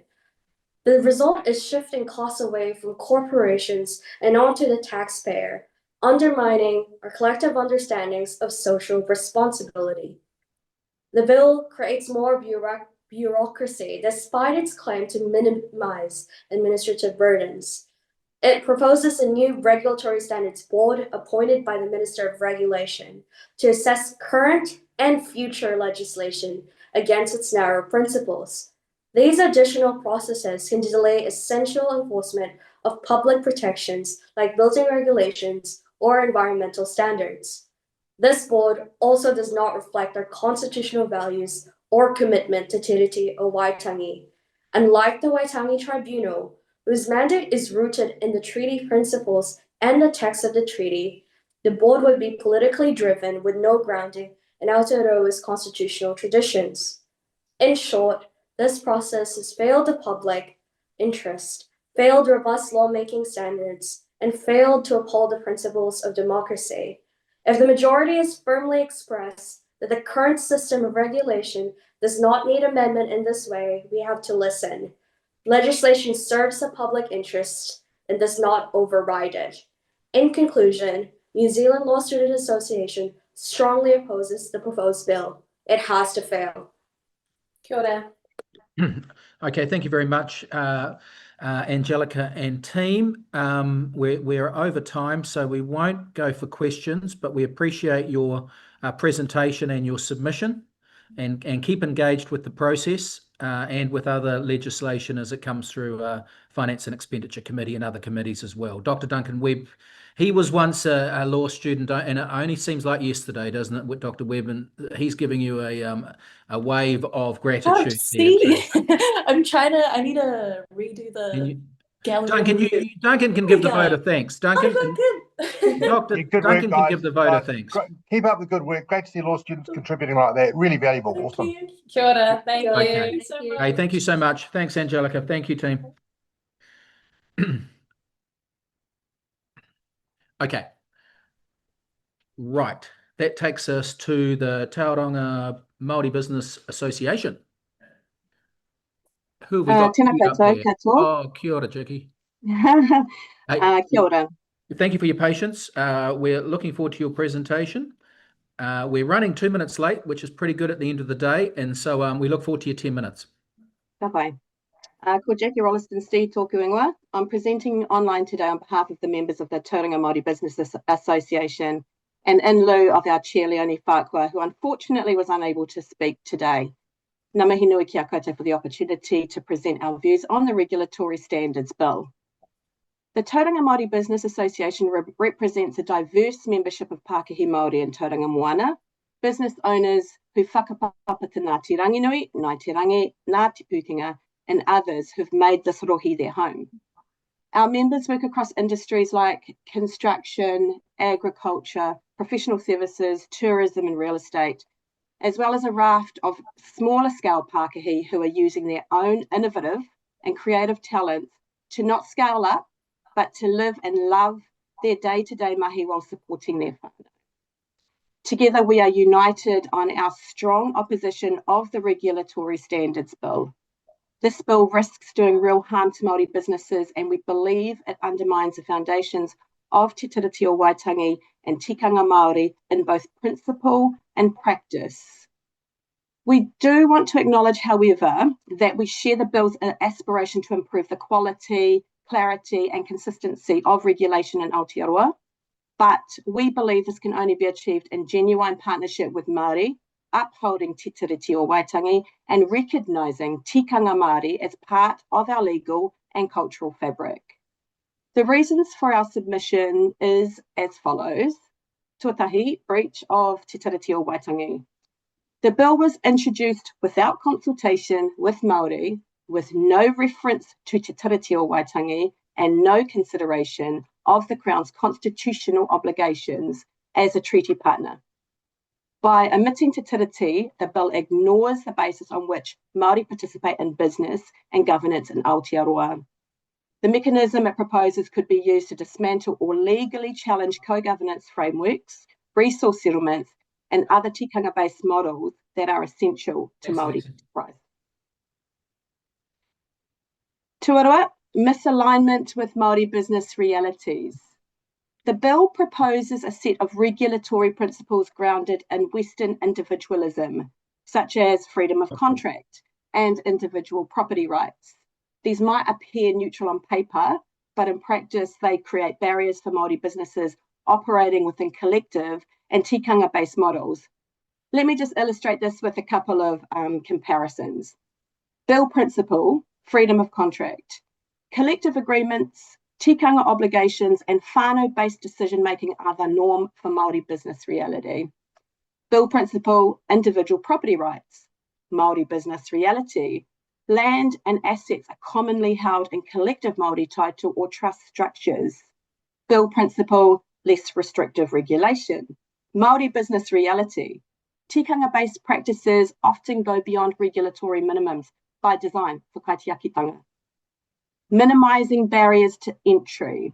The Māori business reality is that Māori-specific mechanisms, for example, settlement redress, marae-based governance, may appear restrictive, but they're essential.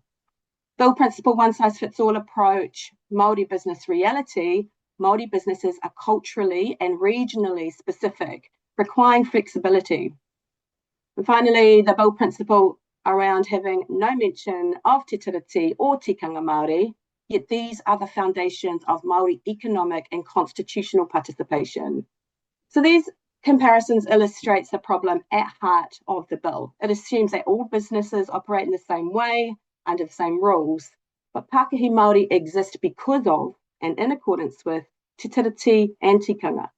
Regulatory standards that ignore this not only exclude us actively, but undermine our ability to participate and to thrive. Tuatoru, practical impact.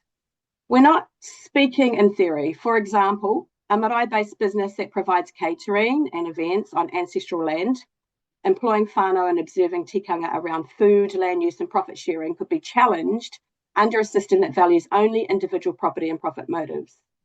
A Māori land trust managing whenua for housing and horticulture under kaitiaki principles could find its approach deemed inconsistent with regulatory norms that exclude collective or tikanga-based decision-making. One of our business members, a Māori-owned construction company building papakainga, whānau homes and marae facilities, their business isn't just about contract and profit. It's a kaupapa to keep whānau connected to their whenua and ensuring that tikanga is upheld throughout the build process. This bill risks treating their way of working, collective, culturally grounded, long-term focused, as non-compliant, simply because it doesn't fit the Western business mould. If I may, I'd like to channel the words of wisdom of my Auntie Mabel, one of our well-known whanaungi here in Tauranga Mona, because she's got a cutting way she's got a good way of cutting through big words and saying what everyone in the whānau already knows in a way that speaks to all of us. And she's already walked the hard path of being a successful, unapologetic Māori voice in a world that often expects us to leave our culture at the door. She'd say, e te whānau, what is this bill really saying is that Māori need to fit into Pākehā ways of doing business or else. That we should act like little one-man bands, chasing the dollar, thinking only of ourselves. But that's not who we are, and that's not how businesses work. Take my cousin down the road. She runs a small whānau-owned cafe on the marae. Everyone in the whānau works there. The nieces on the till, uncle baking bread, aunties making soup. The profit just doesn't go into one pocket. It pays the marae bills, feeds manuhiri at Tangihana, and keeps our tamariki in uniforms. But under this bill, her way of running that cafe on marae or whenua Māori, in line with tikanga as a collective, could suddenly be called inconsistent or too restrictive or not good business. How is that fair? And then you've got our big Māori land trusts out at the orchards. They're planting, harvesting, and protecting the ngāhere all at the same time because they're kaitiaki of that whenua. But the bill wants everything measured in individual property rights and lowest regulation. They're not just thinking about the profit, they're thinking about mokopuna, the awa, the birds. But this bill doesn't value that. It would let anyone challenge them because they don't fit the mould. And if we don't speak up now, what's next? The reo on the walls, the karakia before the hui, the way we share kai, they'll even say that's inconsistent. So that's our auntie, and that's how she's telling it. And that's what we're worried about. We want better regulation too, of course, but we need rules that fit us, not rules that force us to stop from being who we are. So our recommendations are this, and on behalf of our members, we ask the committee to reject the bill in its current form and to refocus efforts on moving forward in the spirit of Te Tiriti o Waitangi in genuine partnership with iwi Māori. This includes engaging and meaningfully consulting with Māori in good faith at all stages of regulatory reform, governing Aotearoa in true partnership with Māori as Te Tiriti partners, investing in initiatives to improve outcomes for Māori and to reconnect Māori with their reo, tikanga, marae and whenua in order to right the wrongs of the past. We cannot stress enough the good faith engagement with Māori is not merely a procedural requirement, it's a moral obligation that the Crown must honour. Genuine engagement involves building relationships founded on respect, transparency and shared decision-making. So in closing, despite the real economic benefits of Pākehā Māori contribution of the 126 billion and climbing to Aotearoa's GDP, in spite of any current regulatory standards bill, they're not just businesses. They're expressions of tino rangatiratanga, vehicles for intergenerational wellbeing, and anchors of culture and connection. On behalf of our members, I urge you to reflect carefully. We want better regulations too, but not regulation that comes at the cost of our identity, our rights, and our futures. Ngā mihi nui ki a koutou katoa. Kia ora. Thank you, Jackie. We're at time, but I'm going to give one of our aunties on our committee, who sometimes she knows how to cut through complicated issues with short words as well sometimes, our dear colleague, Dr. Deborah Russell. Thank you, Mr. Chair. Kia ora, Jackie. That was a fantastic submission. Thank you. Look, the bill and the people who support it, they promote a standard of formal equality. And I think the answer they would say to you about with your auntie's story, they'd come back and say, but yes, but you are equal. This is treating everyone equally. So it's a very formal notion of equality. Do you see a difference between that formal notion of equality and a substantive notion of equality? Yes, because, well, if you look at, for example, freedom of contract, and that means that individuals and businesses should be free to make arrangements on their own terms without unnecessary interference of law or regulation, as long as both parties agree. However, as mentioned, Māori land and assets are often held collectively by trusts and corporations and maraes. So you can't just have one person who's freely contracting to sell land or resources or even commercialise or profit off land and resources. It requires a collective consent and consideration of tikanga, whakapapa and long-term stewardship. And that's what would be missing from that formal, equity process. That equity isn't there because it's not recognised that tikanga would be part of that process. Okay, Kapai, thank you for that. Okay, thank you, Dr. Russell, and thank you, Jackie. We will leave it at that. Keep up the good work, Jackie, with your association, and we look forward to another interaction another day. Enjoy the rest of the day. Thank you. Okay, that takes us to our final submitter, the PSA Runanga. Who have we got lined up there, Madam Clerk? Kia ora koutou. Can you hear me? Oh, very good. Kia Oh, well, ora. yep, this is by design, not accident. Thank you for your patience. We've left best to last, so we're in your hands, and allow us a little bit of time at the end if you can. Kia ora. Tēnā koutou. He uri ahau no Ngā Te Kahununu ki te Wairoa tūwhare tō me Ngā Te Roanui hoki, ko Kawena Houston tōku ingoa. I am the Vice President Māori of the Public Services Association Te Pūkenga Here Tikanga Mahi, commonly known as the PSA, Trade Union for the Public and Community Services.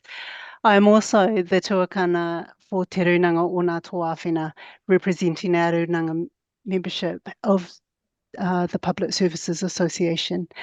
I'm also supported here today by our President, VUWSA. Tēnei te mihi kia koutou katoa. Firstly, I just want to say thank you for hearing our submission, and I also want to acknowledge the many voices that I'm representing as part of delivering our submission to you all. The PSA isn't only the largest trade union in Aotearoa, but with more than 95,000 members, we are technically the largest trade union in all of Australasia. We have 95,000 members from across 5 different public service sectors, from local government, health, state services, community services, and the public service sector. And that means something to us, and it means something to the communities that we deliver services to. We are the people's workforce, and we are the public's workforce. On behalf of Te Runanga, o Ngā Tōāwhina, our Māori membership stands in solidarity with every other submission that has opposed this bill. Now, I'm not a politician, I'm not a legal expert, I'm not an economist. Okay, I have no idea about the long-term implications this bill will have on our economy, and I have no idea what it takes to understand what defines good lawmaking. I'll leave that to the likes of Sir Geoffrey Palmer, Tania Waikato, Professor Jane Kelsey, and whoever else has the calibre to be able to debate those kind of talking points. My job as Vice President Māori and as the elected tuakana is to know and understand the employment realities of my membership, and more importantly, to carry the voice of our 11,000 Runanga members at the PSA into spaces where they themselves cannot be. And that's why I'm here today. Te Runanga o Ngā Tōāwhina not only opposes this bill, but we reject the deception in which it has been presented, and we reject it because of everything that has been unilaterally decided as being a benefit or a not so benefit in terms of its drafting. Morally, constitutionally, legally, ethically, whatever the case may be, we just haven't been engaged. Our recommendations to this committee are that the bill not progress. We do not support this bill in its current form, nor will we support the bill in any future variation of it. We recommend that the Select Committee recommend to the Government to accept the findings from the Waitangi Tribunal's 2024 report Ngā Mātāpono. We recommend that the Select Committee recommends the Government accept the findings of this report, and that the Government formally recognises tino rangatiratanga of Māori and the Crown's agreement with Māori to kawanatanga as laid out in the Māori text of Te Tiriti o Waitangi. The bill represents a significant and dangerous precedence for the constitutional landscape of Aotearoa, New Zealand, with serious implications for the treaty partnership between Māori and the Crown. This bill will take Māori Crown relationships backwards. And as our elected government officials, you have a responsibility to ensure that does not happen.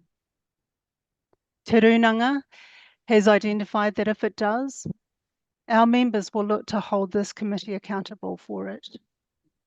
We are strong in our solidarity with everyone else who opposes this bill, and we are strong in the reasons and why we are opposing it ourselves. We encourage the committee to consider our submission, our written submission, in earnest and understand the importance and the significance that we have delivered it in. Tēnā tātou katoa. Oh, thank you very much, Joanna. Well articulated. Have we got any members that have got any questions or comments? It's been a long day. We've heard lots, but that's not to say that yours was not a great submission. I just do want to recognise that and recognise that you've put a lot of work into it, and it's an important contribution. So thank you. Kia ora. Thank you for the kōrero and for your whakaaro. It's appreciated. Yeah, thank you for that, Dr. Webb, and again, thank you, Ms. Houston, for your time and energy late this afternoon. Members, that concludes the hearings for the Regulatory Standards Bill. Thank you, members, and the Clerk's Office in particular for all your organisation. It has run as smoothly as we could have hoped for. Thank you, members, for your consideration, your cooperation and your contributions. Enjoy what's left of recess, and we will see you back in Parliament. Thank you so much. Thank you to everyone. Thank you.